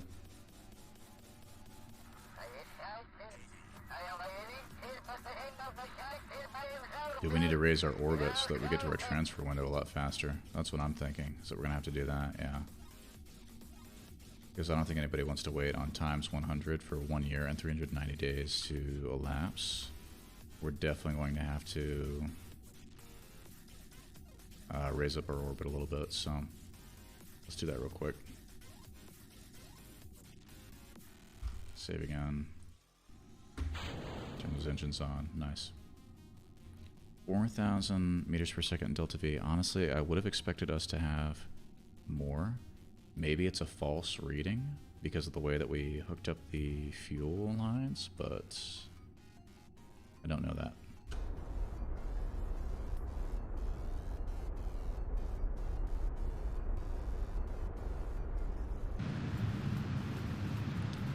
Let's get our Apple Apsis up. I hope we've got the Delta V to pull this off. I really do. I think that we do. I don't know that we do. Let's get this up nice and high. Let's go 500,000. That'll help us time warp a lot faster.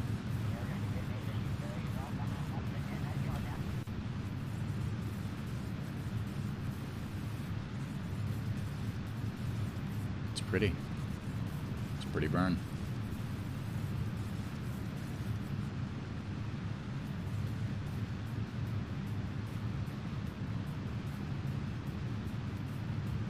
Going for just north of 500,000 here. Boop. Alright, now we're going to go ahead and circularize there. And then we'll set it up for a transfer window to Duna.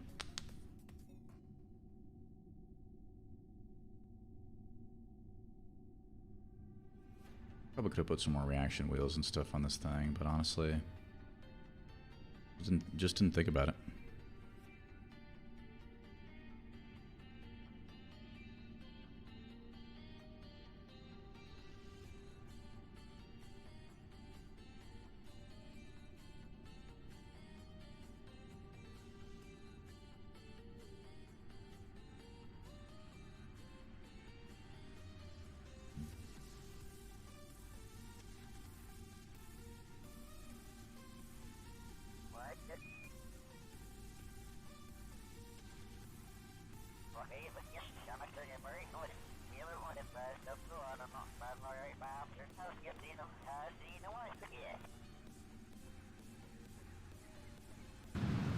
My first subscriber on YouTube. Well, thank you, Kraftiak. I haven't really put any effort into that YouTube channel yet, but the idea is that, you know, all the full streams will live there. What I found is that when I try to multi-stream on Twitch and YouTube simultaneously, what happens is it cuts off the stream on YouTube. So, like, I'm gonna have to take the local recordings and put them on there so that the full streams are on there high res. That's apparently that's the only way. The only way that I know to make it work properly.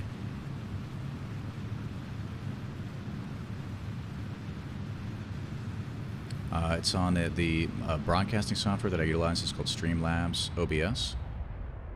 I did get the Prime, yeah. No, I got the Prime and I just used Streamlabs for it. It was pretty affordable, pretty reasonable for me. I was like, yeah. So it's great software. Streamlabs are really cool software. It's just amazing. So makes it pretty easy. I think the issue is some sort of communication, you know, with YouTube's API. I'm not sure what's happening, but like it's cutting it off. And I mean, I've got problems with Twitch too, right? Like just another short time that I've been doing it, I've had some issues. But in general, Streamlabs, it just works like a dream. So Streamlabs, more like Dreamlabs. All right. So let's go here, give me the next transfer window, which is 918 meters per second, in 1 year and 390 days, so basically 2 years. I'm fine with that because it's an efficient burn, whatever. So let's get it set up, let's time warp to it, and let's move along. Now, do I have my solar panels? Well, okay, no, I got these guys. So, do I have the electric charge that I'm supposed to have? I still got a little oxidizer in here somewhere.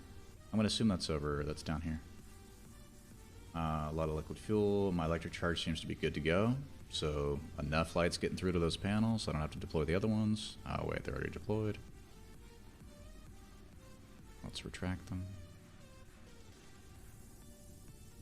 Yeah, we should be able to get enough electricity. Alright, Kraftjak. I don't remember. I don't remember what Prime costs for Streamlabs. I do a monthly on it. Whoa. So it couldn't have been more than $15. It could not have been more than $15 per month. Otherwise, I probably would not have paid it. I think. And ultimately, I will migrate to OBS. Right? I've used OBS in the past. I just never used OBS successfully, and I didn't know that Streamlabs was an option. Hey, thanks for the follow, MTS235. Hello. How are you? Yeah, I mean, I never knew about Streamlabs until recently, right? So, hey, thanks for the follow, Ercabesa.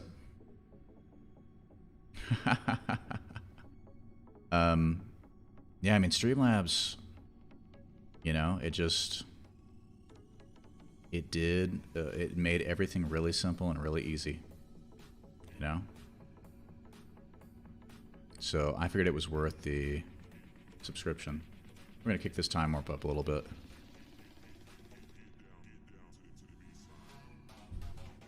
Only 1 year, 300 days to go. Whoa!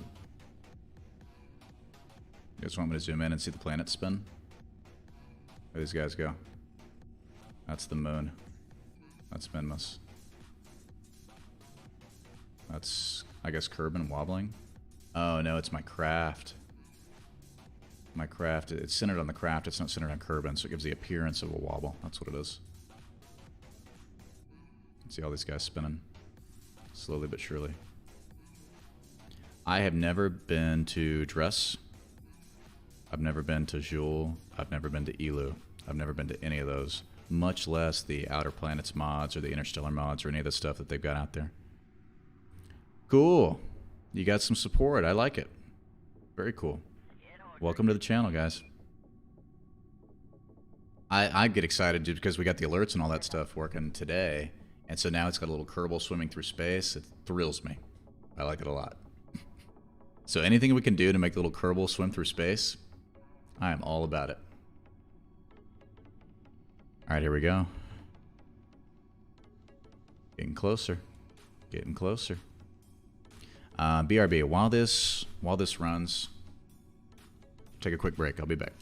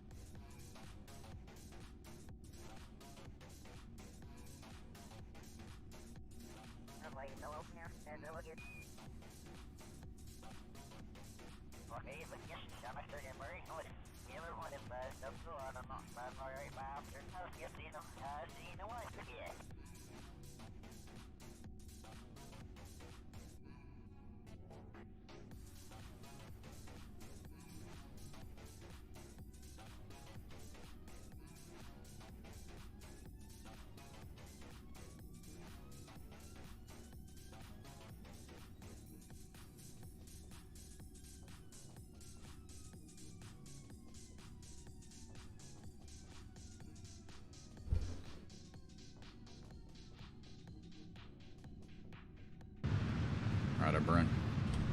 We're burning. Nice.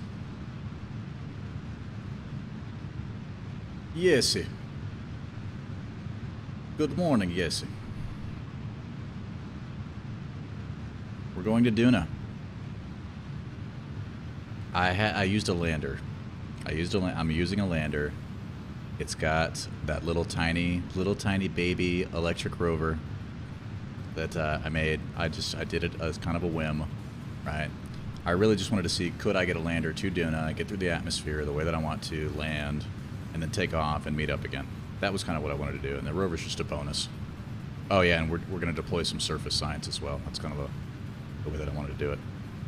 All right, this is going to burn for a minute, so I'm going to grab some water. I'll BRB, and then we will continue on.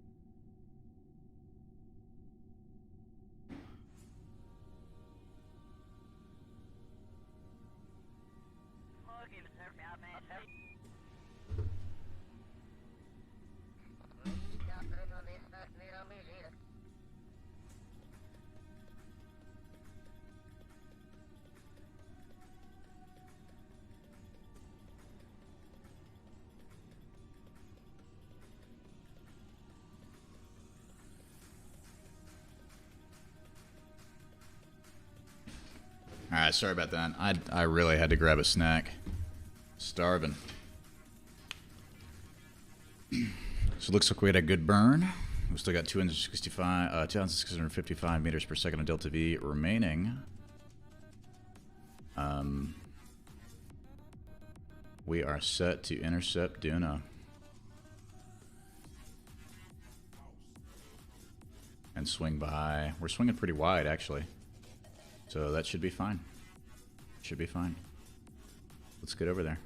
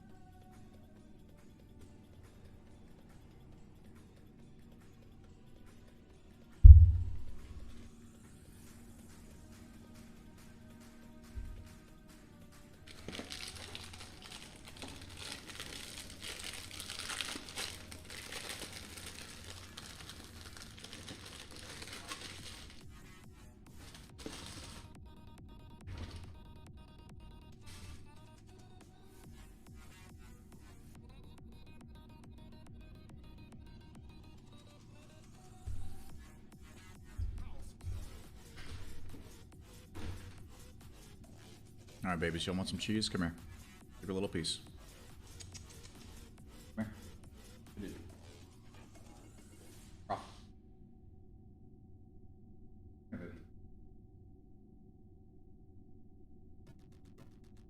That's all you guys get, okay? Remember, skinny kitties.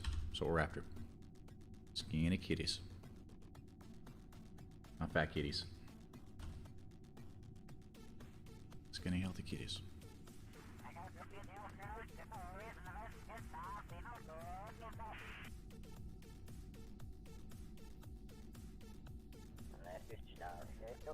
Alright, we're getting real close. Should be able to see Duna.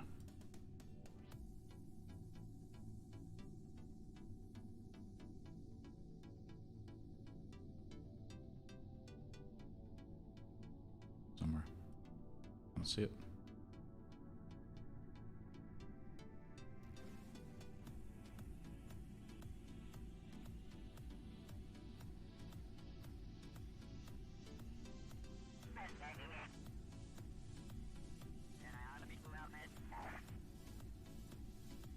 Still don't see it. I guess we're just too far out. Can't find it easily. Alright, so we're inside of Duna's gravity well, so here's what we need. We need to circularize at our periapsis and get into orbit, and then we'll adjust our approach. So from there, orbit is hyperbolic, so oh yeah, I know. Read it. Cool. 664 meters per second, that's fine. That's fine. No big deal. Let's line up and let's do the burn.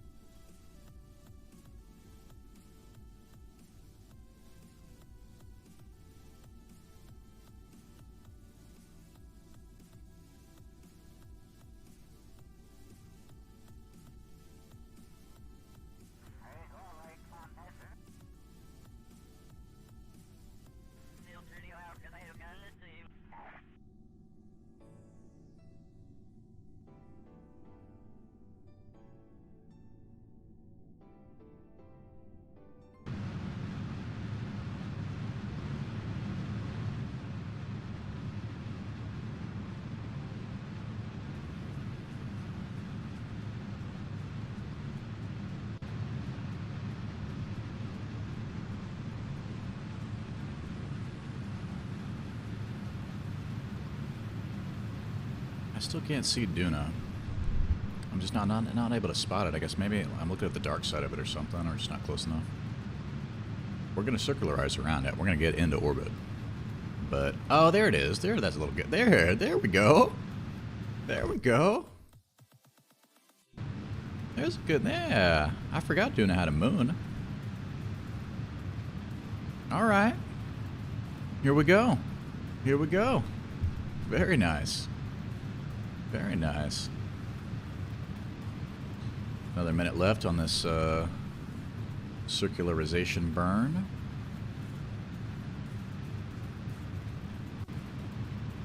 Cool, cool, cool, cool, cool. Now the real question is, did we hit on the right side of Duna to then set up the counterclockwise orbit that we want to make it easier for our lander to escape and meet up with our mothership? I don't know if we did that right or not. We're going to find out. I have a sneaking suspicion that we did not, based on the fact that we're going clockwise right now.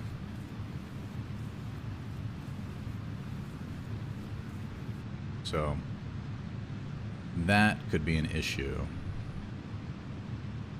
That could be an issue. But whatever. Not necessarily. It depends on how efficient of a lander escape we designed. If our lander's got enough delta V to be able to get it nice and far, if it's got plenty of delta V, it can orbit the other way. Whatever. Rendezvous that way. No big deal.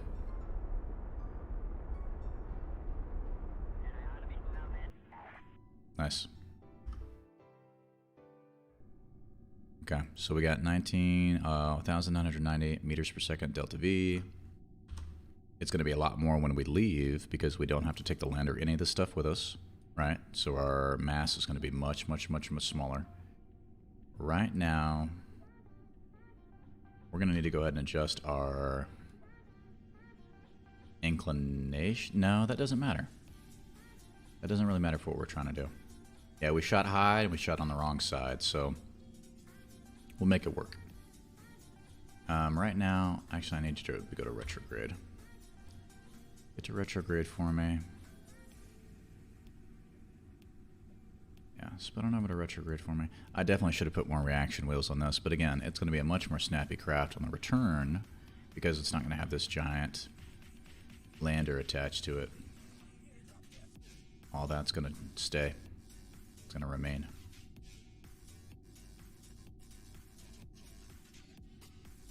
Man, this cheese is good. It's good cheese. Mm-mm-mm.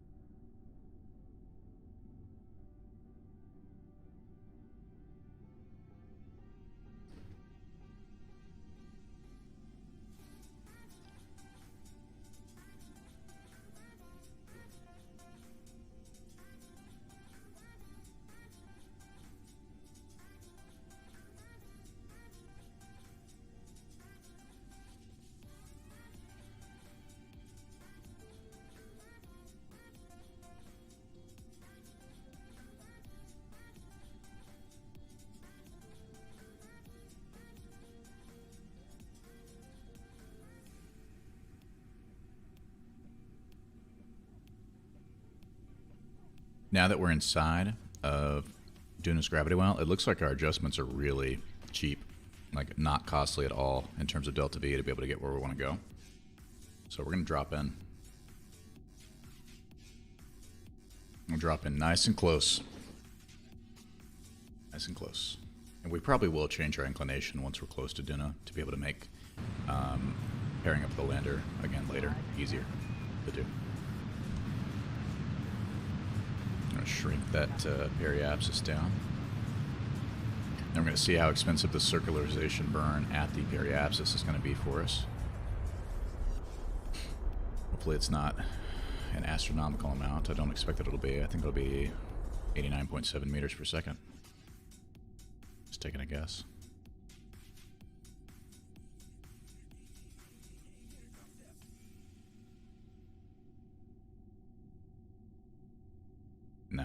I was way off. But that's fine.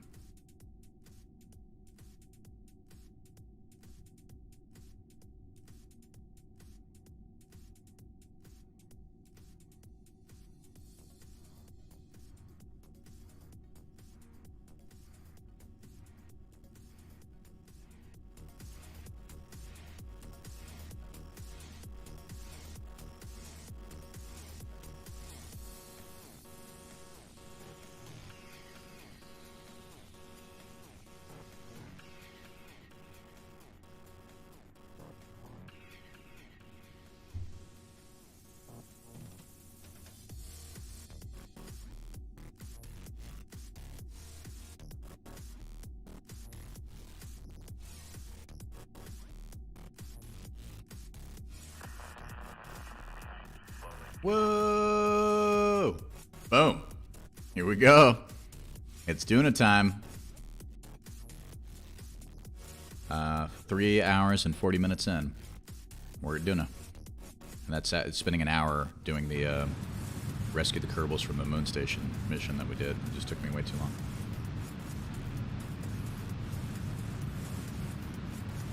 Which turns out we probably didn't even really need to do. But I felt obligated to rescue them from their eternal moon prison. Just felt bad. Yeah, we could land in the poles. But I kind of want to land somewhere where it's sunny side, so that I know my rover will have plenty of sun to drive around and stuff. It's supposed to have some kind of autopilot. Like, the rover's supposed to be able to do autopilot. By default, little rove mate part now. I think it's part of the 1.11 update for MechJeb. Like, MechJeb's not compliance, not compatibility. Yeah, compatibility. The 1.11 update to make MechJeb compatible with the KSP 1.11 update. You know what I'm saying. Alright, Yesu. Figure out your CPU fan, man. It definitely is supposed to spin, right? Okay. This looks pretty good to me, right? Like, I mean, we could mess around with it a little bit. We could massage this a little bit. But I feel like I want to just go ahead and go for a landing trajectory with the lander. Maybe that's not smart. Let's see what it would cost us to, what do you call it? Fix our inclination and declination. It would cost us all the fuel that we have. Wow. I am now highly concerned about our ability to make it back home.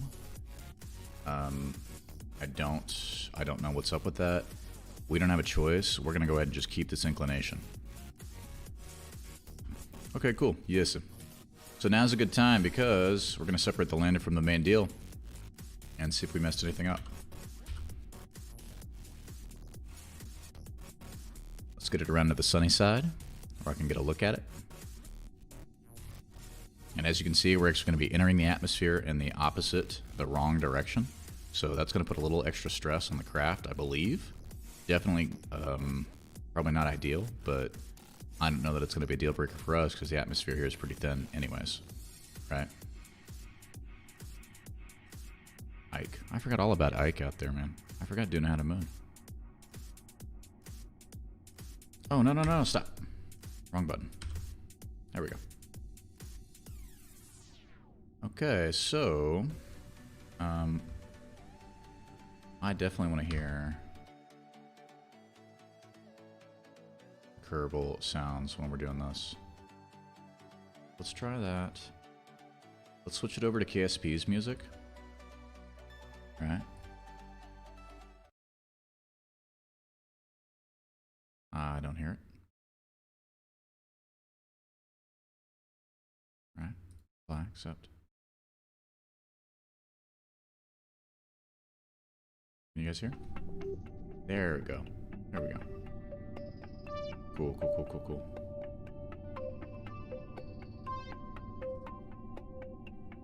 Alright, let's give this a whirl.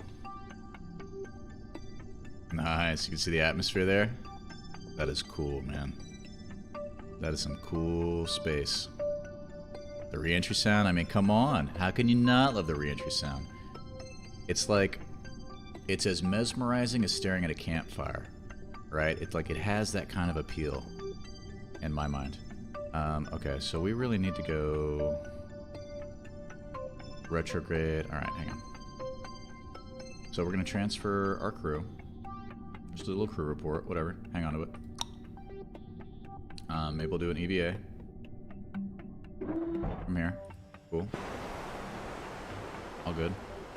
EVA report. Cool. Keep it. I didn't really put a lot of science on this thing, man. Like, I wasn't even super worried about doing science. I was just thinking, you know, let's get it there, let's get it done.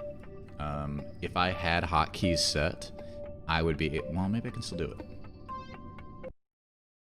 No, I can't see through the fairing. I can't see through the fairing. So all of my science is actually probably on the rover and on the lander. I don't have any on the main craft. So we just did our quick crew reports, and that'll be that. That'll just have to be enough. But what I need is... Why am I not able to move my camera? What's happening here? Oh. There we go.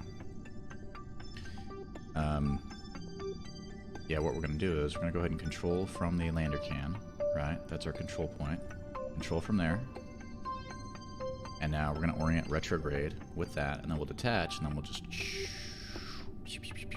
right in. And if we crash and burn, then we crash and burn, right? This isn't a tested craft. This isn't a process where we've already got all the kinks worked out. This is very much trial and error.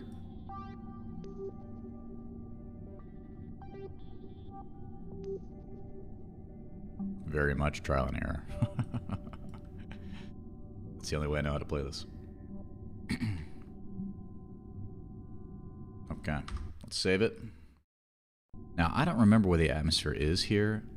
Like, in my mind, I'm thinking 17 kilometers. But that can't be it. It's got, I know it's thin, but it's got to start at like 40, 45, somewhere in there, right? So hopefully the chutes make it possible for us to land. If the chutes don't make it possible for us to land, and we still needed engines to be able to burn to land on this planet, we're in trouble. Because I don't have the ability to do that, right? I could do it, but I would sacrifice all the science in doing so, and it kind of defeats the entire purpose of the journey. So this could be an absolute disaster. We're about to find out.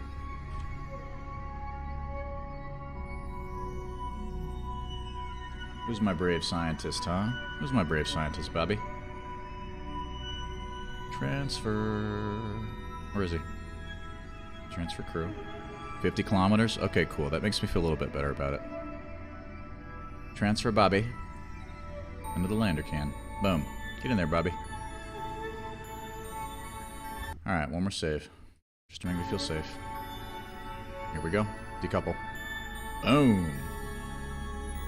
All of our struts popped off, so that's good. That's handy. Oh my god, you know what I just realized? I don't have the ability to pilot this craft independently of the mothership right now. I'm gonna have to get a lot closer. I don't have any thrust or anything other than RCS on this thing. I should have done some kind of external, just minor engine, right? Like some sort of little something that I could kick off or decouple, but I didn't even think about that. Okay. What quick save was that? 170s, 170 something, 178? Okay. Let's try this.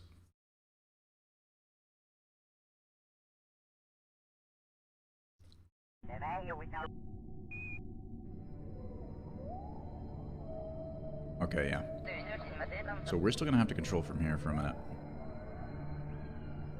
And we're definitely going to have to orient retrograde. And we're going to have to lower this down a little further.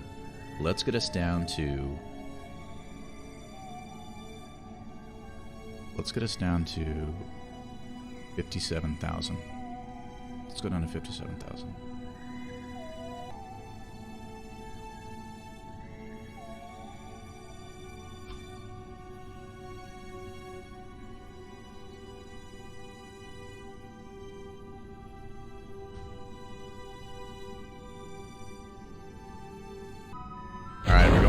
fast? I feel like we're going too fast.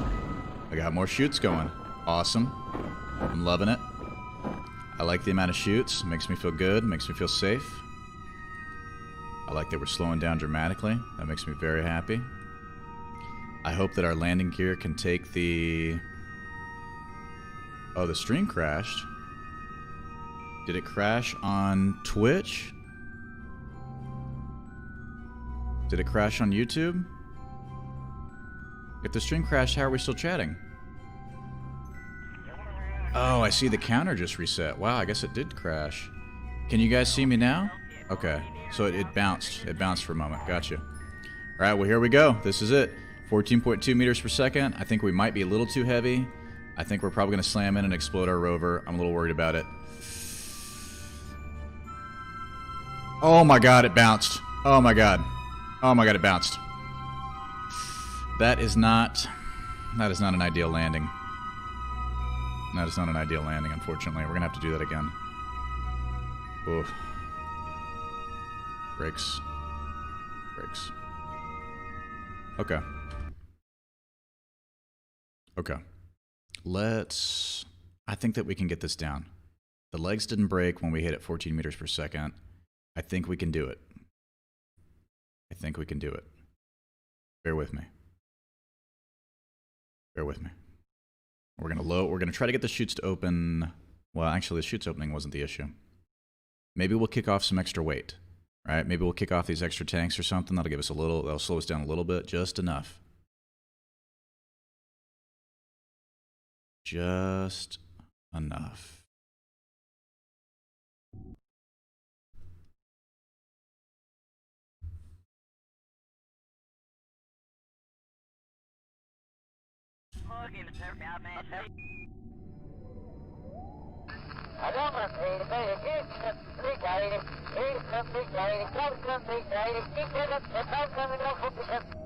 Alright, here we go.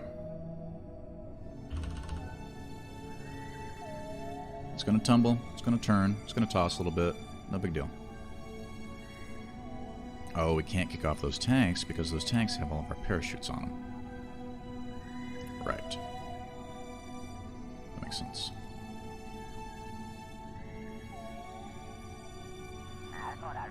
That makes sense. You guys like my glider? You guys like my Duna glider?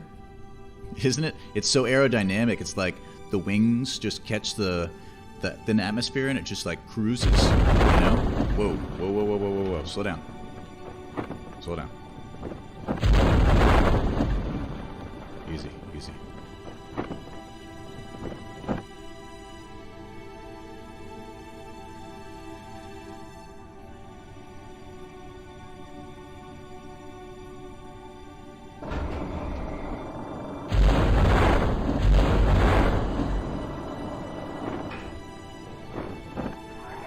Hoping that just like the randomness of what we're doing here, I'm hoping it'll work. I'm hoping it'll work.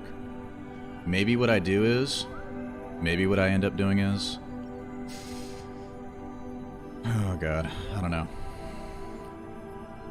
Maybe it'll work. Let's be optimistic.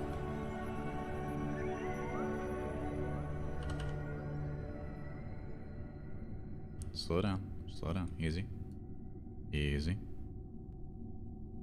Easy.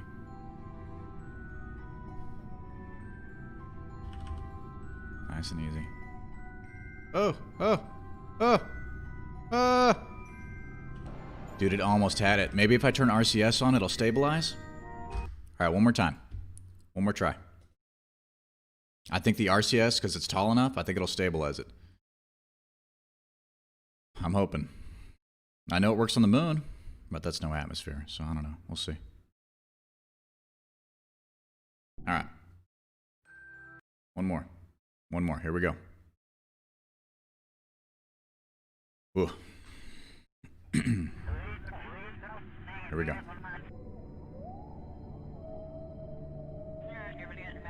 We can do it. We have the technology. I don't know if this thing actually does anything for me, frankly. So we're gonna get rid of it. We didn't need that fairing at all, ever, apparently. In fact, it's probably better for us to be less aerodynamic here, right? Like we want to drag as much as possible.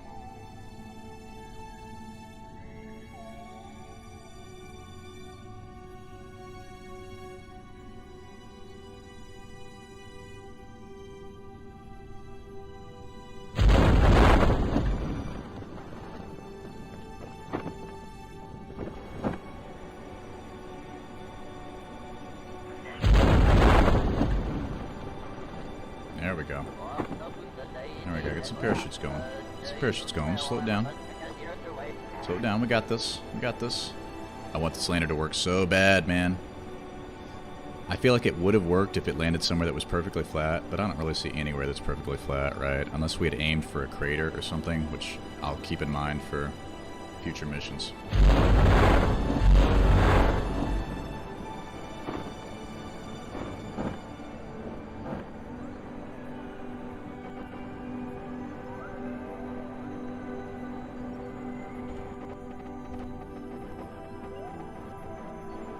Dude, I think this monopropellant is going to do it for us. I think this is it.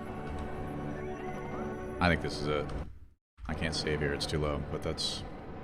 Man, just stay upright. Just stay upright, that's all you got to do. Just stay upright. Just stay upright, come on. I know you can do it. I know you can do it. I know it's an angled... I know it's... I know there's a slope there. Oh, no! Oh, that was a big bounce. Oh, no! Oh. Oh, my. Oh my. Well. That's disadvantageous. Let's roll it back just a bit. I've got the tactic now. I know what we have to do. We're going to go back to the mothership. We're going to kick it into a crater. Right? Just like we did before on accident, but this time we're going to do stuff on purpose. So 185, 184, 183. We had 10 flights, 9 flights. This one. The mono to thrust upwards for less downward speed. You know, that's a good point. Ivo LOL. Ivo LOL. That's a good point. It's just, by the time that we're next to Duna, that little tank, you know, and like the size of the lander, I think it's negligible. I think if we just targeted something more flat, then it's got a chance to change the springs in the landing gear.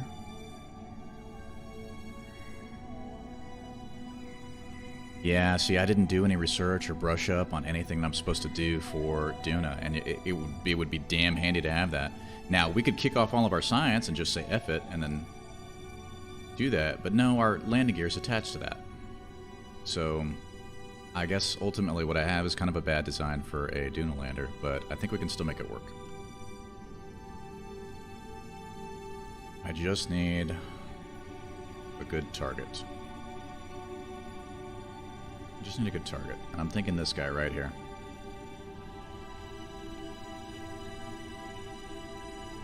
Do you think that they need to be looser or tighter, Yessie? Yeah, what can I do? I didn't realize that I could change the springs in the landing gear. I'm afraid that if I change the springs in the landing gear, then when we hit at 14 meters per second... Tighter? Okay.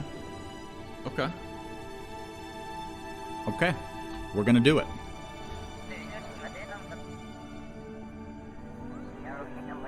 Nice. I can switch SAS to stability. Oh, yeah, that's right. I meant to do that. I kept thinking I need stability instead of retrograde. I missed the switch. Yeah, exactly. As soon as I bounce, we're done. Correct. What just happened here?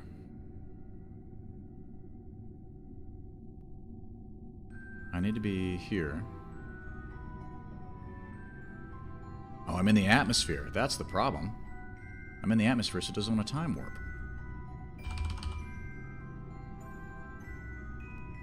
Okay. So let's think about this. We're already in the atmosphere and falling, right? We can kick up our lander here and just kind of roll the dice. You're not sure if I'm going to hit harder, though. Yeah, I don't know. Yeah, if you got powered thrust and you're landing, it does switch automatically. I have seen that happen. The way that I'm doing it, I don't know.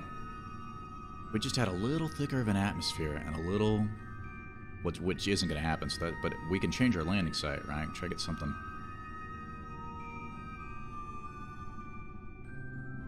What's my altitude right now? Yeah, 48,000 and falling. So let's do this. Give me a radial out. Right.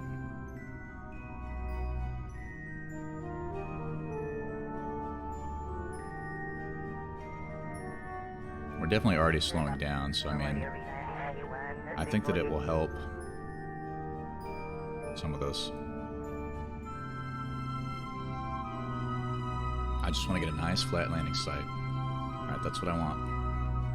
I don't know if I'm going to be able to get it or not. Maybe this section here is like flatter.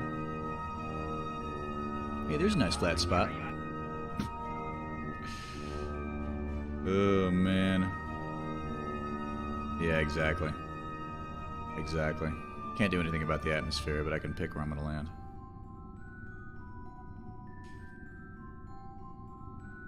We are falling, man. I gotta get this thing back up. I mean, I assume. Maybe we're fine. Maybe we're fine, actually. No rush. Maybe I can use MechJeb to do, no, because it doesn't have any powered thrusts. Fuck. I should have kicked off the science module with its own little parachutes, right? I should have had like a little care package and just said, hey, science module, boom, go, rover, science stuff, whatever, parachute, parachute, parachute, land, package it in such a way that it won't explode or whatever, right? And then have the lander with less weight, powered, land. You guys tell me this, in update 1.1, 1.11, where we're at now, can I go EVA with an engineer, and can I remove parachutes from the lander and then reattach them to the lower part of the science module?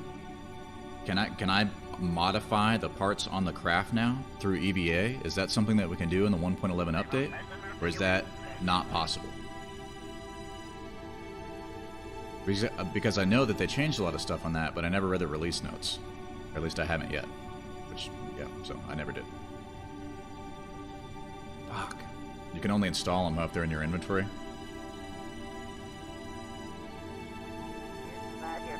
Okay. That's cool. Alright, let's try to get this guy in here. Let's give it the old... Let's give it a try, right? So I need you to go ahead and let this bad boy go. I guess we'll save. Decouple. See ya. Good luck. Of course, you're about to slam into me, which is bad luck.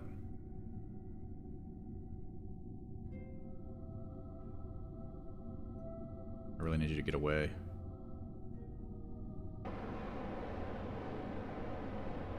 Get away from the mothership.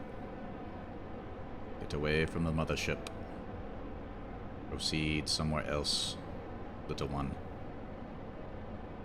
Like, I can't even get enough thrust on this monopropellant tank to, like, move it out of the way of the mothership, right? So, I mean, it's limited in its efficacy.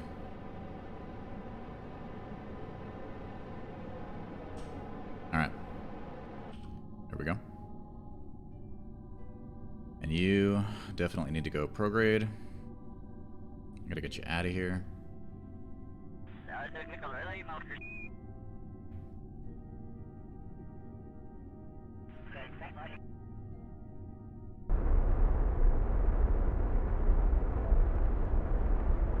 Good luck, lander.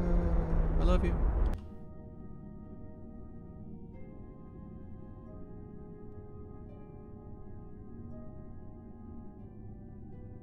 Okay, we'll fix that later. Now we have this. So that's where I want to go. Are we going to get there? We're probably going to overshoot it massively, actually, because I didn't do this right. But, whatever. That's cool. Deploy. This, yeah. This, yeah.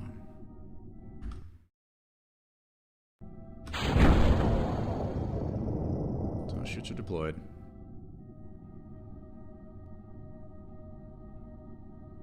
I mean, if I just had a couple of spare parachutes, I could kick this whole thing off, right?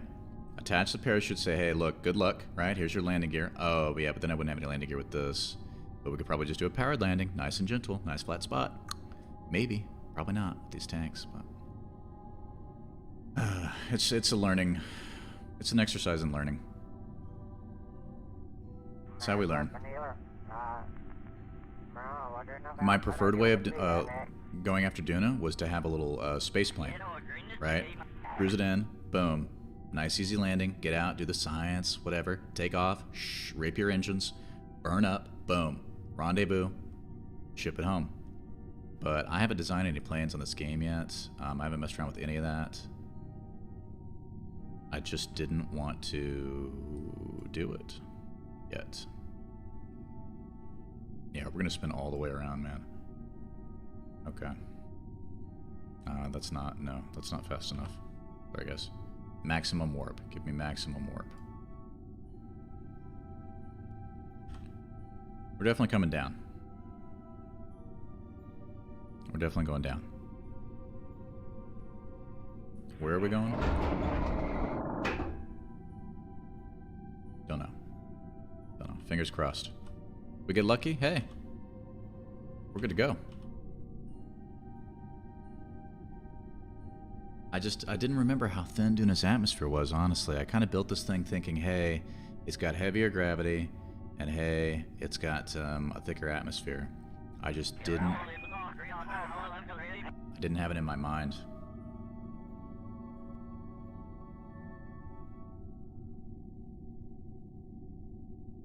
Possibly remove parts? Well, we could play around with that.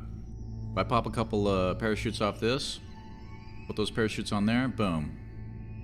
Well, even then, actually, that doesn't, yeah, that doesn't resolve the problem of us having the landing gear here and then having to do a power thrust landing. We could probably land it, but then it would just tip over, would be my guess. Because I don't see anything here that's perfectly flat, you know? So, we're probably just going to have to get lucky with this. If it's going to work. And part of getting lucky would be landing on the side of the planet that has sunlight. And, that doesn't appear to be happening. Right.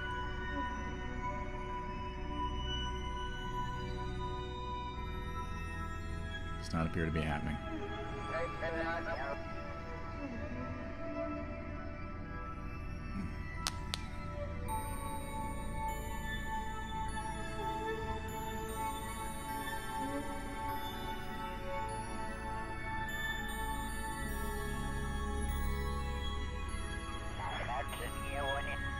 It's definitely not happening.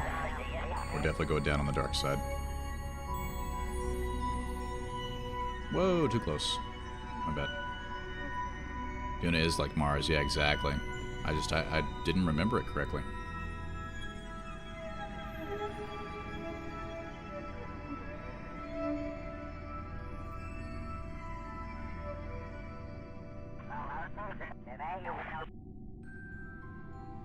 I was not remembering correctly.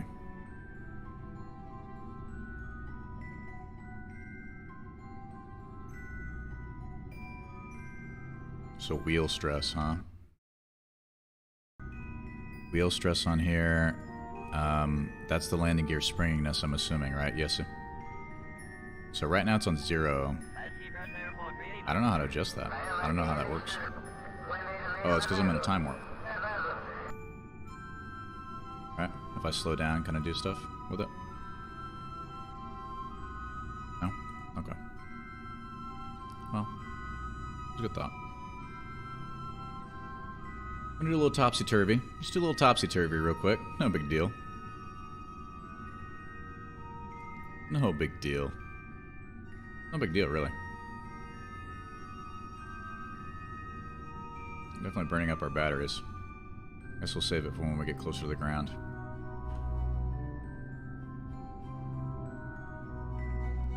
No big deal, buddy. I mean, why even have it on retrograde at all, man? Retrograde didn't do anything for me, right?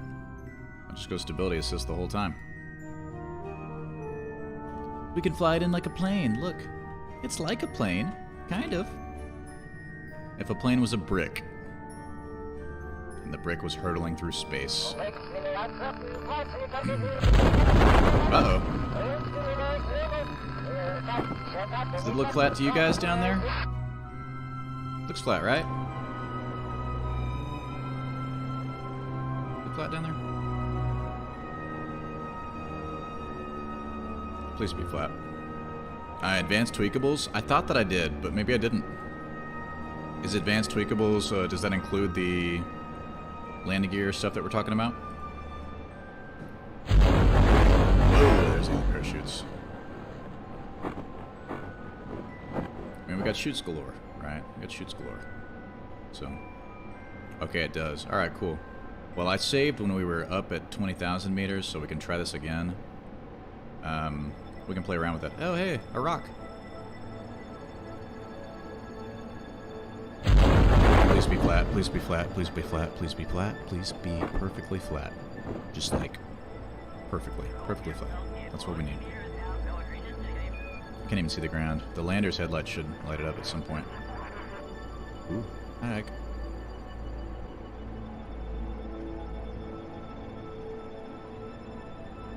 Dark side landing. No problem, bro. 12.2 meters per second right now. I don't know what I did, but we're going... Oh, it's the... It's not the RCS. For some reason, the atmosphere's thicker. Oh my god. We're lower in elevation. We're lower in elevation here than the other landing site, and so the parachutes are more effective, and so my surface speed is reduced by a further 2 meters per second and counting as the atmosphere thickens. Wow. Wow, okay. That's awesome. That is really cool. Alright, we're about to slam into it, I think. Oh, I wish it was slower. I wish it was like 6. Come on. Come on, come on, come on, come on, come on, come on. Whoa! Woo! We're down. We're down. I was wasting RCS. Hey, Keto Blend. I was wasting RCS because the last 5 times I attempted this landing, it kept toppling over every time I hit the ground. Man, that was a slim margin for success. Poorly designed lander. Not a great strategy. Oh shit, our mothership.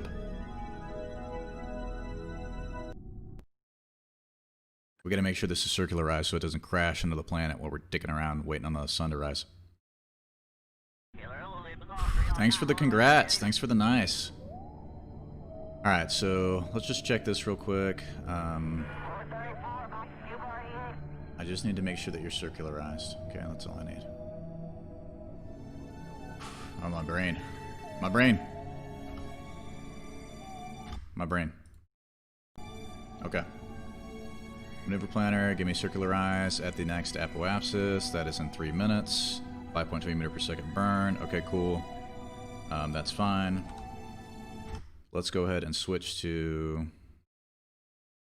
the lander.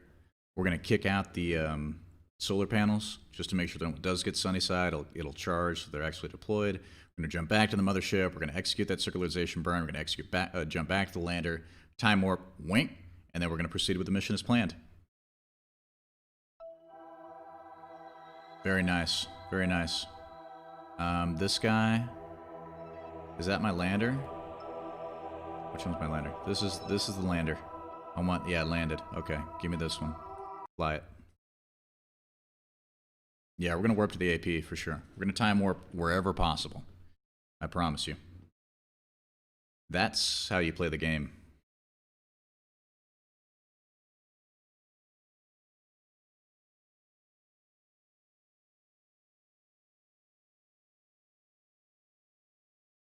Yeah, big time. Of course. Everything you eat, yeah, is going to affect your energy level. Big time.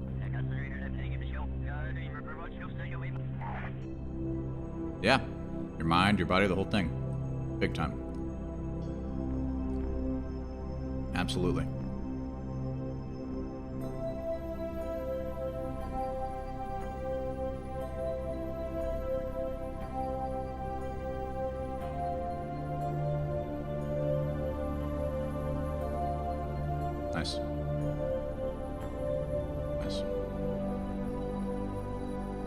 Once you go back to teenagerhood when it didn't really matter.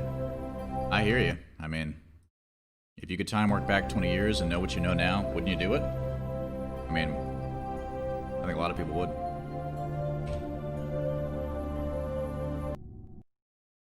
Man, that was cool. That was cool, cool, cool. Alright, we're gonna turn the music back on.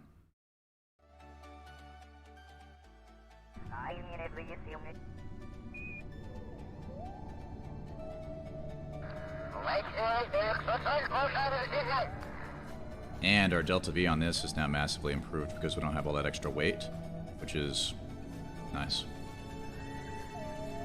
Now, it's definitely not perfectly designed, okay? Even this thing has a crucial design flaw, and that is that we're pulling fuel from the interior tanks and pushing to the external. But I didn't have the tech unlocked to do the little design that I wanted to, and this is the only way I could figure it out. Yeah, I hear you. It's a moving target for sure.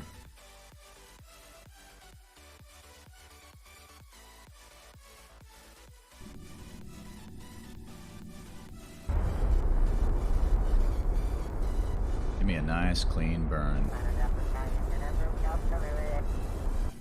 Nice clean burn. Beautiful. Beautiful.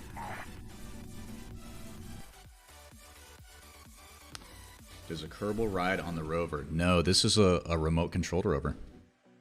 This is a rover that's just a tiny, teeny, little baby rover.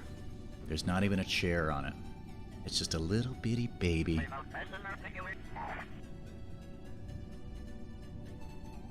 Okay, let's wait for the sun. Or warp to sunrise. There we go. Boom! Sunrise on Duna. Dude, this place is flat. Look at this. Nice. Nice. Really cool. This is my first landing on Duna in a long time, like a year. On this playthrough, yeah, absolutely, it's the first landing on Duna. So decouple, boom, rover, loose. Cool! My little baby rover. Alright, take the brakes off. Go backwards. No, backwards. Oh, where are you going? What's happening? Oh, you're drifting forward because the brakes are turned off. Gotcha. Why aren't you responding to my controls, little rover? Uh-oh. That's a little disappointing. Is your battery dead? No, you got plenty of battery. What did I do wrong? I thought this was a remote control rover, no? Because it extends the antenna.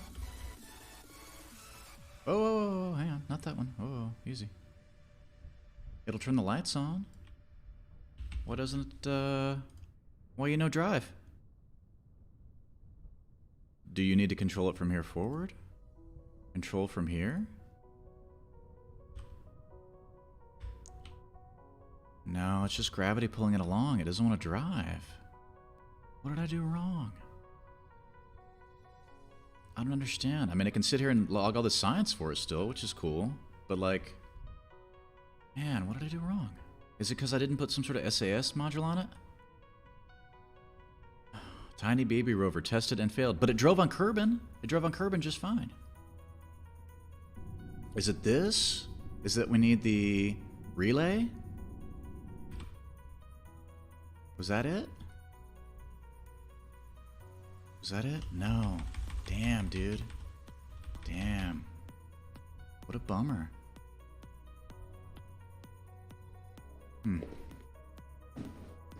I must not have a... Yeah, I tested it on Kerbal, Dutchy, but I guess that I don't have an effective communications relay between here and the mothership?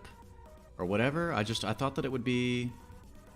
You can see the top left. Oh, yeah, limited probe control.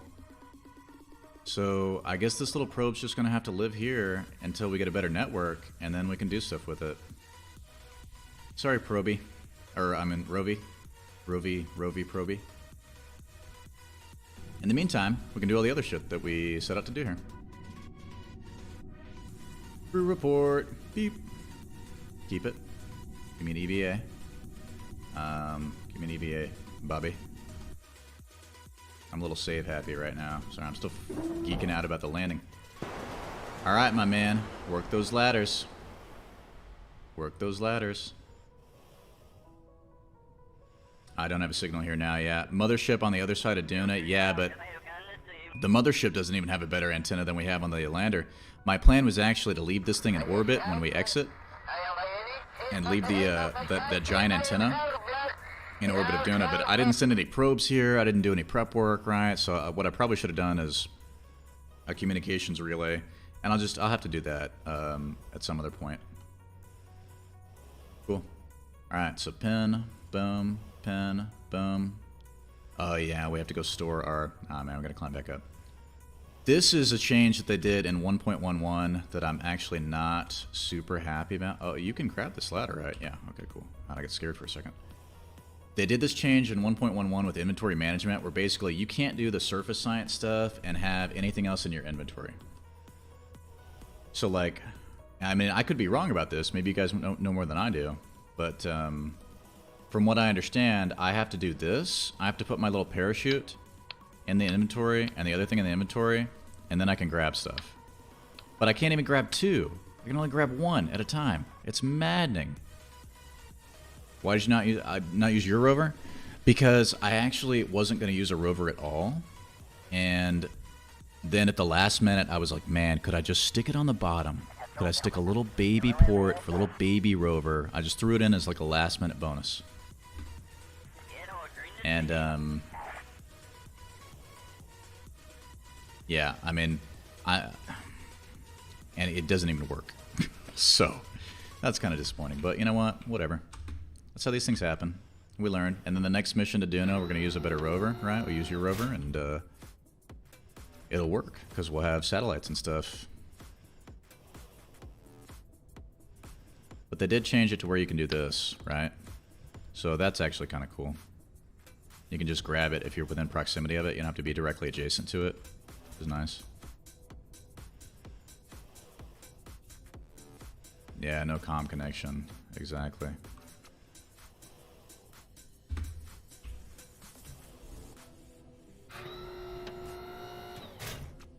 Sorry, the surface science is a little boring. And that's the challenge too, right? It's like when we leave this thing in orbit, it's got its, you know, its deep space antenna or whatever. I'm hoping that it will actually relay all the surface science. That was kind of a big part of this mission was, let's get down here, right? Let's get the surface science deployed, and let's have that relay back, and then hopefully that'll kick us over the edge where we can unlock all the other advanced tech that we don't yet have. But we're definitely going to need a network connection for that to be effective, right? Like if we don't have one, then it's not going to work.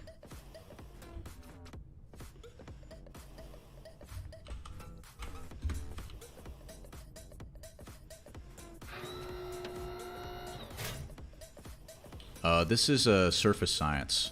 So this is part of one of the DLCs. I forget which one, but one of the two.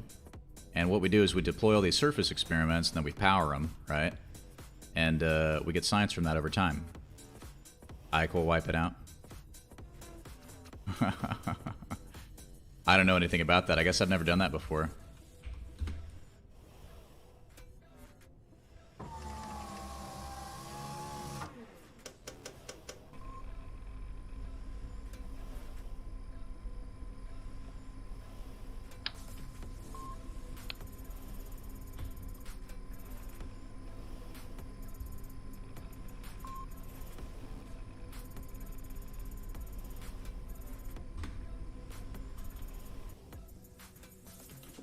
So that's the seismometer, right? That if we slam stuff into the surface, it will read that and then transmit it back to us as science. This is the little communicatron. You know what? Maybe this builds our network. I forgot about the surface communicatron. Maybe this gives us a connection. I don't know. Maybe. Maybe not. Maybe this just connects to whatever's in orbit. But something better than nothing, right?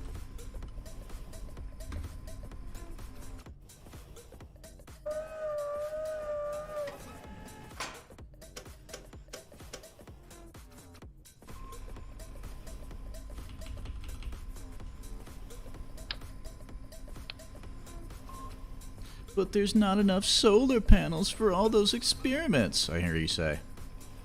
No, we have enough solar panels. We have a buttload of them. That's why there's 2 containers there. This one's full of solar panels.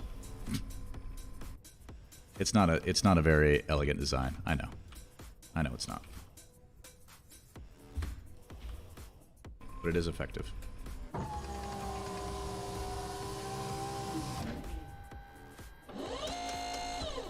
Ike almost threw you out of Duna SOE once? Wow.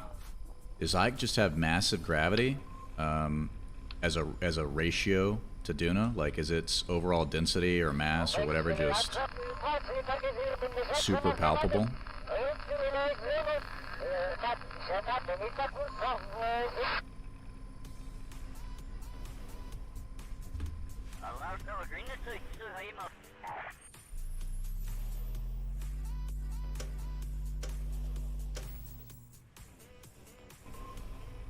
I mean, we're still going to get some science from this, don't get me wrong.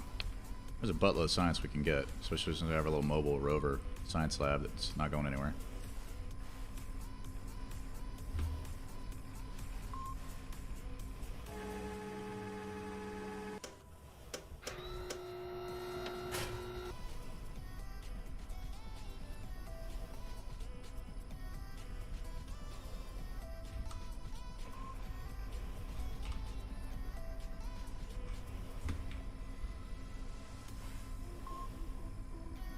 Need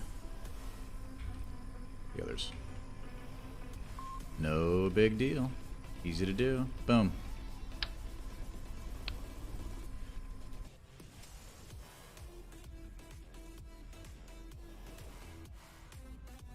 If I could go any faster than this, I would, guys. I promise. I don't know how to make him run. Can he run? Oh my god, they can run. Oh my god, they can run. You can make the Kerbals run by pressing shift. How did I not know this? How did I not know that you could make them run? I was just... Whoa. 850 plus hours on this game. 850 plus hours. I didn't know they could run. Wow. Wow. They can run. They can run. Oh my god. Wow. Ugh. Wow.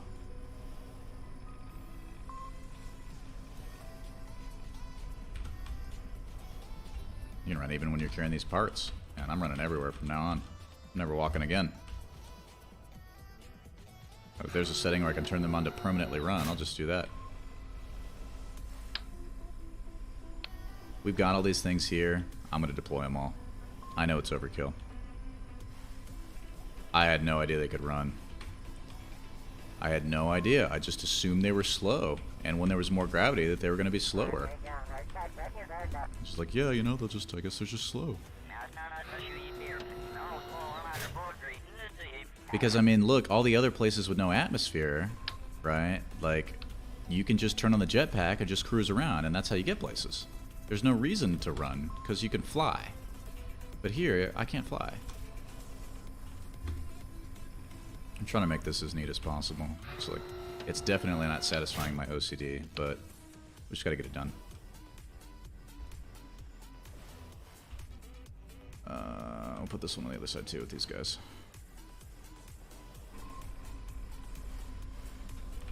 I can't believe they can run. That blew my mind. Alright, now somebody in chat asked me, hey, what's your plan to get back? Right? Like, how are you gonna get back? That's an engine. And that's all fuel. That's how we're getting back. Big time. And we're just gonna kick all this stuff off. Let's do our science real quick.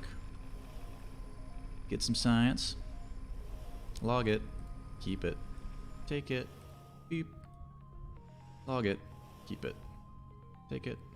Beep.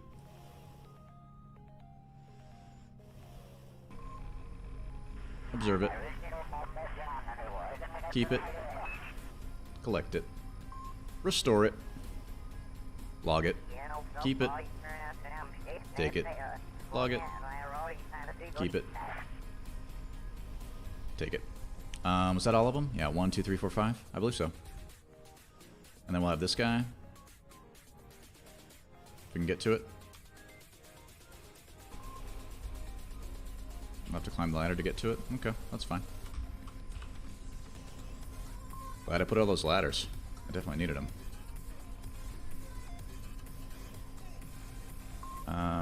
Yeah. Conduct it.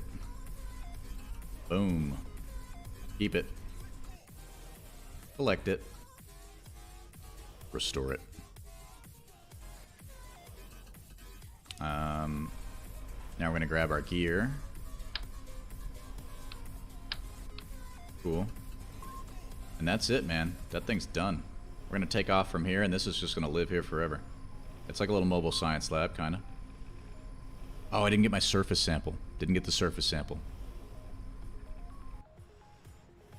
Stand by. Stand by. You know I want that surface sample. Maybe I'll run over and grab one of these rocks.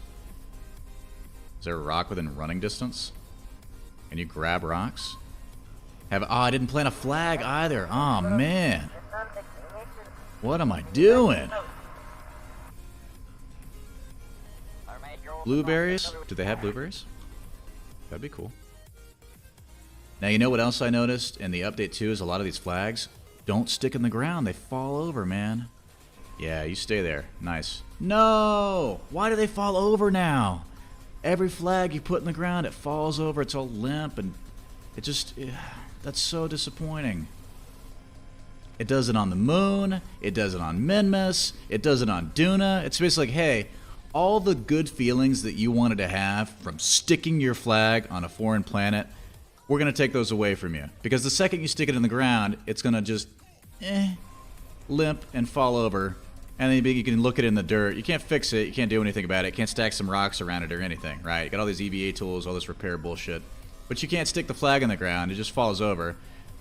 It's the most anticlimactic thing ever. Limp flag. It's a glitch everywhere, Dutchie. Everywhere I've tried to stick a flag. I've had maybe 1 out of 20 stay. What biome did I land in? The biome where your flag goes limp the second you stick it in the ground. So any biome. Any biome, any planet. I bet we could try and plant a flag on Kerbal. And it would just, or Kerbin, and it would just immediately sass over to the side and disappoint you.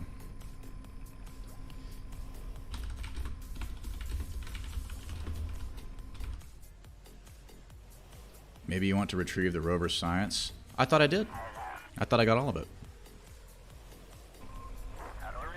I got all of it, and then I stuck it in the lander. Yeah, for sure. But I did want to come back down here and get this surface sample. Big time.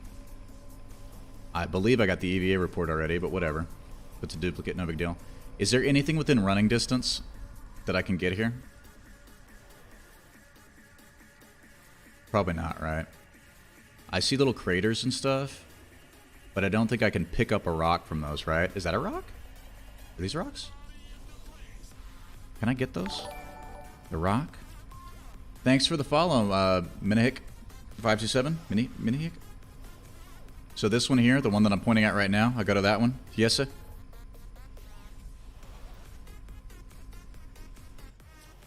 Oh, nice. Yeah, that's probably a good call, Ivo. That's the one, yes, sir? Okay, cool. Alright, well, we're gonna run for it.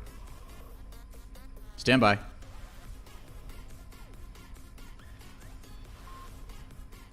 Oh, wait, you know what? I have to save this.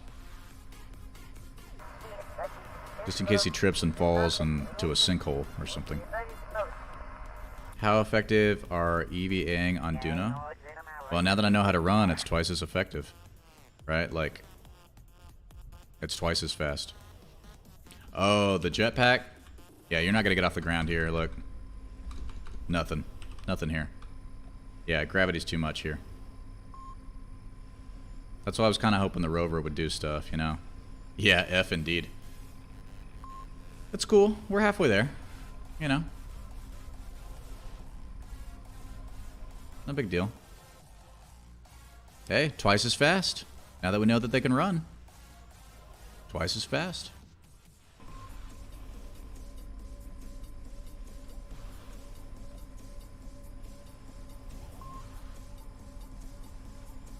meantime, grapes. Yeah, time warp, no joke. Whoa, this isn't a crater. What is this? I've never seen this surface feature. Was this a 1.11 thing? Berries? What do you mean berries?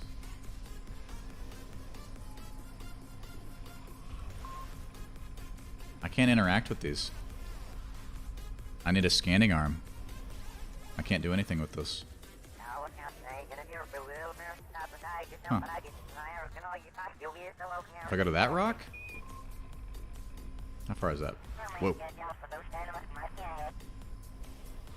I mean, we're halfway there, so. It looks like it's the exact same surface feature, though. Look on the Kerbal. Oh, really? That's a different surface feature over there. That's definitely a scanning arm. Look on the Kerbal.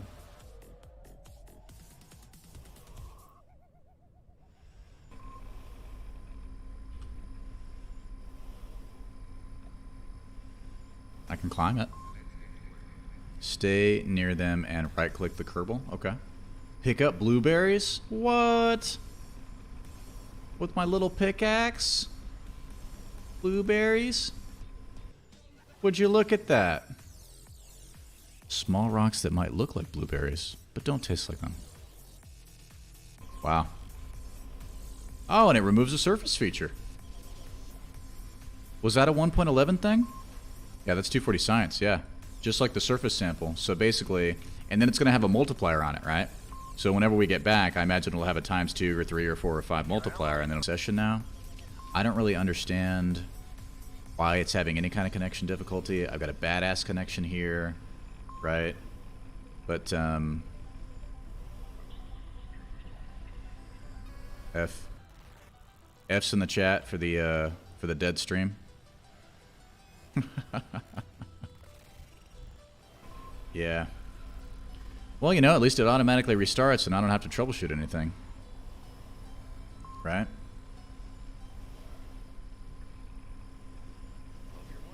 Here we go. I mean, we got our science, right? And look, I'm super satisfied that we got the landing. I was really, really upset when I realized that I didn't have any kind of engine on this thing to push it into the atmosphere to then maneuver for a landing. I was really upset when the first 3 or 4 landings didn't go so well, and they did not go very well. I was very disappointed. I guess not upset, disappointed. But we finally got this landing, and it was, oh, it was clean. I was happy about that.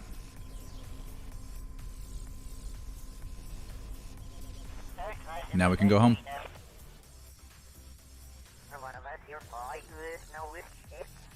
Try my rover one more time.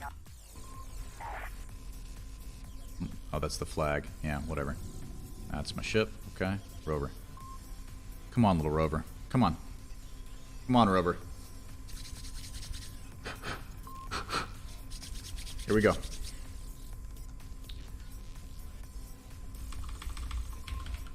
Damn. Alright, next time. Kraftyak. Kraftyak. Pancakes. Very nice.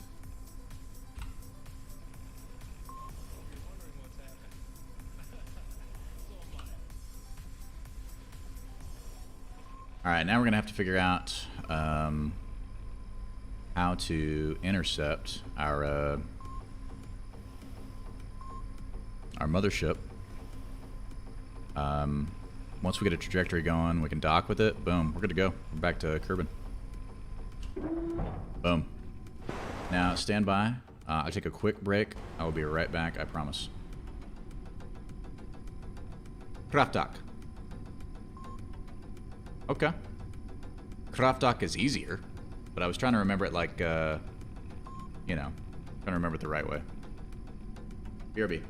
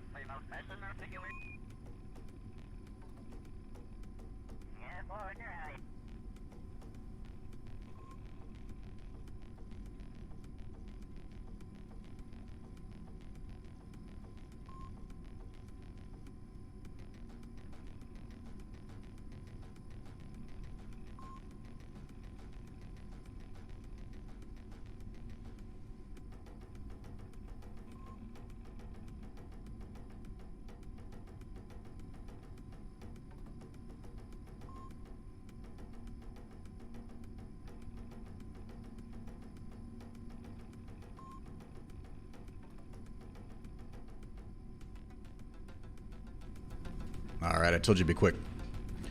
Cool. So,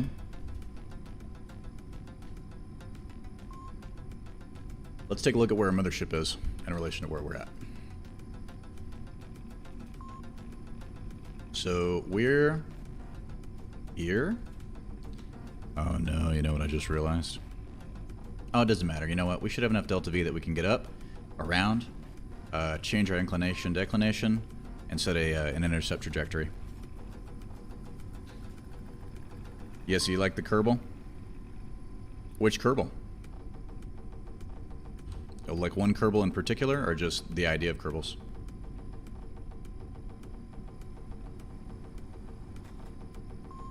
Alright, here we go. So we're gonna have to do this the right way. Oh, the Kerbal for the sub, yeah. I put it on all the alerts, right? I put it on all the alerts. Everything I could put it on, I put that on. I thought it was awesome. I was super stoked just to get any of that stuff working, but then to have the additional Kerbal, right? That's fun. I like that a lot. Okay. So we're gonna have to retract these, I assume, because the Air Forces are probably gonna break them off anyways, right? We're gonna have to retract this. Okay, we just need to make sure this is staged correctly, which right now it's not. There we go. So let's get a quick save in. We need to go 50 kilometers, right? Here's the thing. By default, this will send us towards the 90. That's not going to work for us. We need to go the other way. And in fact,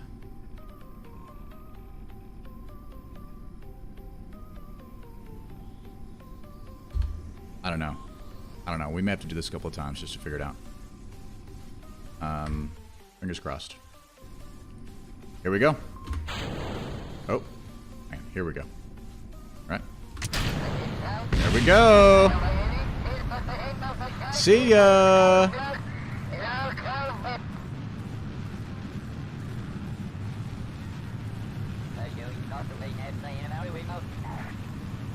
That's how we're getting back. Now, whether or not we have enough Delta V to make it happen, I really hope we do. I really hope we do. Will I try the multiplayer when I return home? It depends on how long it takes us to get back home. What I would probably rather do is try and set up a stream where we do the multiplayer, because I think that would be fun to explore, and I'm sure that there are other people curious about it. I've never done it. I've played a ton of this game. Okay, so we've got our apoapsis. We're looking good. We're looking good. Now we're going the wrong direction. So that's looking bad. We're going this way, and our mothership's going the other way.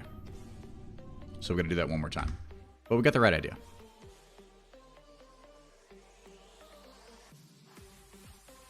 Yeah, I've never seen the multiplayer. So to do a multiplayer stream, I think would be a lot of fun.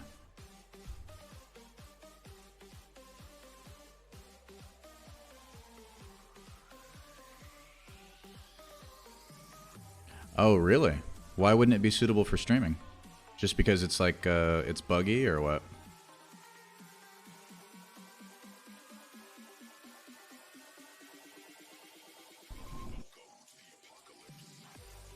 I mean, even if it doesn't work, if it just, like, refuses to work for 2 or 3 hours and just keeps failing, that could be entertaining. You know, whatever. I mean, it still gives me a chance to, oh, laggy, yeah. Well, whatever, I mean, we'll figure it out. Okay, so 270 was not it. If I leave it on 90, how does... I don't understand. I want to go counterclockwise, right? And I know that on Kerbal, if you're looking at the 90, you're going east. Which means that if you're oh, it's not 270, it's the 180. I want to go 180, not 90. 270 is west, 90 is east. So I put in 270 and it didn't send me west. It sent me east. That's what I don't understand.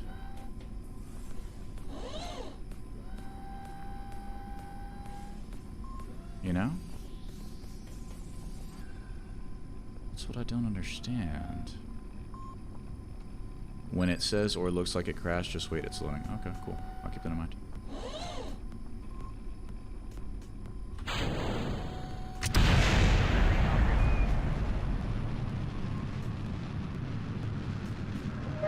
I don't know either. It's sending me the exact same direction this time, regardless. Now it's on 90. It's sending me the same way.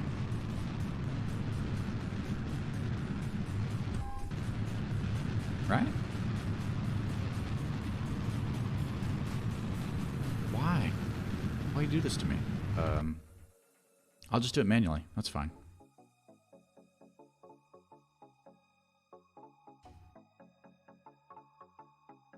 Let's do it manually. It's not that hard. We'll just kick it up to the apoapsis, right? Then we'll circularize from there. Then we'll use MechJib to pair it up. Bada bing, bada boom. We're one ship again. We head home.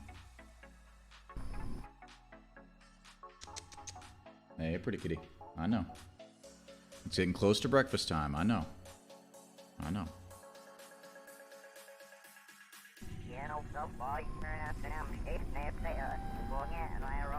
Oh, wait, no. No autopilot. Come on. Alright, here we go. Full. Yes. This. Okay. Stability assist. Yeah, huh? It's going to be kind of a little wasteful of a burn compared to what we were just doing, but you know what? Is what it is. We're going to go up. We're going to go... Maybe it's 45 here. Maybe Duna's weird. Maybe it's like 45 or something. I don't know. No, that's not it. No. Yeah, no, 270 is west. For sure. Stabilize, stabilize, stabilize, stabilize. What's my apoapsis now? 17,000. That's not enough. That's not enough. We're gonna be way off. Ugh. Alright, stabilize. Give me... yeah. Okay, there we go. Whoa, hang on. Can you tell I haven't done one manually in a while? That's too high. Whatever. Okay. Oh, no, not this one. Standby. Maneuver planner. Circularize. Create and execute. Make it happen.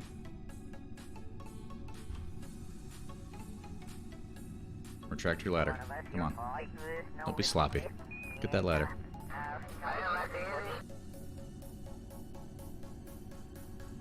If you wait half a day, you launch underneath mothership orbit. Yeah, but I wasn't even able to figure out how to line it up with the mothership. That would have been the efficient way to do it, absolutely. But I got fuel to burn, frankly. I'm not too worried about it.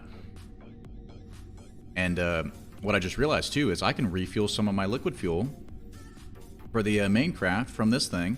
When I leave this in orbit, boom, that'll help our Delta V even more. So I'm not, we had more than enough fuel for this thing. Thank God. We just had kind of a bad design, bad strategy, no communication network, that kind of thing.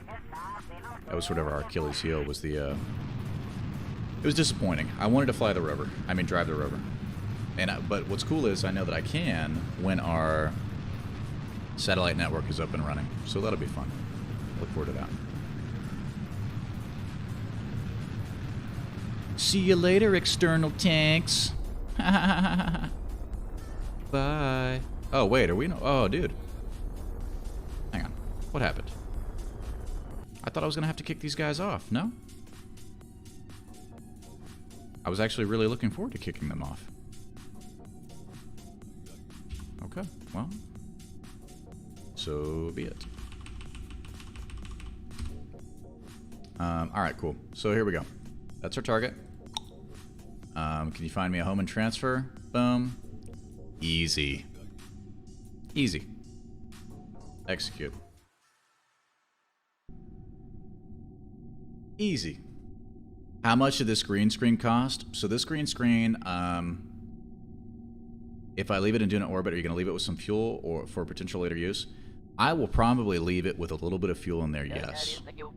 But the only use I need it to have while it floats endlessly around Duna is to serve as some sort of communication satellite. Whatever fuel I leave in there, I'll probably utilize to boost the orbit. Because right now it's pretty low, right? And if we boost that orbit, it's got that high gain antenna, I think it'd be a lot more useful. And then maybe I'll send some other satellites or do a mission where we, you know, we populate the system with satellites to complete that network or whatever. I know there's different ways to do that. The green screen, this one I want to say was probably, it might have been $120. It might have been $150. I forget, but I got a good one. And it's wide, gives me a lot of options. And it's got a good stand, like it's good quality, right? I've gotten bad ones before, and I didn't want to deal with that again. I wanted a good one. I wanted it to work well. That was kind of the theme of doing all this stuff this time around.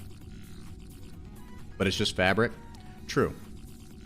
Yeah, it's just fabric, but it's a thick canvas fabric, and now I've got a case. If I want to take it up somewhere and take it mobile, right, I can roll it up. It's got a whole thing on it. Did I overpay a little bit? Probably.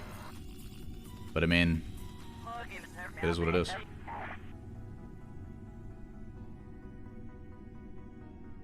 I wanted it to look as good as it could possibly look.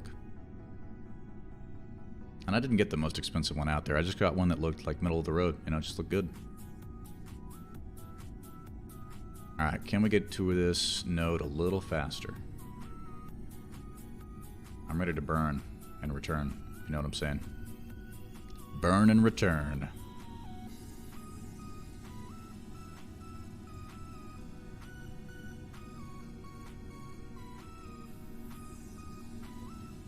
I definitely want to do some polar missions here, and that looks really cool.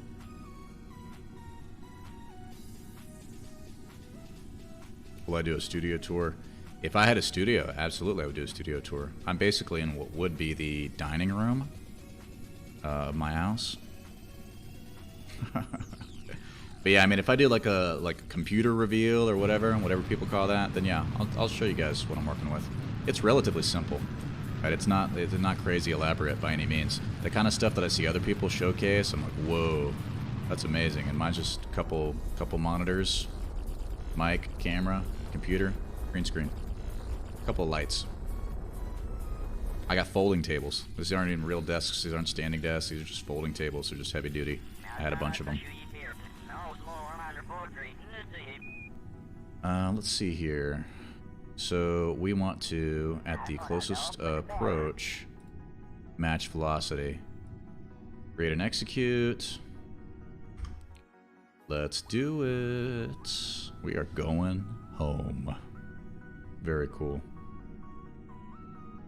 Very cool. Yeah, this should give me another delta V reading, right? Yeah. Why can't I tell how much delta V I have here? What is it just... I'm getting confused, man. I'm getting confused.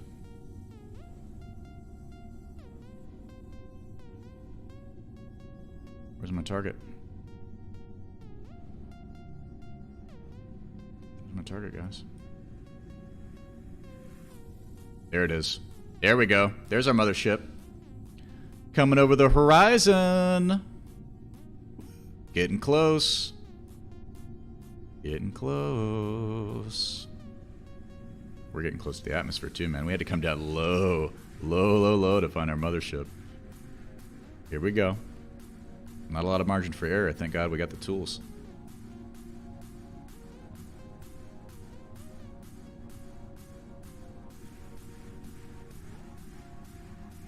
Come here, buddy. Oh no, the solar panels. Oh no. Stop. Stop. Stop. I mean, it's dark. It doesn't matter now, but I need these solar panels to work if there's any kind of sun or whatever, because otherwise it's just going to be dead in the water. I totally forgot about that. Okay, you're good, right? We're almost there. You got power. You got plenty of battery. You got plenty of battery. Easy. Alright, burn for me. Yeah, that's what I like to see. Hell yeah. Whoa. Whoa. I messed that up? What happened? Okay. Oh, I see. I messed up the target right before it finished its burn. Okay. Oops. Finish your burn. You're good. There you go. It's all good. You're done. Cool. Alright, point me towards the target. Control from here. Boom. Here we go, here we go, here we go. Let's cruise towards our target.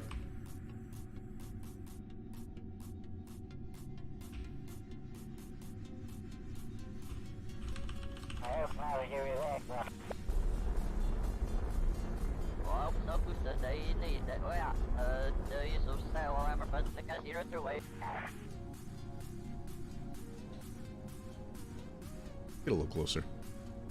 Barely out of the atmosphere. Barely.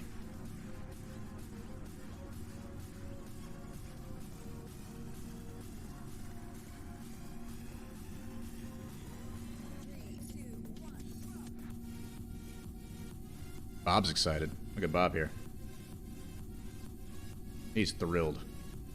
Like, man, I survived. I'm alive. Just happy to be alive. I guarantee it. It's quite lucky to be alive, too, to be perfectly honest. There's our mothership. Hello, beautiful. That's your target. Point towards it. Get nice and stable for me. Cool. That is your target. Point towards him. Oh, I can't do that. Does my pilot not have enough experience for that? Ooh. Interesting. We'll do it manually. That's fine. We'll just need you to angle your little face in that direction so it can match up with it. No big deal. That general direction will be fine.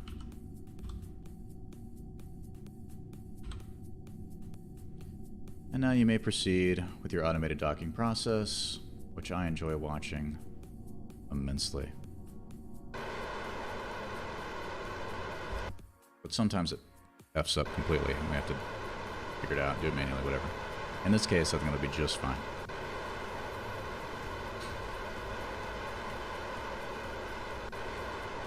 And again, I forgot to put lights on these things. You really want to have lights on, because like when you have docking procedures and stuff like this, and dark side of whatever, I mean, it's so much more dramatic and entertaining and cool when the other craft comes in range of your lights, and then it just, and you rock on. I mean, come on. I mean, come on. Here we go. Here we go.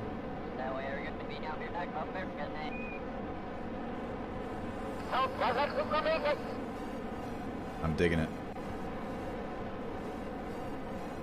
Get that mothership. Get that mothership. Get that mothership. Get it, get it, get it.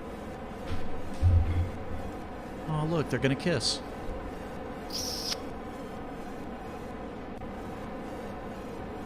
They like each other. Nice. Very nice. I like. Alrighty. Collect all the science. Collect all the... Can we not do that? Alright. So you collect all the science. Boom. And then we'll have the scientist grab it from you. It's fine. Give him a little Kerbal. An EVA. Bobby. Where are you, Bobby? Now, you can use your little jetpack. Now it's actually useful. Whee. Take all that data.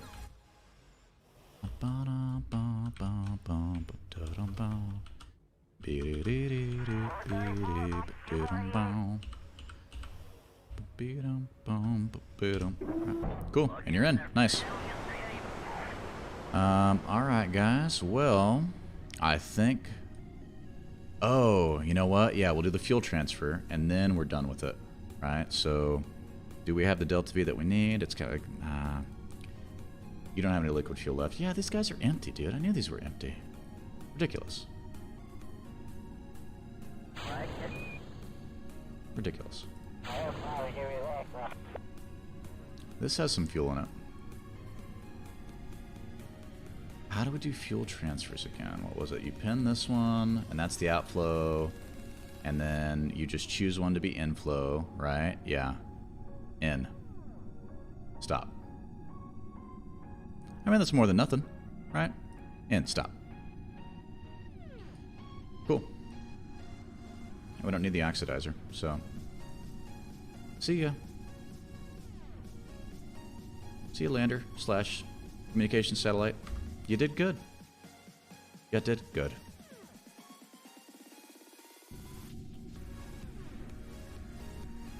So cute. You mean the way that they kissed on the two?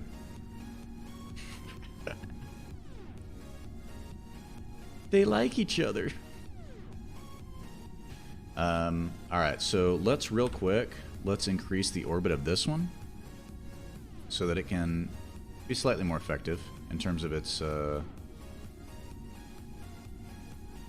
communication satellite future.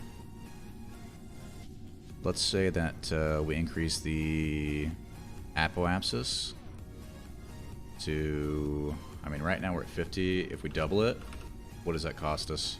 27? Yeah, cool. Do it. Actually, hang on. Pause. Stop. Stop. Stop, stop, stop. I need to get the mothership out of here first. Then we'll mess around with this guy. Dude, boy, settle down. Settle down, bud. If you can wait 23 more minutes, I will feed you breakfast early again. I promise. I promise I will. I know, buddy. I know you're hungry. My poor little fat boy. Okay. So, we need to go ahead and get this up higher. Yeah, like way higher. Right? Cool. Let's do that. Let's do that first. Got all 3 Kerbals. Yes. We got our science. Yes. We've got our little radio. We got our solar panels. Right, we got everything we need, man. Let's mothership this thing on home. 3 more hours of school. Very cool. 3 more hours of school. Sweet mitten boy. I know. I know you're hungry, buddy. We're gonna have a couple of long burns here, man. During that burn, I'll feed you. I promise. Wait a few more minutes.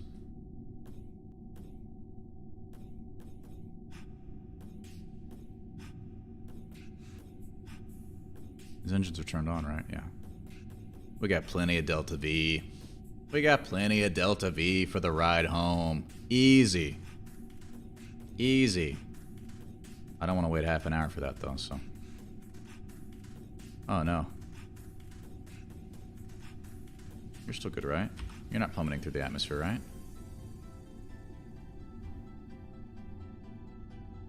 You're cool, right?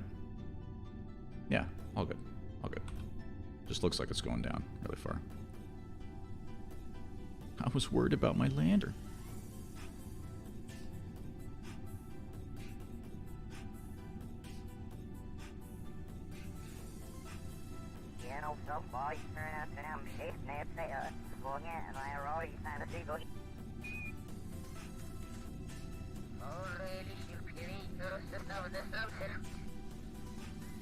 Let's get that burn. Yeah. Return burn. Going home, man. We'll come back. Oh, we'll come back. I like Duna. Duna's close. But for now, we're going home.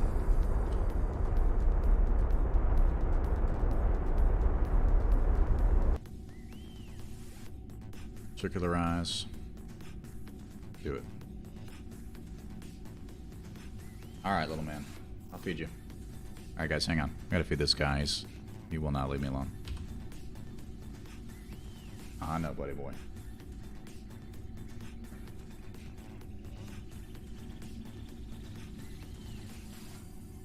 The hungry boy. There he is. Yeah. Man. Come on, bud. Come on.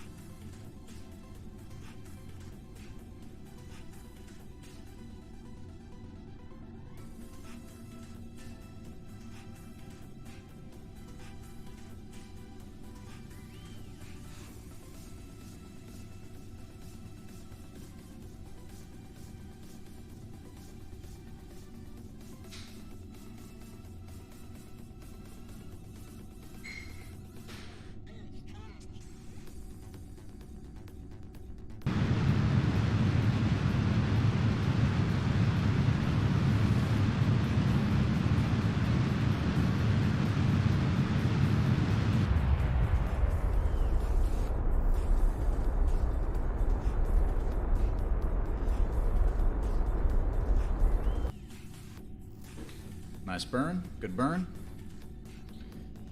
Good burn. Cool, cool, cool. Alrighty, now let's figure out how we're gonna get home. You know? Interesting. Okay. Let's do a quick save.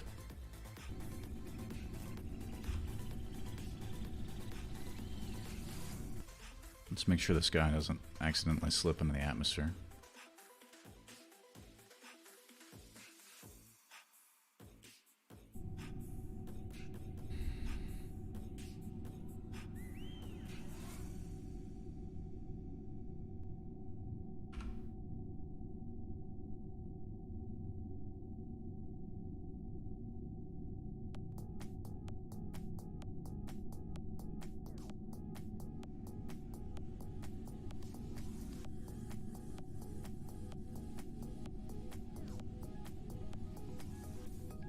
We left some debris in orbit, which I wasn't super happy about. I should have just kicked off those tanks when I was still over the, still in the atmosphere, and just let them crash into Duna. But I wasn't thinking that. I wasn't thinking it was going to be a problem. Just wasn't thinking.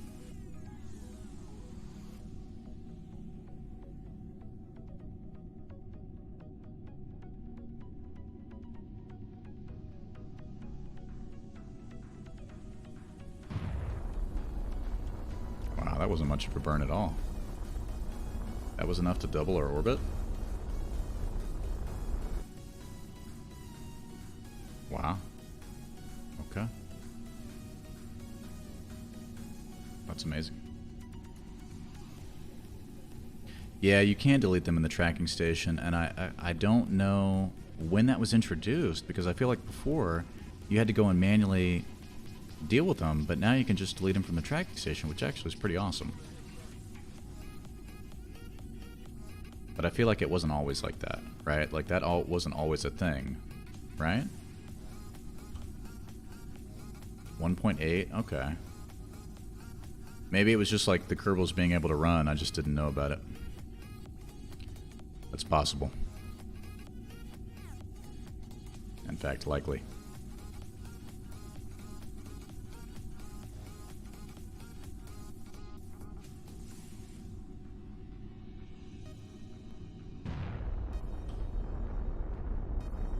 Cool.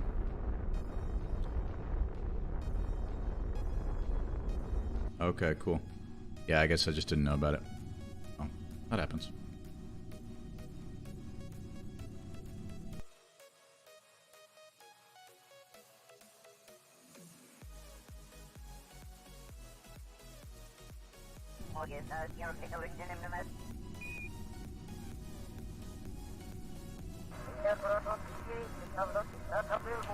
Alrighty. Let's get him home. So, that means find Kerbal, set as the target, and I should be able to advance, transfer to another planet, including capture, burn, create the node, lowest possible delta V, 618. I got so much delta V, man. Oh, 618 and that other one. Okay, cool. You know what? Yeah, that's a good point. Alright. Capture, burn, boom, create and execute. Okay. 618 to get us into the gravity well, another 1,000 to capture, so okay. Available in 1 year, 38 days. Transit duration, about a year, yeah. Sounds about right. Here we go.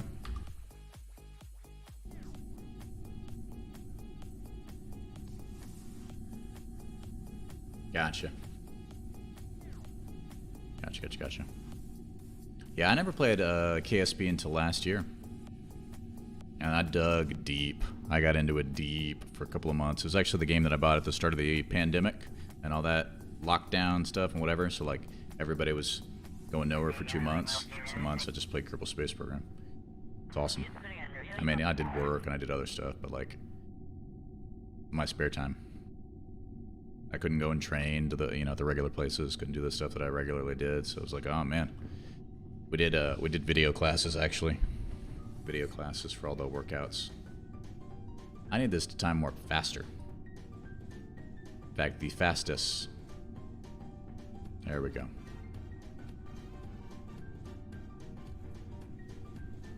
$700, yeah. It's a good chunk of time. It's a good chunk.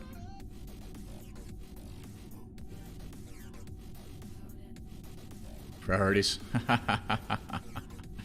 Well, I mean, it was like, hey, look, everything that needs to be taken care of is being taken care of, but like, the whole world is telling you that you can't go outside or do anything, so I had to find something to do, and I kind of just, I burned through everything else that I could think of. I went through like 13 different phases of various hobbies and interests and stuff like that, and then finally Kerbal sucked me in for a good 2 months. I was like, okay, cool. While this is going, I'm going to grab some water real quick. My throat's dry.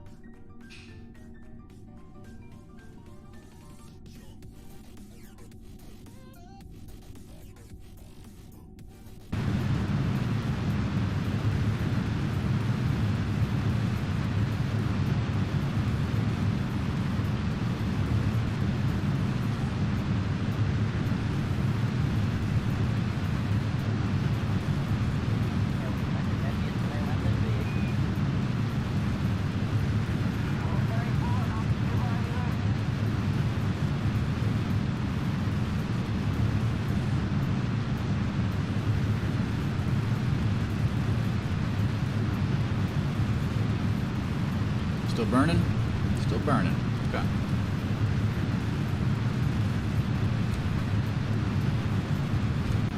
Still burning.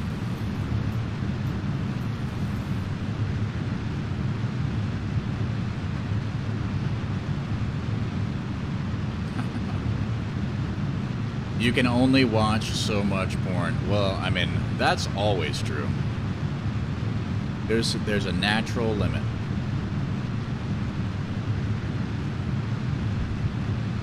I don't know what I'm allowed to talk about on Twitch and what I'm not. Honestly. I don't know what's like okay and what's not okay, so I'm brand new. I tried to read through the guidelines and stuff. I'm trying not to be a dick. I figure, you know, just play it by ear. You know?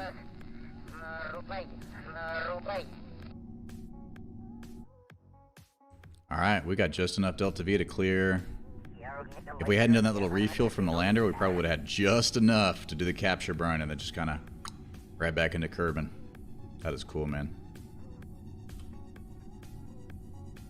When we start getting into SSTOs, and we start using reusable, yeah, exactly, Dutchy. Reusable craft, right? You know, I'm feeling good about it.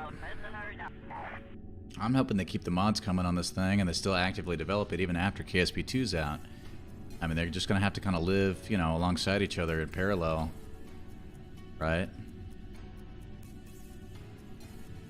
I think that's gonna how it's going to have to be.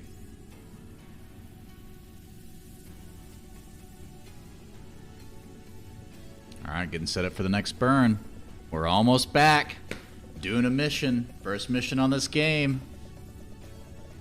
I mean, first Duna mission on this save game.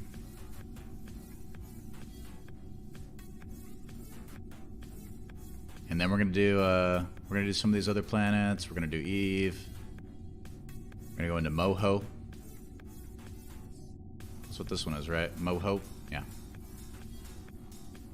Duna, we're definitely going back to. I want to play around with those moons around Joule. I've never seen any of that stuff, man. This computer can run it so much better. It's probably already saved me 7 weeks of just waiting, you know? Because the other one was a Mac. I didn't even have a dedicated graphics card, right? Talk about poor graphics card. Imagine no graphics card. There's the moon. There's Kerbal. Boom. Now we flew right past it. You're gonna burn and capture us, right? Yep. No, it's trying to... What is it trying to do here? Stop. Stop. Get some help. I need this to actually just circularize at... Oh, you know what? I just need to start burning retrograde before we fly out of the system. That's what I needed to do. Just burn retrograde before we fly out of the system. You know, just keep us in this system. So we need to get onto our home planet.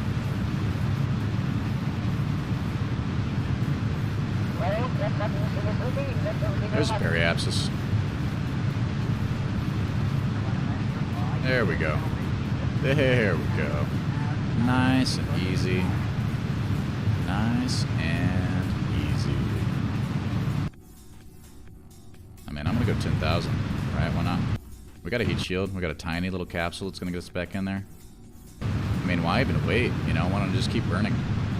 Burn, burn, burn, burn, burn, burn, burn. Burn, burn, burn, burn, burn, burn, burn. I guess maybe that's what it was trying to do with the maneuver, and I stopped it from doing that.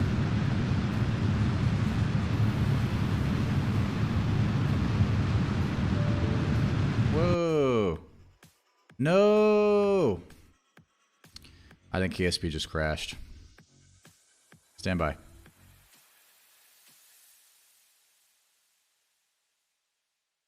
Stand by.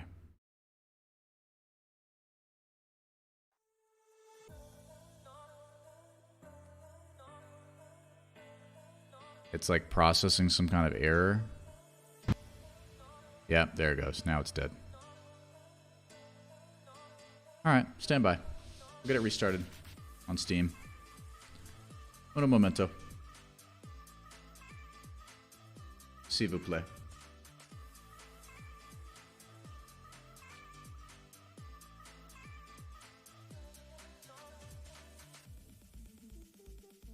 It'll restart pretty quick. Loads about as fast as Kerbal possible. Unless you have to close Steam and then reopen Steam, which we're doing right now. And it's reopen, okay, and it's trying. That's just a background for the scene. I want to make some other cool stuff. I want to learn how to make my own kind of graphics and all that, but that was the only one that I could find. It's like a dojo, like a Japanese kind of setting. I've got some stuff for Kerbal Space Program. I forgot to update it before I started the stream today. Okay, KSP, come on. We're right there, man. We're right there. We're right there. Just open on back up. Stop teasing me. Steam's good to go. Steam's running, it's fine, but it's like the specific little application, little icon where it's just like spinning.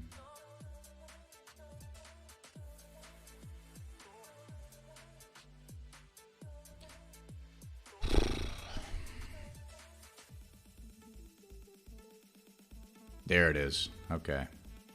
Now it's loading. Cool. Cool, cool, cool. Yeah, it'll crash after a few hours, I guess. I guess that'll happen.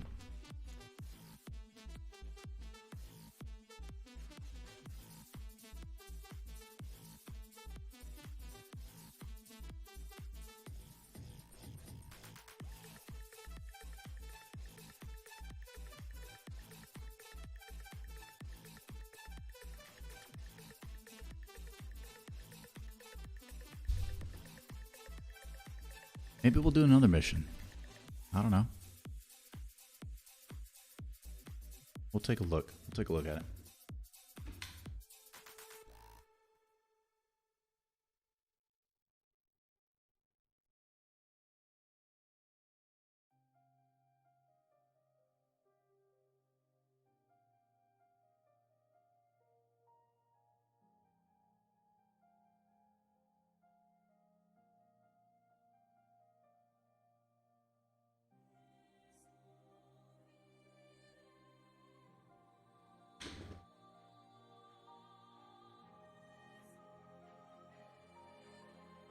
I honestly feel like with the right setup and the right foresight and the right sort of execution, a 24-hour KSP stream would be pretty easy to do. You know?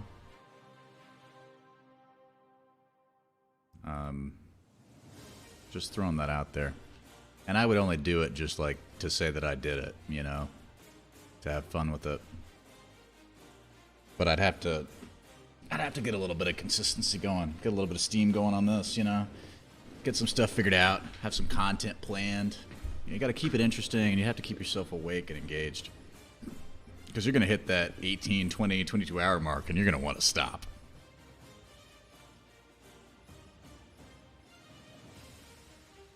Let's see where we're at before it crashed. Orbiting Duna still. Wait. No. Yeah. That's our yeah.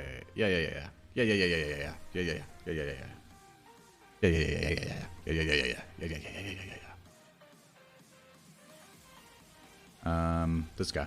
All right, we'll redo that part real quick. We'll fast forward. No big deal. I should have saved when we got back into Kerbin's gravity well. I thought we were just gonna end it. You know, things happen.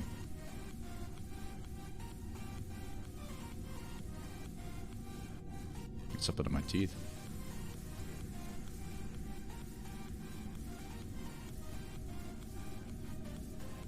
Trying to tell what it is without looking. Grape? Part of a grape? I don't know. There used to be a continuous KSP Twitch stream that was controlled by viewers. What? I don't even know how that would work, but that sounds awesome. Yeah, I need you to execute the next node. Yeah, execute it. Boom. Give me maximum time warp.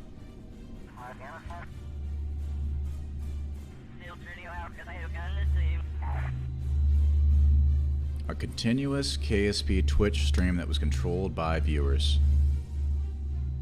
That sounds really cool.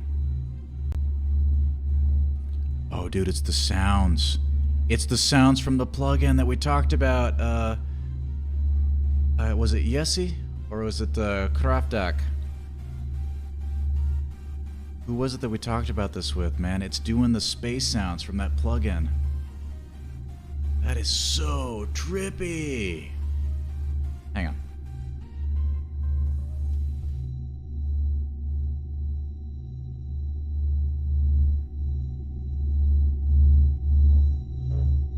Is that the sound of the sun?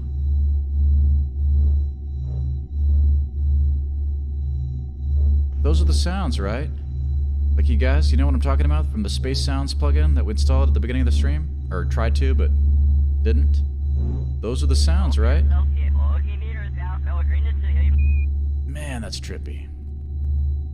Man, that's trippy. Here's Kerbin.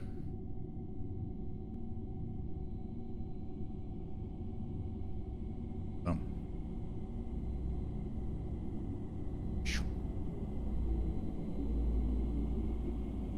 Dude, those are the space sounds. It's doing the sounds around Kerbin. Oh my god, you were right. Those are terrifying.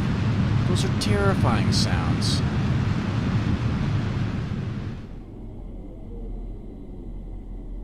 Oh my god, that's intense. That's what space sounds like?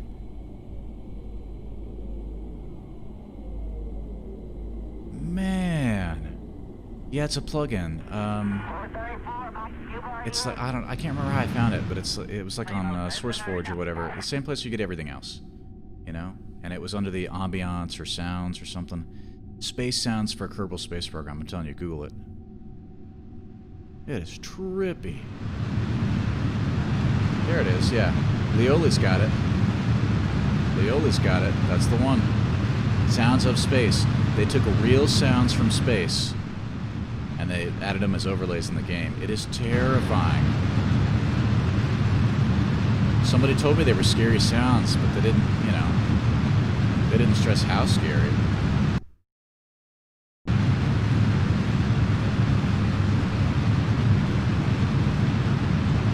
Real sounds from space, man.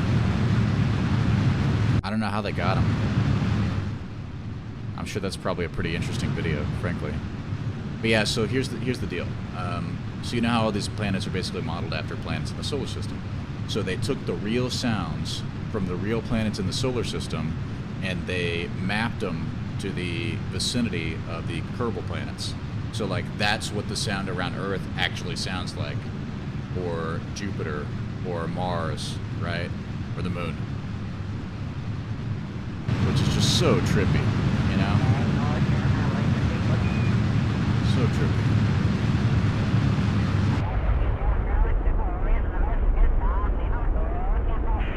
Yeah, there you go.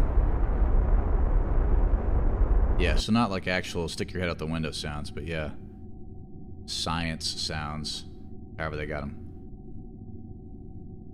Alright, let's land this thing. Know what I'm saying? Let's do it. It looks like we're coming in hot. And honestly, I'm okay with that. I am okay with that. We're gonna come in real hot. I'm fine with it. I'm ready to come in hot. I've been ready for 2 hours to come in hot.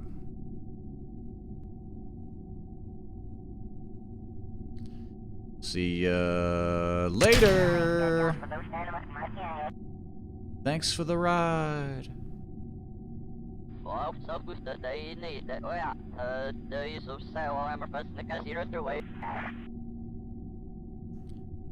Goodbye.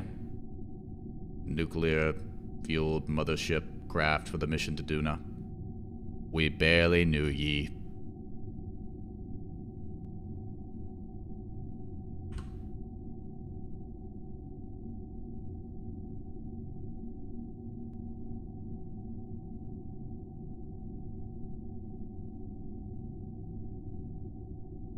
Hope we have enough parachutes on our pod.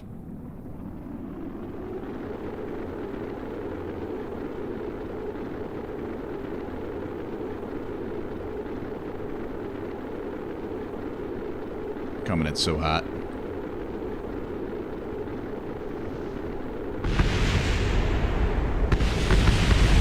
Hell yeah. Nice. Very cool. Still coming in fast. We're slowing down. I mean, it'd be good to have some drogue chutes, I guess, for the bigger pods, but I wasn't super worried about it. That's a lot of debris flying off there. Where's that debris? Oh, we're flying past the debris. That's what it was. It exploded. We're flying past it. Gotcha. That makes more sense. That makes more sense. Boom! Perfect deployment. Debris falling all around us. Man. Mission to Duna and back. Duna lander, Duna lander. Duna rover deploy. Duna surface science deployed. Duna lander back up with scientists and surface samples galore, which we're about to cash in on. Yeah, that was a good run. That was a good run. These guys will get some experience. We'll unlock some of the higher level tech. And we will cruise right along. Not that one. Not this one. Wait. Yeah, this one. Do I have debris on? No. Oh, okay, I got a lot of debris. Alright, we'll deal with that later. Sorry for the awkward silence. I got entranced by the space sounds. Recover. 1495 science earned. I kind of wanted more than that, but that's pretty good.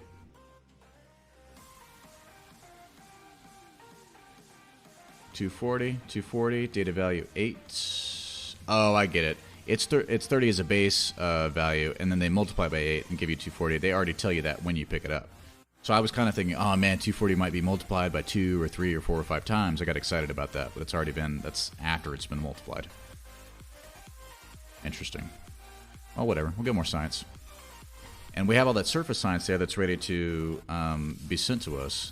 We just need to establish a communication network. So that's probably one of the missions that we'll do. Just pop up a bunch of satellites all over the place so that we can actually communicate throughout the whole system. 16 experience gain. Cool. None of them had more experience than Bob, though. Bob, who did the solo to Gilly. And basically a cardboard box. Don't forget the berries. Yeah. Exactly, the berries, man. Surface sample, 240. Berries, 240. Pretty cool. And good mission. Good mission to Duna. Still early game, man. What can we unlock now? Let's take a look. I know that I want this meta materials pretty bad, so I'm just going to do it without thinking about it. Boom. Done. I wanted it. This scanning tech, I don't know that I really care about that at all. Experimental science. I don't know that this does anything for me, man. This experimental science, the scanner. I don't know how to use the narrowband scanner. Right? This pod and this relay antenna, that's probably useful. And this drone core. Right? These are all good things here. These are all useful. Specialized electrics. I don't really need it. It's cool. Ion propulsion is cool. Don't know if I need it. Large probes. Large probes would be pretty cool, actually. I could get more science with large probes. I don't even know how to use these parts. I've never seen these parts before. Except for that one. So, like, it would be cool to mess around with these, right? What difficulty level is this? I don't know. I didn't know that there were difficulty levels, so I assume that it's normal. If I go to settings, will it show us? Yeah, normal. Yeah, normal. I've never done anything but normal.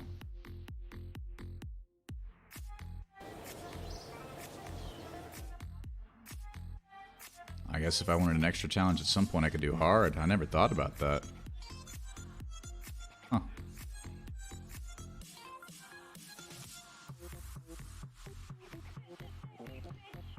So, what do you guys think? Probes? Or... I mean, it's probes, right? Or is it antennas so that we can talk to the probes? Because if we can't communicate with our probes, then we're effed. Yeah, we're going to have to go there.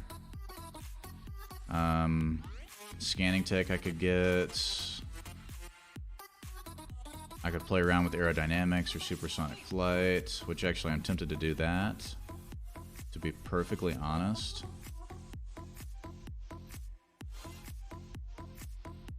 High altitude flight. No, I need this. Advanced aerodynamics. Yeah. We'll unlock those later. So we're getting close. We're getting close to getting all the science unlocked. Plant a flag on Duna. Come on, guy. Come on, guy. Come on, guy. These missions are terrible. We're going to the moon with a rover. And we're going to scan it. Scanning tech for more science. Okay. We're gonna do a mission where we go to the moon and we scan for science. We're gonna use that science to then unlock more scanning for more science. That's what we're gonna do. Hey Wade, get some good rest. Thanks for being here. Have a good one, man. Or I mean, I'm just used to saying man in general. I don't know if you're... I don't know if you are or not. I assume. Anyways, get some rest. I gotta feed my other cat. Stand by. Hey, baby girl. Baby, I'm very hungry. I know, sweetheart.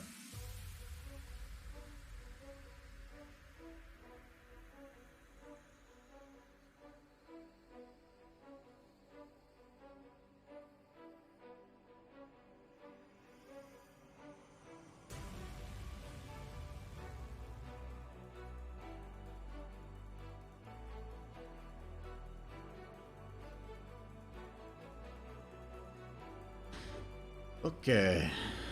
Oh, man. That Duna landing, though, right? Getting that lander in the dark? On the dark side? How ridiculous was that? That was so crazy. So crazy. Alright, let's get in here. Let's make a rover worthy of the moon. Alright, let's review where we're at. I kind of want to make a plane now, but I'm not going to do that. Take a look at our rover. We've got a moon rover by Jesse. We've got my little baby rover. Right? I feel like what we need is a much bigger rover. And the reason we had to do this before is because we didn't have any structural components unlocked. Right? Like, I just didn't have anything that I could put on here. This is all that I had in terms of tech. But now we got a lot more. So, let's take a look.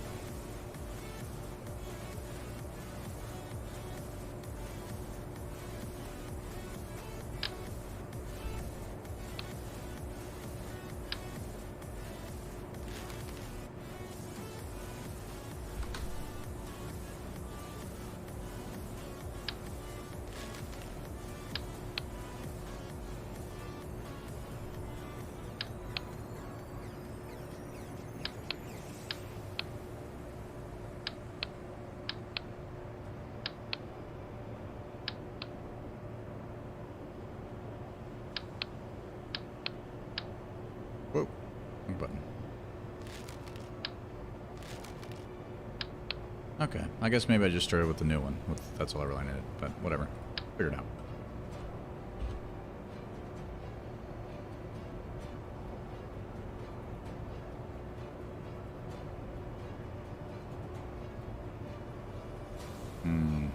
That's not really what I want.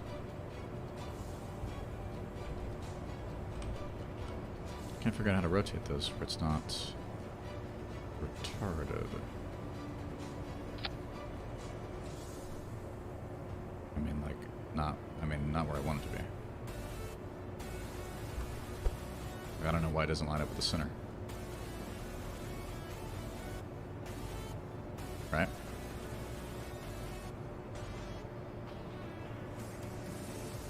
There we go. Now we're getting somewhere. What else do we have? So, show me structural components. Hey, Leoli, thanks for the follow. I appreciate that. Alright. How are we going to build this thing? We're going to want some I-beams and stuff, right? You know, some structural components. Right? Right? Right. Come on. You know we're going to want some structural components. Do we want little baby structural components? Little wimpy mama components? No, we want big fatty boy components. Big, bulky, eating all the steroids in the world, weightlifting, out of control structural components. That's what we want. We want some big boys. I want big boy components.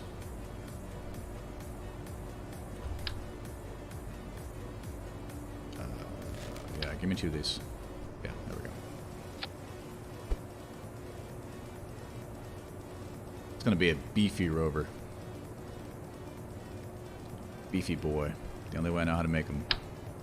Yeah. Beefy. Bow, bow, bow. Nice. Nice. Nice. Wait, why does this look off center? Because it is? Because it is.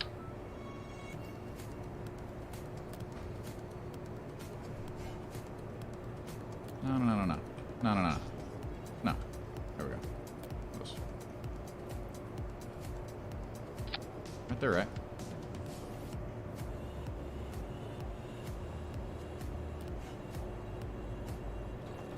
Yeah. Okay. We're moving in the right direction. Moving in the right direction. Let's keep going. Structural, not big enough. Whoa, too big. Modular, eh. I mean,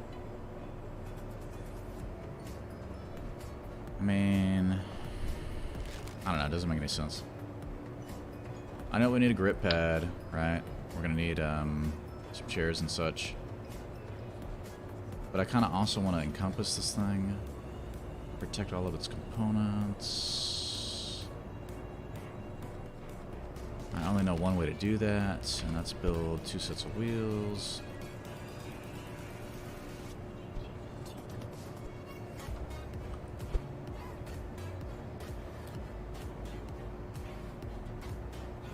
Right. So maybe I could just make it flat enough that it's fine. The wheels protect it. No, there's no way. No way to do that. Just make it nice and wide. Whatever. It's fine. So, give me more structural. Show me additional panels and stuff, perhaps. I mean, that's a panel. Cool. That's a panel. Too big. Other grip strips, yeah. Grip pad here.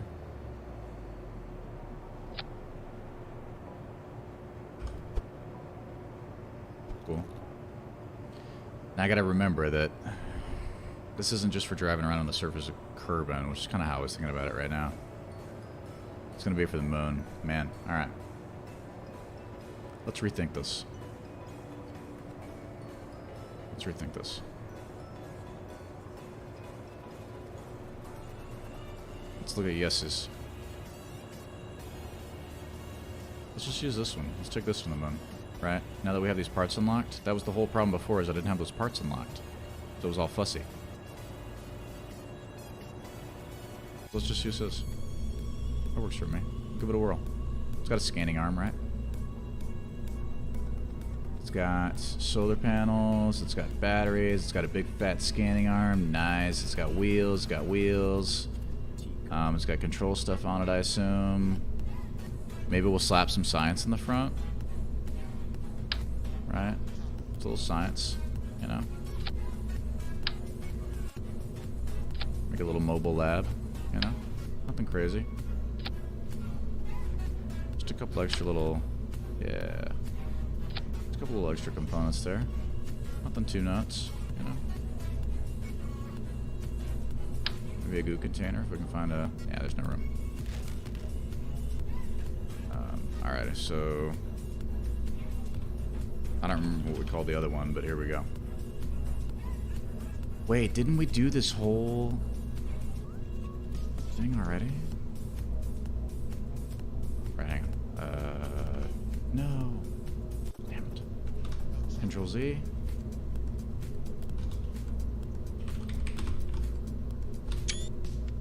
I think I just took a screenshot by mistake.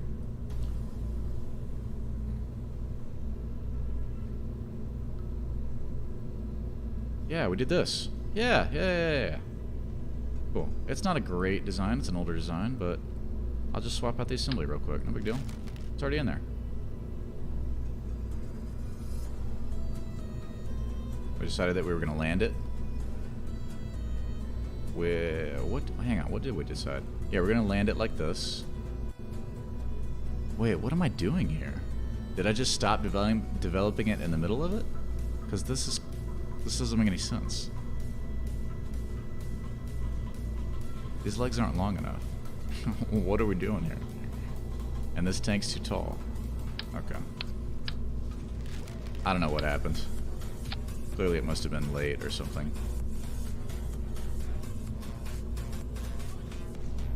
Alright, let's slap that science in there again.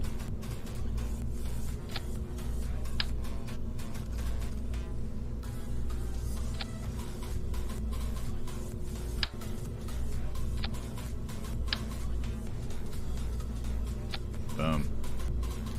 Done. Saved. Signed, sealed, delivered. Yeah, that's actually perfect. I'm super happy about that. Nice. Now that's got an antenna, that's got a mech jeb. What it doesn't have, what it doesn't have, what it doesn't have, what it doesn't have. It's one of these bad boys.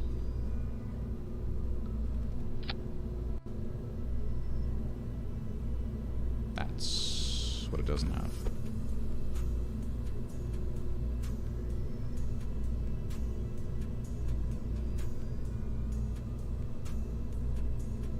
That's what it doesn't have.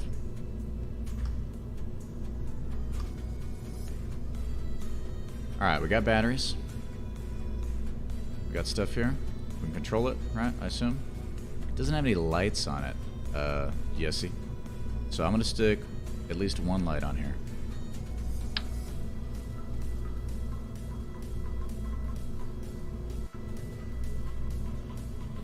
Just one little central light. Just a little something. See a little personality. Beep. Blink. Blink. Cool. Alright, I'm happy with that. I'm happy with this. I don't know why I put extra batteries here, but I'm sure I had a good reason. Decoupler, other stuff, yeah. Oh yeah, this needs a remote guidance unit, otherwise it'll just crash too, but I don't have the big one yet, so who cares? Is this enough Delta V to get us up there? Why can't I see my Delta V? What's happening?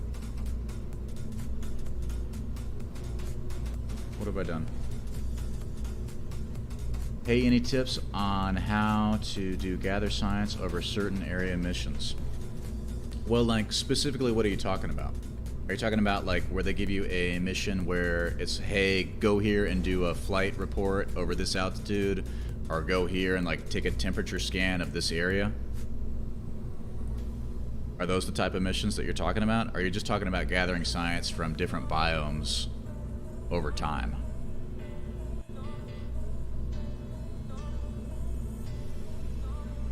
That one, the second one. I would say get comfortable building simple craft, like specific locales. Yeah, like if you have, there's different ways to do it, but like if you have engineers, or you have like some kind of technology unlocked, or both, you can see what biome you're over, right? And you can unlock some scanning tech, and it'll tell you specifically what biome you're over. And then if you have MechJeb, you can unlock eventually the landing assistance, and then you can target, like even that MechJeb landing assistance locator will allow you to scroll over the biomes, and it will tell you what it is. And I mean, I guess you could look on Wikipedia or whatever, and then just kind of figure out, hey, what biomes have I hit already, and which ones haven't I? And just, you know, get little efficient craft that you're happy with that can do like moon missions, right? And then you just send them over and over again to just to different places. Or just one shot, one biome, you know?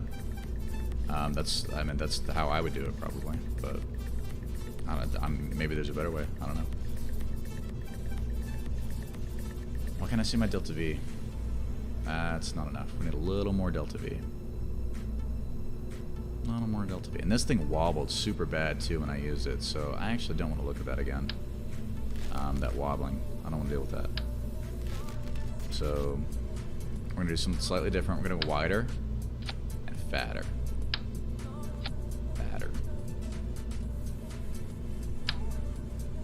Fatter.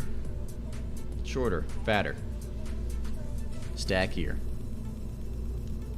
I don't know if this is better or not, actually. In low orbit, you can see which biomes you're over in the science panels you see after doing an experiment. Okay, cool.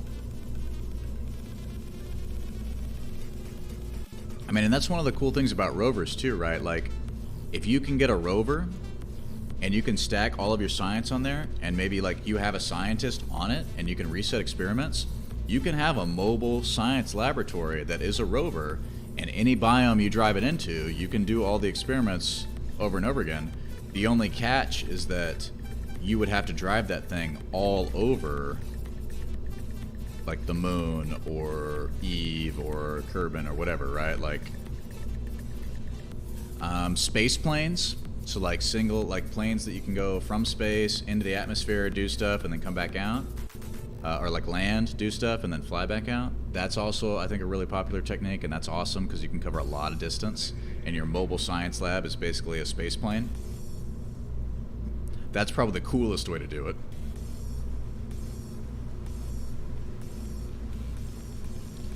But yeah, let's get this going. Let's get a little rover on the moon.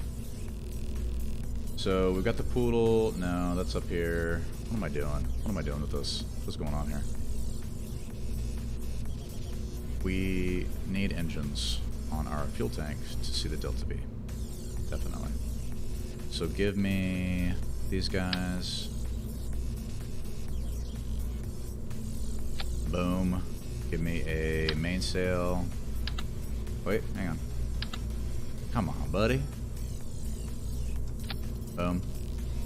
4181, yeah, that's pretty good. That'll get us up to the moon. And it's all remote, right? Yeah, so we don't need a scientist or anything. We don't have any gear. I mean, crew. Yeah, it's all remote. And we have an antenna on the rover, right, to maintain that connection? Somewhere?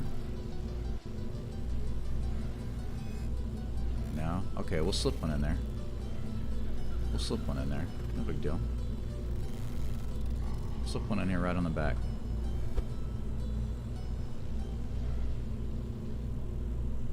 Well, if you're wondering what's happened, so am I. The computer that we have running our news from time Here we to go. time took off and went wild. So what we're going to do is turn it over. This engineer redo out of here, man. Pissing me off.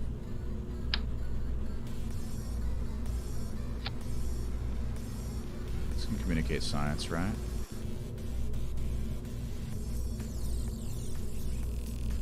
Antenna type direct. Oh, we may want to beef up the batteries on it because it won't be able to transmit any kind of science if we don't have nice, big, beefy batteries. So, we've got some batteries. Oh, whoa, okay. Those are some fat, beefy batteries, alright. I don't know how we're going to fit any more batteries on this thing, frankly. To be perfectly honest. I don't see how we would do it.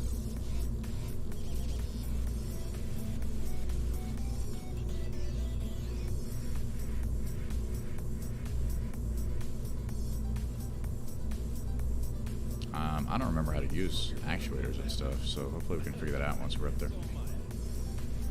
Alright, whatever. Those batteries are just going to have to be good enough. So, it's all good. Save. Launch.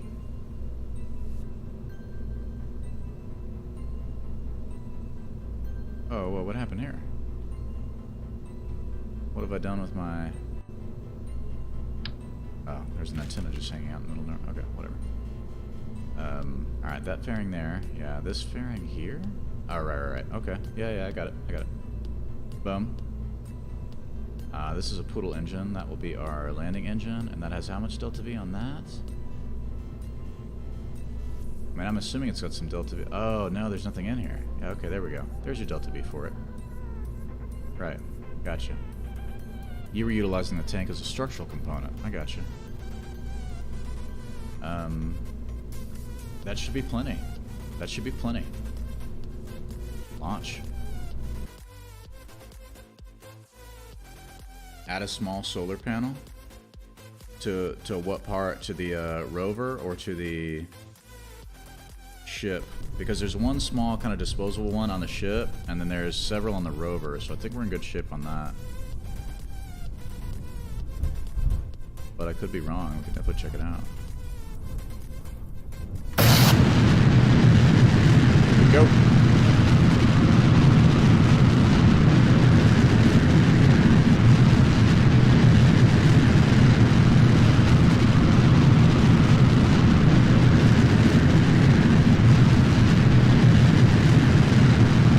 Something is up with our trajectory, right?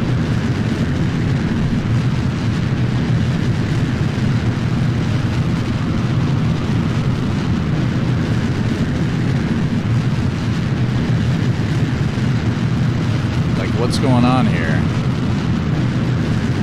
What did I do wrong? Yeah, sorry. Sorry.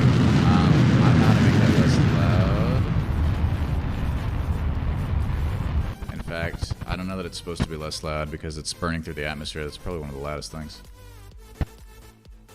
Why are we just spinning out of control? That's what I don't understand. What have I done wrong here?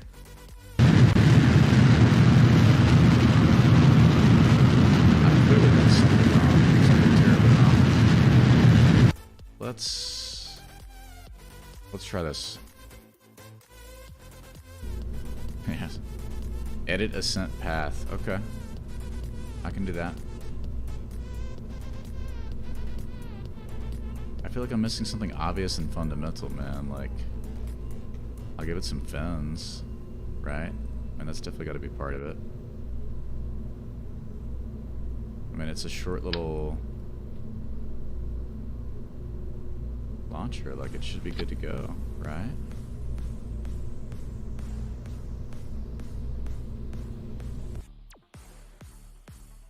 We're going to take a look at the ascent path beyond.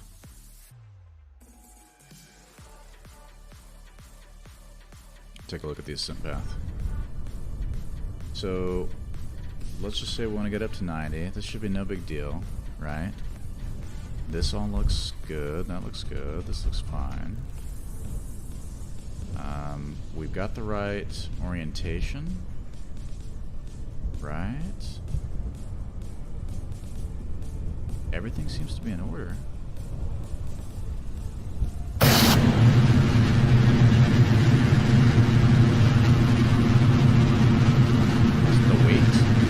Top heavy?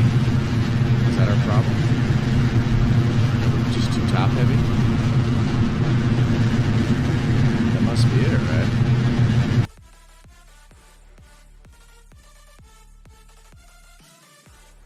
Must just be too top heavy. So, what? More boost? More tanks?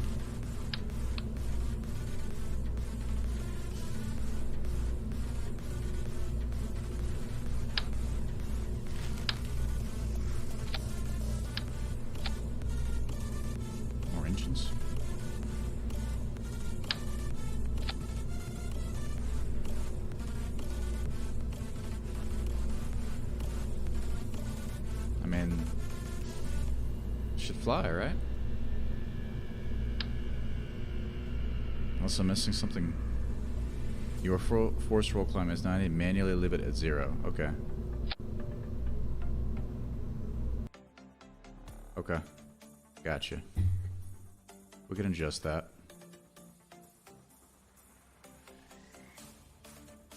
We can adjust that.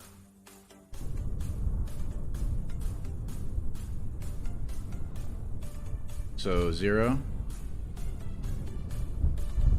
Second box 0.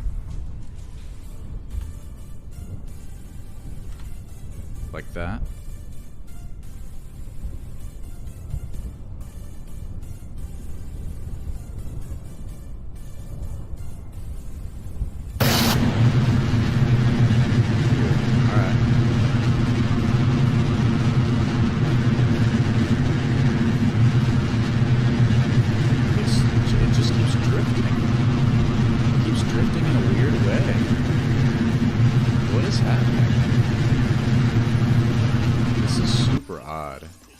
I'm sure I can fly it manually. Better than that, right? Something's going on. Something weird, something funky.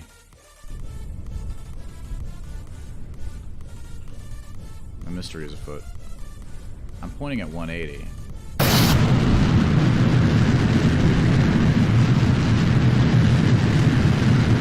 Oh, dude. I see what's going on. The second that you try to rotate this thing... Okay, it's got to be the control point. It's got to be the control point. The second you try to rotate it, it just throws it into an uncontrollable spin. I think the remote guidance at the very top is the default control point, and so when it tries, the rover's the wrong way? What do you mean the rover's the wrong way?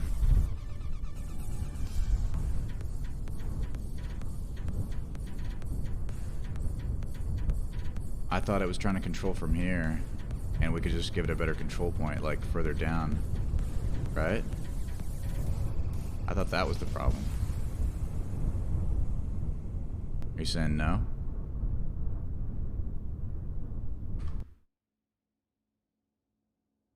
I think if I move the remote guidance down, or put a probe core or something in there, then we will have resolved the problem. Right? I'm thinking if I just put it right here, and offset it ever so slightly into the tank itself, problem solved, right? Oh, controlling from the rover. Controlling from the rover. Got you. Got you, got you, got you, got you, got you. That makes more sense. Okay. And now I can't find the, now I can't find the thing because I recessed it. That's the deal.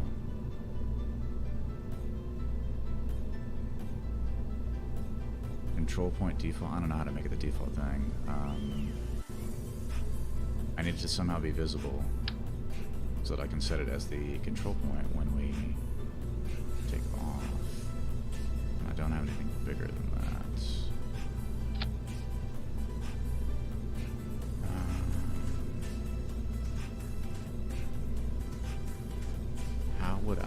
How do you set a new default?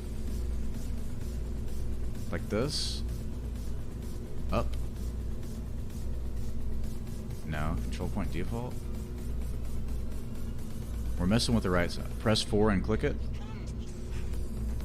Press 4. Select a set of 2 or more parts to reroute.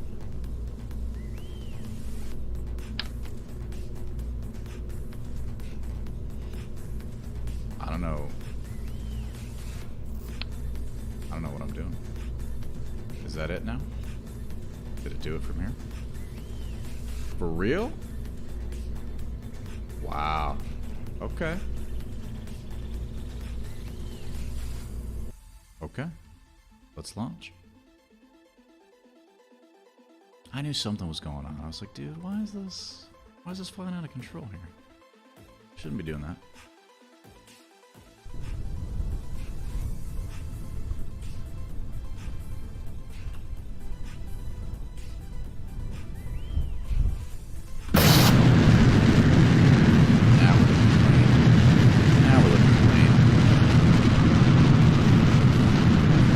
Press forward and click it. It's that easy. Oh my god.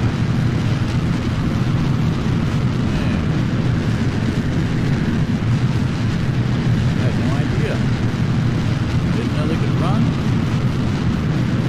Didn't know you could do that.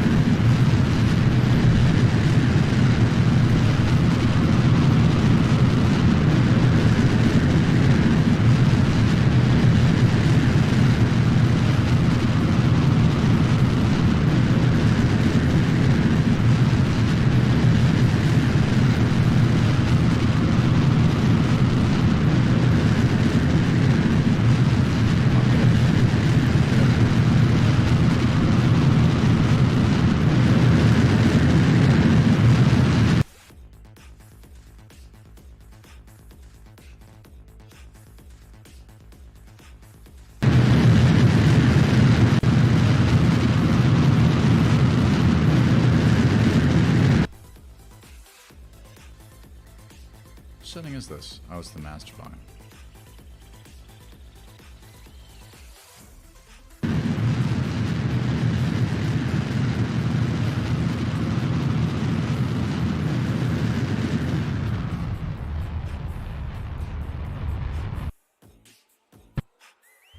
Nice. Nice. I don't remember what our moon mission was. Let me check. Advanced scan with rover arm of moon large crater.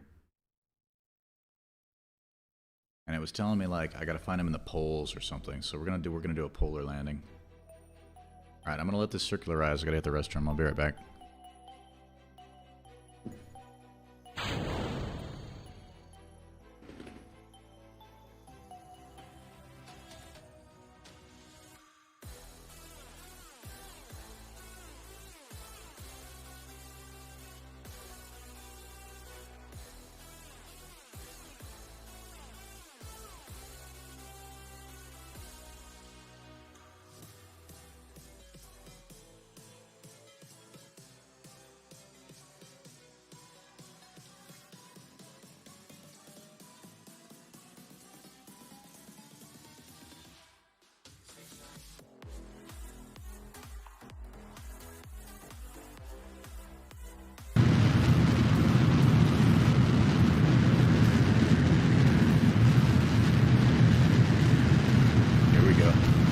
Circles.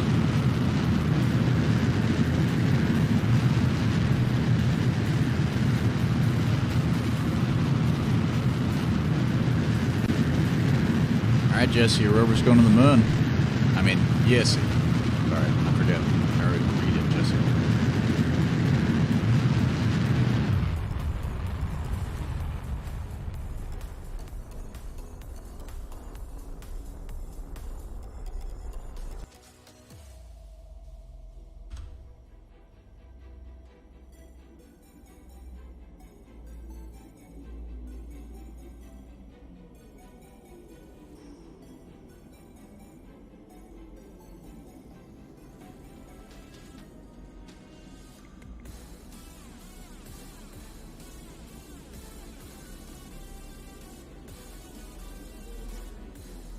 $850, no big deal.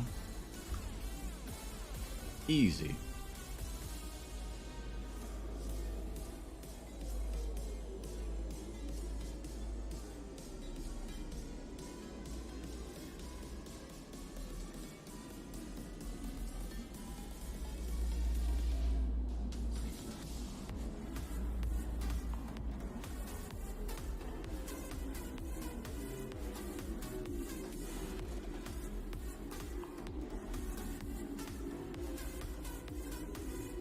A little closer, a little closer.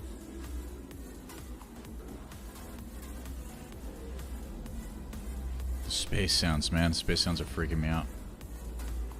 Did I cut myself? You mean this? So this is actually from punching a guy in the head at karate earlier. And I had a glove on, like a sparring glove. But he got his nose broken, I don't know, 4 months ago or whatever, so he's got normal headgear on, and he's got a big plastic face shield on. And his plastic face shield, when I hit the plastic face shield with my gloved hand, the shield kind of slid up under my glove and cut my knuckle slightly. So did I cut myself? Kind of. But I blame the plastic face shield, mostly.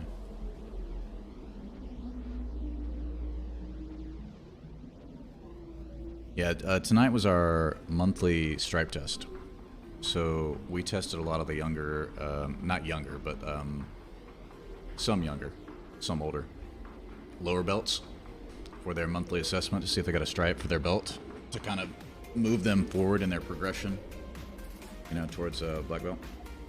Yeah, I mean, I guarantee you it didn't hurt my finger as much as it hurt that guy's ego getting punched in the head over and over and over again. Because, like, he wasn't doing what he was supposed to be doing, and I've been training him for months. And he was... there's a couple things he's got to do better. And they told me to hit him harder. Hit him harder than I've been hitting him, so I was like, okay, fine. And that's the kind of footage, I'm going to be uploading that kind of footage too. You guys can see that, all that karate stuff, jiu-jitsu stuff. But, it was really packed in there tonight, man. I got to get it figured out how exactly we're going to do it. There's so many people there on a stripe night, stripe test night or a belt test night. We have belt testing next week, so that should be really cool. That's going to be cool footage. We only do that once every 3 months. For the lower belts. Twice a year for black belts. Going to the moon. Going to the moon.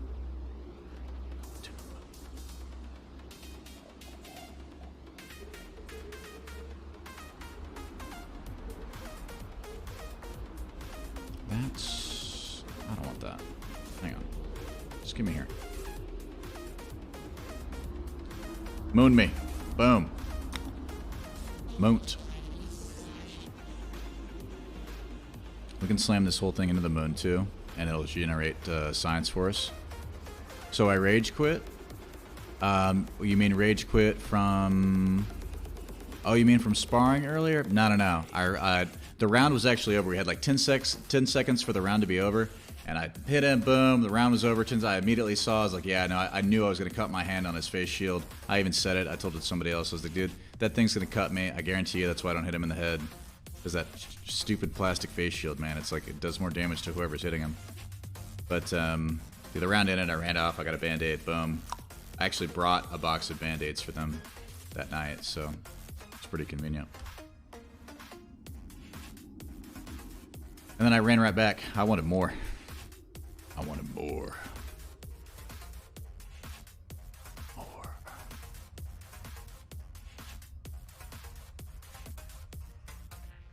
Absolutely, I wanted more. Big time.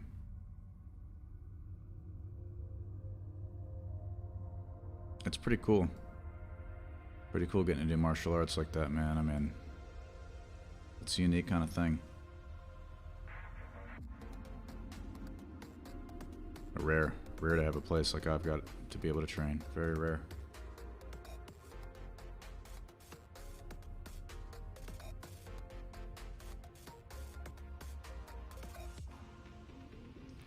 Come on, guys, let's go. A little faster. Faster. There we go. Much faster.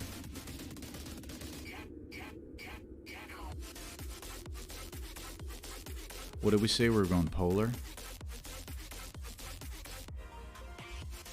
Hang on.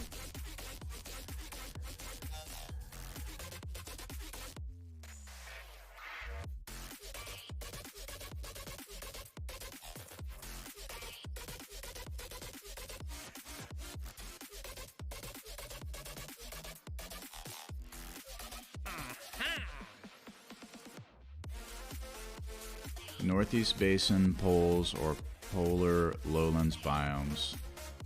So I think that we'll go to the poles, right? That makes sense. Plenty of Delta B, easy to do. Unless I can find Northeast Basin, which would be cool. I'm probably going to use landing assist to do this, so that should be pretty easy.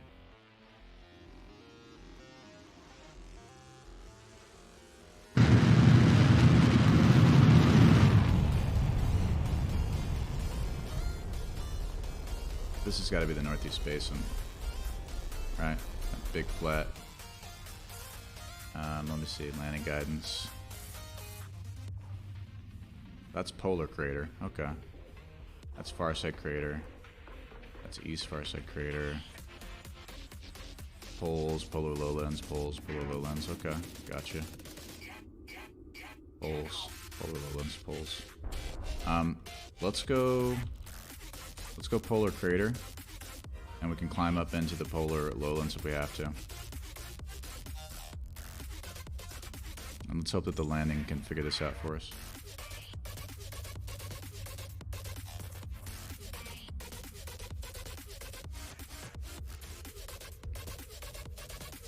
Alright, we're gonna switch the music up. See what else we got. Go back to ambient, go to blues, go to chill bass, chill EDM. Maybe chill EDM's the way to go. I need to figure out how to use Spotify and all that stuff in here, man. I don't understand. This Pretzel Rocks thing is driving me crazy.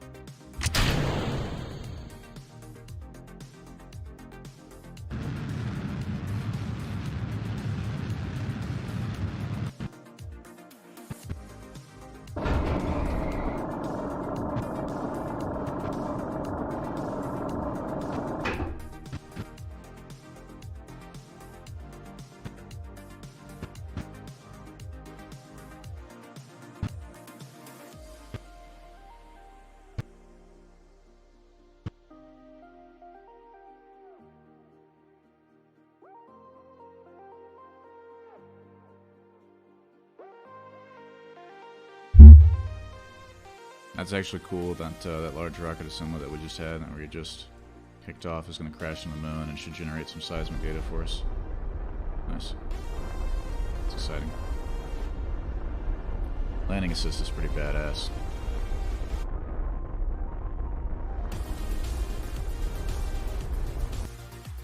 Pretty badass. Alright, here we go.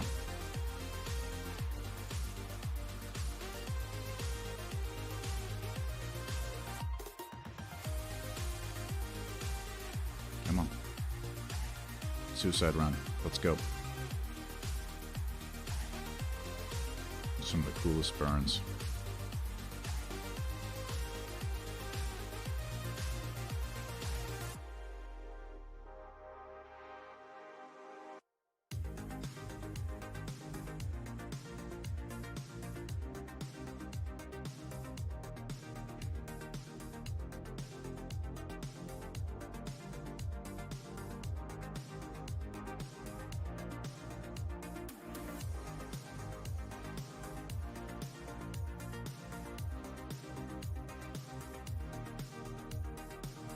I wish it was smoother unloading those, all those textures and stuff and graphics for these pulls, man. I wish I could do all that stuff, like, faster. I know my graphics card can handle it. I don't know what settings I need to do inside of KSP to make it happen, though.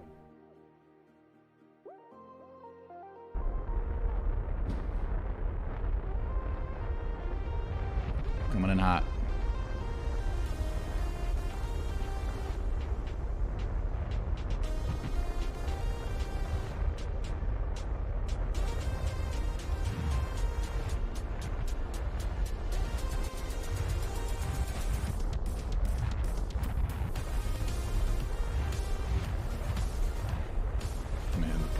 These do look cool up here. These do look cool. This thing's barely burning. We've got enough delta V that we could take off again.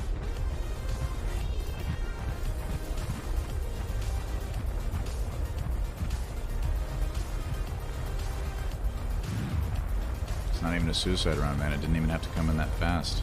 Just gradually made its way in here. Nice and gentle. These craters are deep, man. These are nice. Craters. Why do you think the surface is here? Surface isn't here. What are you doing? Oh, I get what happened. I get what happened. I get what happened.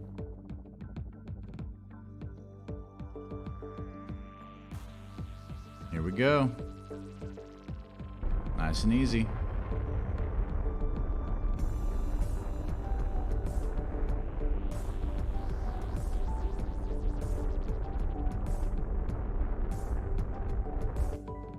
Boom. Easy.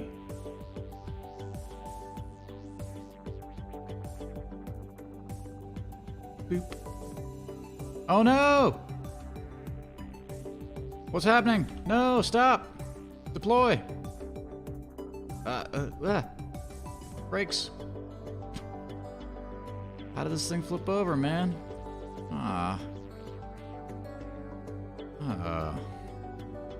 One? Okay, cool. Oh man. Push us over, scanning arm. Push us over.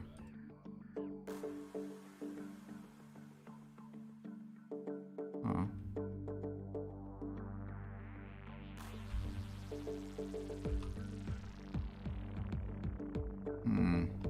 Okay, well.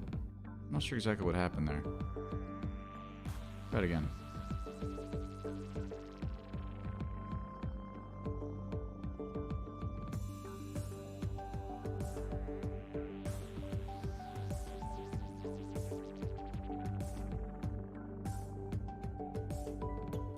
Set the minimum pitch.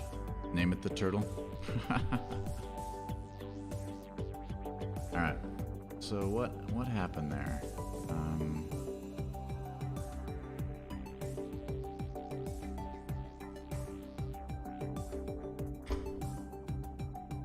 Come on, wheels. Wheels. Wheels. Wheels. Wheels? Brakes? Brakes? Wheels? Brakes? Wheels? Come on.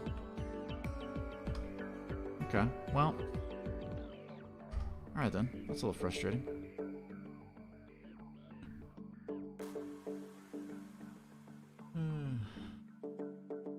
Let's try one more time.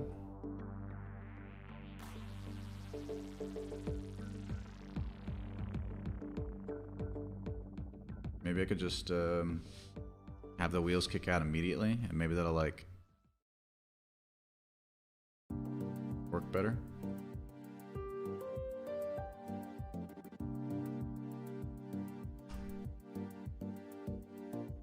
Yeah. Yeah, drive. Drive, drive, drive. No, no, not on your face. Not on your face. No. No, no, no, no, no. Not that.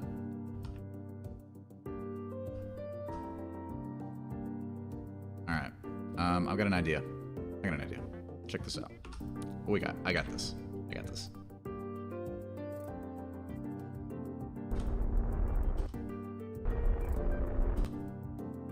I'm gonna bump it. I'm gonna bump it with this.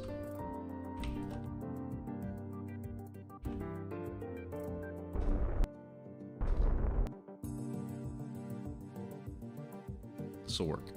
This will totally work.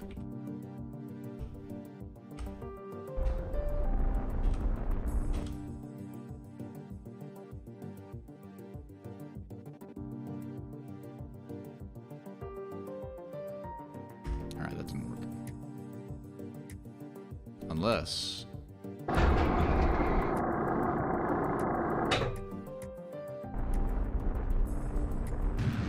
No, that didn't work. Alright, hang on. Stand by. We're gonna get this rover to rove. This rover's gonna rove. We're roving with this rover.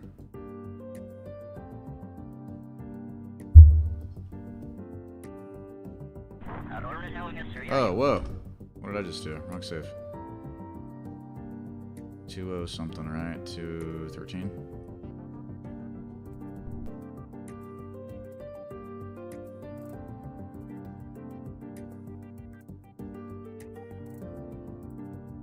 Yeah, here we go. Alright, check this out. We're gonna do a little hoppy hop. A little hoppity hop.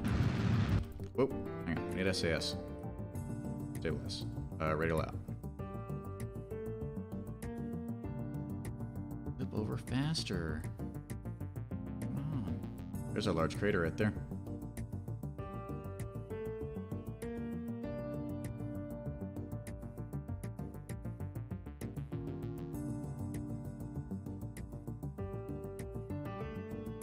Just need to get a slightly flatter terrain. I think that'll help.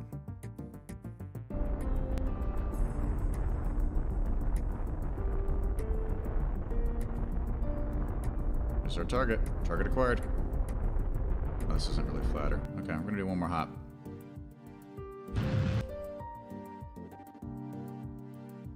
One more hop.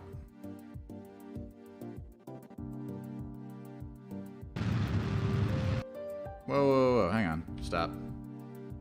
That wasn't me. It was this thing. Hang on. It's all good. It's all part of the plan. We're stunting. Showing off a little bit. No big deal.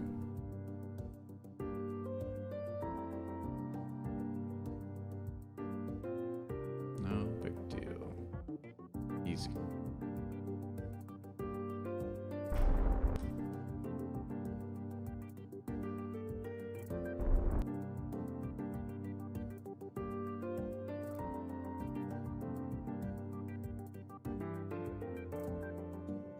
Easy.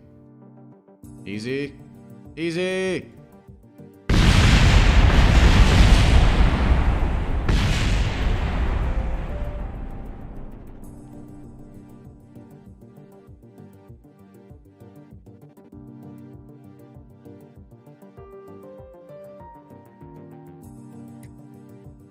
Easy. Stand by. Easy.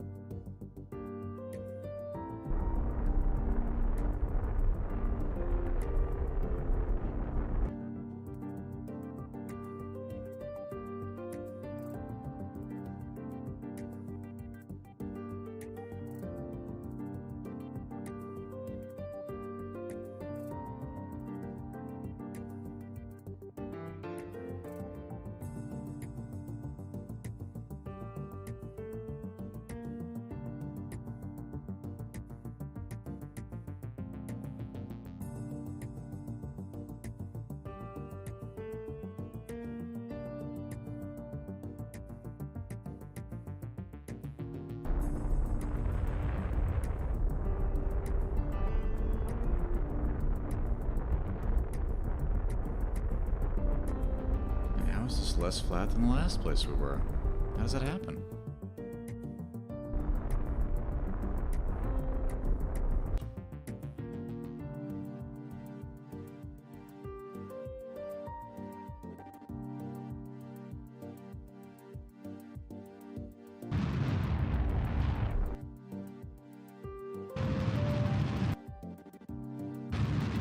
This is Autoland doing this. I'm not doing any of those controls. It's Autoland just freaking out. Absolutely freaking out. Oh, you know what? It had a point, though. It was able to line up its trajectory. Land on this other place.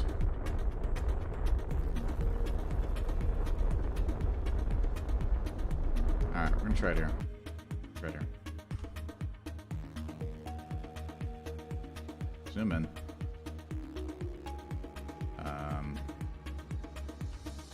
Wheels out. Brakes on.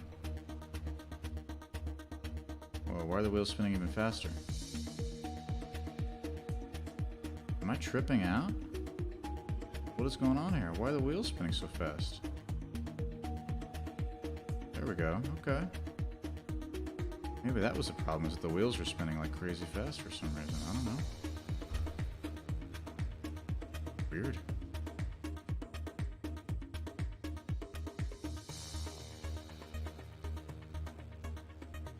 Boop. Okay, now it's behaving normally. Brakes off. Drive. There you go, there you go, there you go, there you go. Almost, almost, almost. Settle. Settle. Settle. Brakes.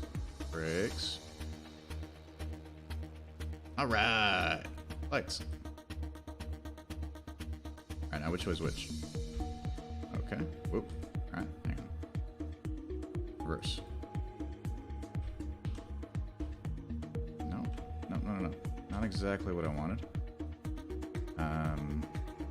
Forward. No. Up. No. Okay. I'm not getting what I want. How do I reverse these guys? I want this to be the front. How do I reverse it? Thing will flip like crazy on the moon. Yeah, I mean, I don't know. I don't have to go far, right? I just have to get there. I just have to get to that crater. I'm quick. I just did. I just did quick save. We'll just drive it backwards, right? I'm not even worried at this point. I'm just gonna drive it backwards.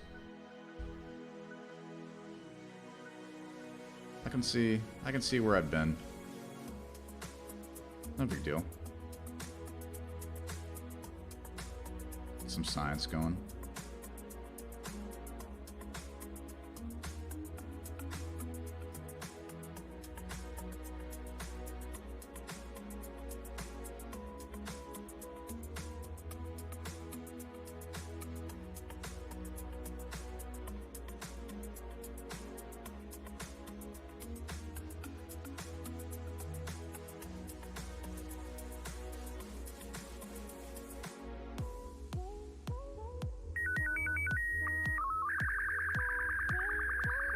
Brakes, brakes, brakes, brakes, brakes, brakes, brakes.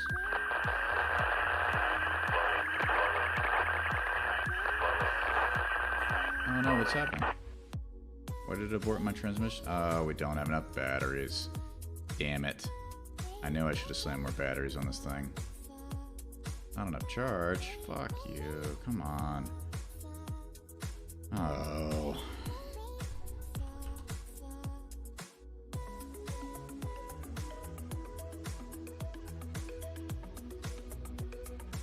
Now it's got enough charge. Scan it.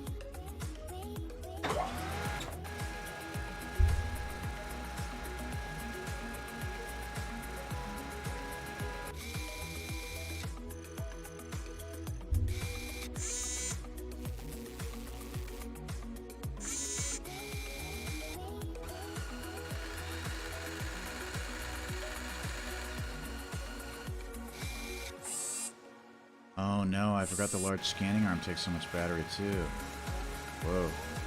We're barely able to do that. Oof. I don't know if I'm gonna have enough to transmit it back though.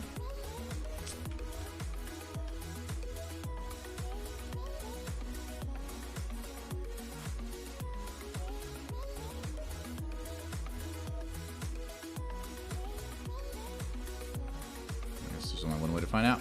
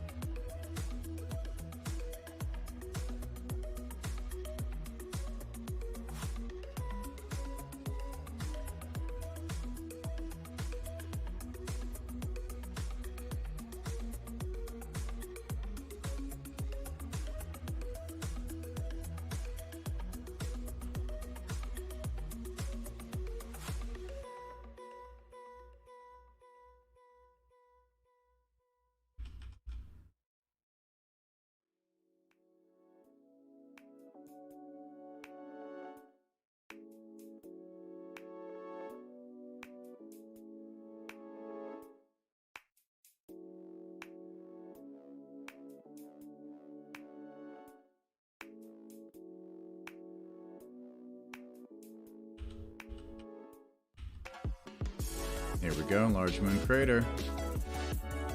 Boom, easy.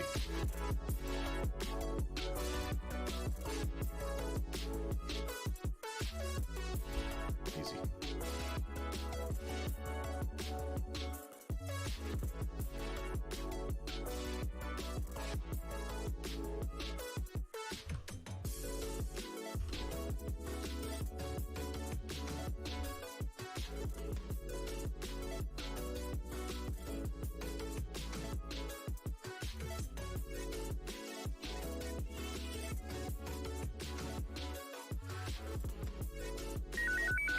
Nice.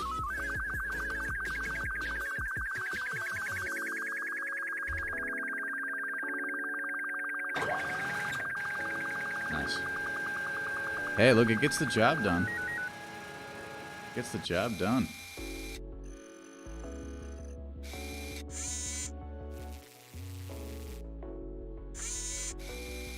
Gets the job done, gets the mission accomplished, you know what I'm saying?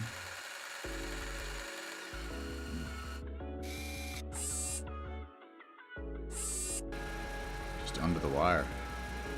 Gets it done. That's what it's all about.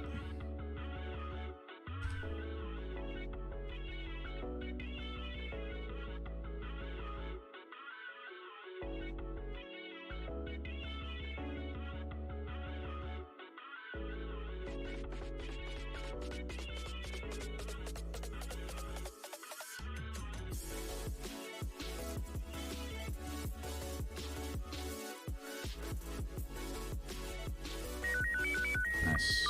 That gave us the mission. Nicely done. Nicely done. Go to rover.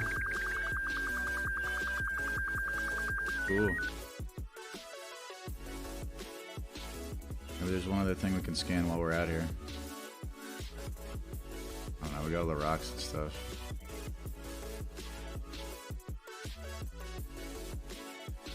Let's hang on to this. We'll do another excursion. We'll come land over here. We'll do our moon surface base here on the pools.